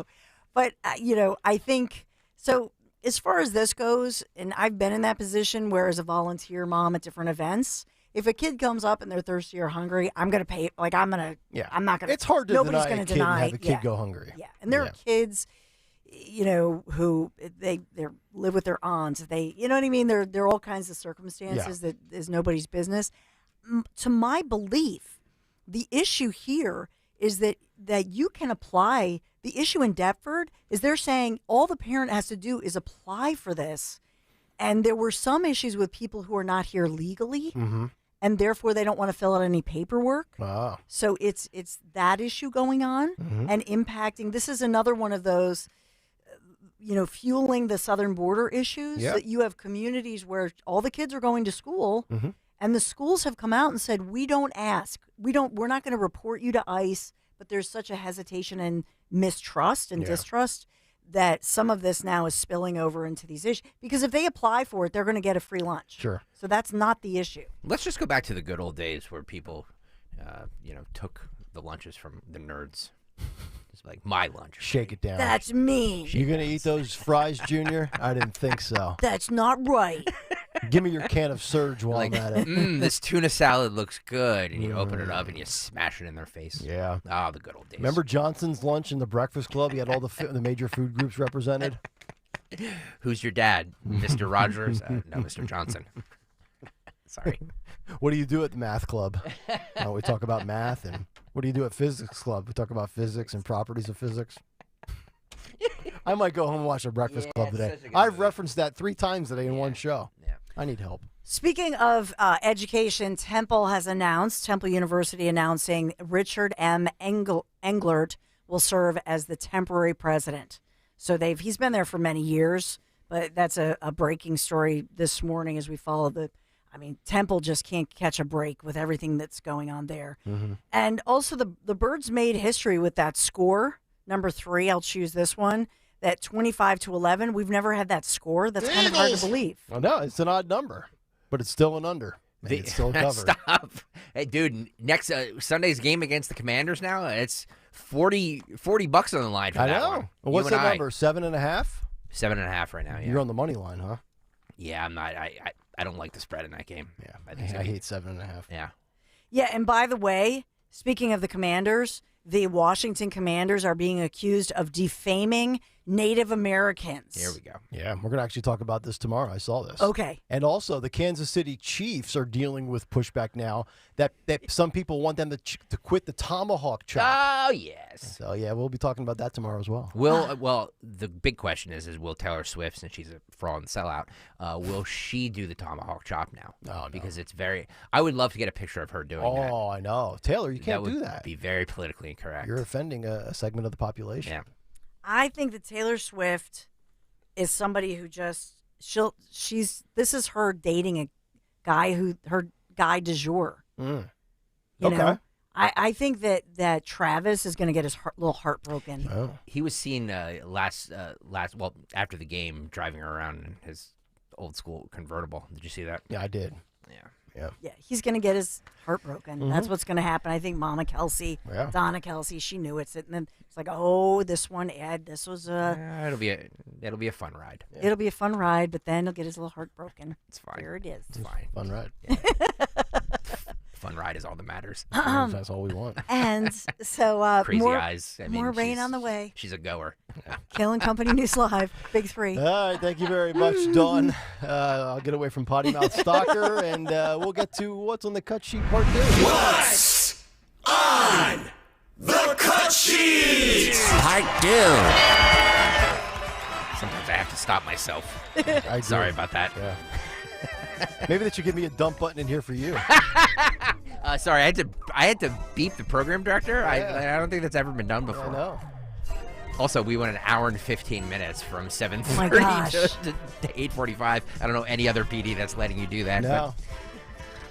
That's why I'm here. Cut 13, I'm going to start with here, Daniel. Joe Biden says that he's working with Congress to invest $40 billion in our Pacific Islands Infrastructure Initiative. Yeah.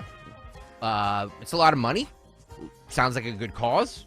What's the name of that initiative, Joe? Cut 13. So today I'm pleased to announce we're working with Congress to invest $40 billion in our Pacific Islands Infrastructure Initiative.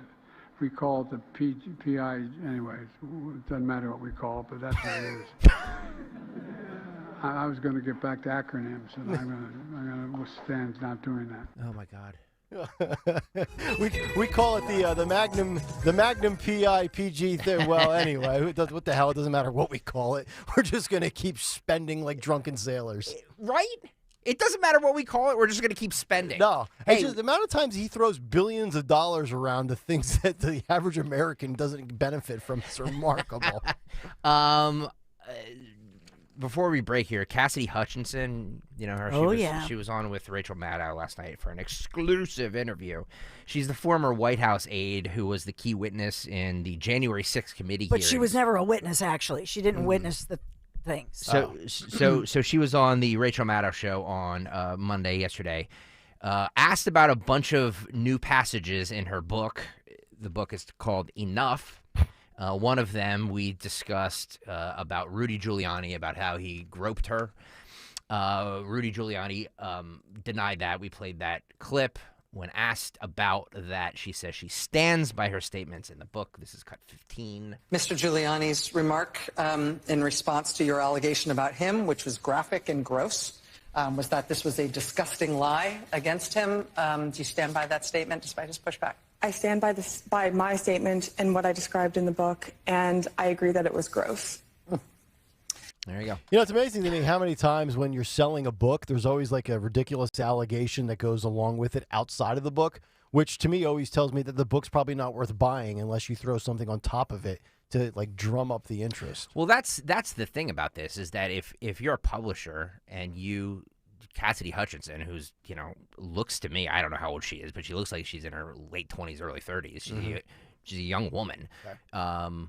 What's so special about her? Why would a publisher want to write a book about her or publish a book written by her? Are publishers just looking for any salacious trash they can these days? But you have to give them something salacious. Like, Right. Okay, Rudy Giuliani groped me. Okay, cool. Right. I'm not saying it didn't happen. I have no Right. idea. Yeah, what we have no happened. idea.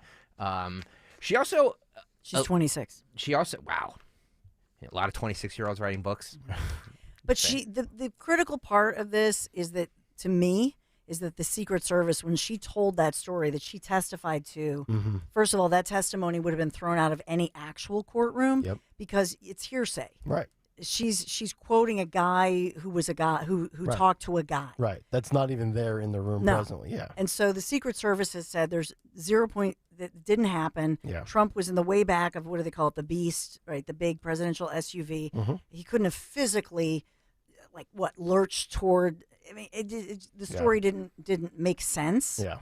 As far as the Giuliani thing, I hope it's not true. Right. He was surrounded. It was in a crowded area, and he was indeed being led by many security that surrounded him. But we do know that undercover video of him with the Borat. With the Borat thing is creepy. Yeah, where he's like in a room with some young reporter who he thinks is a young reporter, and he's like has his hand down his pants. So like there's some creepy stuff that's going on with him. To the point that Borat, they run in the room. Yeah. And so I will say that was like, oh my goodness. Yeah. Yep. All right, that'll do it for Cut Sheet Part 2. Stay tuned. Disney Keyword coming up next here on Kayal & Company. Join us at Odyssey as we all do our one thing, together millions of things for our planet. September is World Ozone Month, so it's a perfect month to use your vehicle less. Your car emits a lot of chemicals that can be damaging to the ozone layer. Try leaving the car at home and walk or bike to close destinations. For longer trips, try taking public transportation or scheduling a carpool with friends or coworkers. When we each share our one thing, it becomes 100 things, 1,000 things, 1,000,000 things for our planet. What's your one thing? This is an important notice to consumers facing $10,000 or more in credit card debt, medical bills, or other unsecured debt. You may not be required to pay it all back because there are special programs now in effect that will significantly reduce the amount you will owe if you qualify. This is not bankruptcy or a debt consolidation loan. These programs, which the credit card companies like to keep secret, exist to aid American consumers struggling with overwhelming credit card debt by offering tremendous savings and real debt relief. Accredited Debt Relief has established a special hotline for you to call and learn what savings you qualify for. They've helped qualify consumers with over $1 billion in debt and are A+ rated with the Better Business Bureau. So don't wait. Get the relief you need during these hard economic times. For this free information, call the Accredited Debt Relief Hotline now. Call 800-873-7171. 800-873-7171. 800-873-7171. There's nothing like football season. And this year, fans in Philly can listen to Penn State football free. Catch every Nittany Lions game live with Talk Radio 1210 WPHT. Free on the Odyssey app. Every touchdown, every tackle, every win. All right here.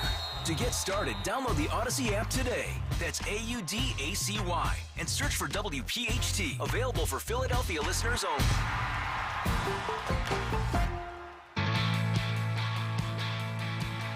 I can't wait for next spring.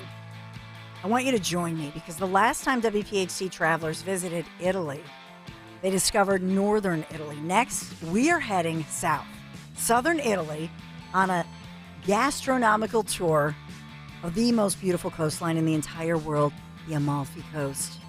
Join me for 12 magical days in luxury with the professionals once again from Conservative Tours. Nobody does it better. Hey, if I'm putting my good name on the line, I want to travel with the best tour operator in all of Italy. My friends at Conservative Tours, A+ rating with the Better Business Bureau, among other things. And we're even going to take the high-speed jet foil to the Isle of Capri.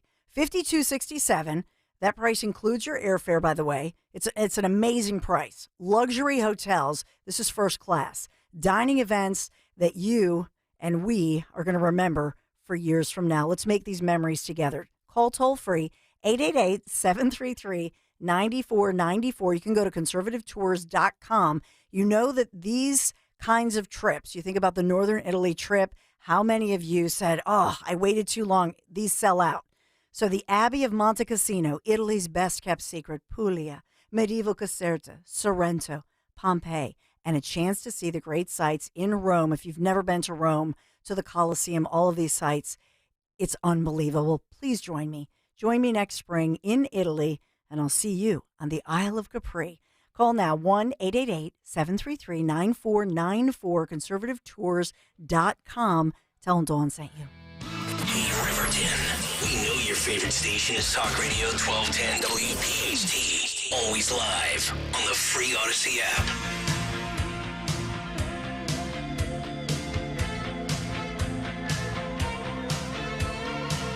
All right, 9:51. It's Kayal and Company Tuesday morning. Dawn show coming up at 10. Who on Twitter today? But right now, time for another Disney keyword. We've done it each and every morning throughout the month of September. At 9:50 on Kayal and Company, we give you a Disney keyword. You go to Talk Radio 1210's website, 1210WPHT.com, and enter the keyword for your chance to win a free trip to Walt Disney World. The keyword this morning is tour. T-O-U-R. Dawn just told you about a 12-day tour in Italy. T-O-U-R. That's your keyword. Look at you tying in a sponsor. Trying to tie it in every day with something that works. So I love you, buddy. All right. Let's find out what's on tap for the Dawn Show and what she will be exploring for the next 2 hours starting at 10 o'clock this morning. Oh, God, there's so much breaking and developing, so we got it all covered. I got to find this here. We're going to have, is it Anthony Hennon of Center Square? He's going to tell us about all things Pennsylvania. I don't think do we have a budget yet? And I'm not talking about... What, at the station? I'm talking about the Commonwealth of Pennsylvania. Oh, we keep talking about, obviously, Congress on the national, the D.C. level, but in Pennsylvania, what's going on with our budget battle and what's at stake here? Also, Pennsylvania eyes veterans' homes for the advisory board and those food insecurity grants and the carbon capture potential. This is, again, we're talking about climate change, carbon programs, all of that. And so we're going to get into it as well. Then coming up at 11, Phil Kerpen of AmericanCommitment.org, great columnist. So we'll talk about all things Phil Kerpen is fantastic as a national columnist. But there's also locally, there's a lot going on in Philadelphia, in Pennsylvania, in New Jersey, especially on the school board front. So we got it all covered. And remember, soon to be fired Officer Mark Dial in court this morning as he's fighting for his freedom. Yep. He's charged with first-degree murder. His attorney's arguing that that's a ridiculous charge. He acted appropriately in self-defense. Okay. All still coming up at dawn, starting at 10 o'clock this morning. Boy. Well, you got feedback? No, feedback? I'm trying to find a who on Twitter thing, and I put in your handle. Yeah. You're getting a lot of trolls. Over the Travis Kelce tweet. Yeah. Yeah, a lot of the sports fans that are into politics are all in their feelings. Oh, man. I'll just mute that conversation and they can tweet into the abyss all they want. I looked in, I was just like, wow, there's a lot of hate for Nick. What did we do? Did I win Twitter today? You might have. So you posted a picture of Travis Kelce in 2017, I guess? I mentioned this on the air this morning. Yeah, he was kneeling. He was for one the of the anthem. Kaepernick kneeling guys. And the Swifties are coming out. Like, everybody's coming out after you. What are you going to do? You know, at Nick Kayal on Twitter if you want to see. Facts hurt people's feelings. What can I say? You don't want Twitter, but it was a good effort by you. All right, let's find out who did then. Yeah, let's Who won Twitter today? Who won Twitter? Hassan bin Sober wins Twitter. He says the best way to drink wine is to drink straight from the bottle and keep it on the brown paper bag so you can enjoy the bouquet. Oh, my God. You got to have a little bit of class and elegance when you pull out a nice red. I agree with Hassan bin Sober. I think that just my God. Take a bottle of Thunderbird, keep it in the brown paper bag, and smell that bouquet. Stop. Oh, I can't swish it instead of swishing in the glass. You just Yeah. swish it like mouthwash. Yeah, there you go. It's been a while since you've gotten this much negative reaction. Yeah, most people, because everything I say is pretty much factually correct and you can't dispute it. And this one is factually correct as well, but there's a lot of people in their feelings. Because you get a lot of people that recirculate it that don't follow me, and then they're like, oh, who's this guy? Let me tweet him, this jag-off over here in Philadelphia doing this little show on this little AM station.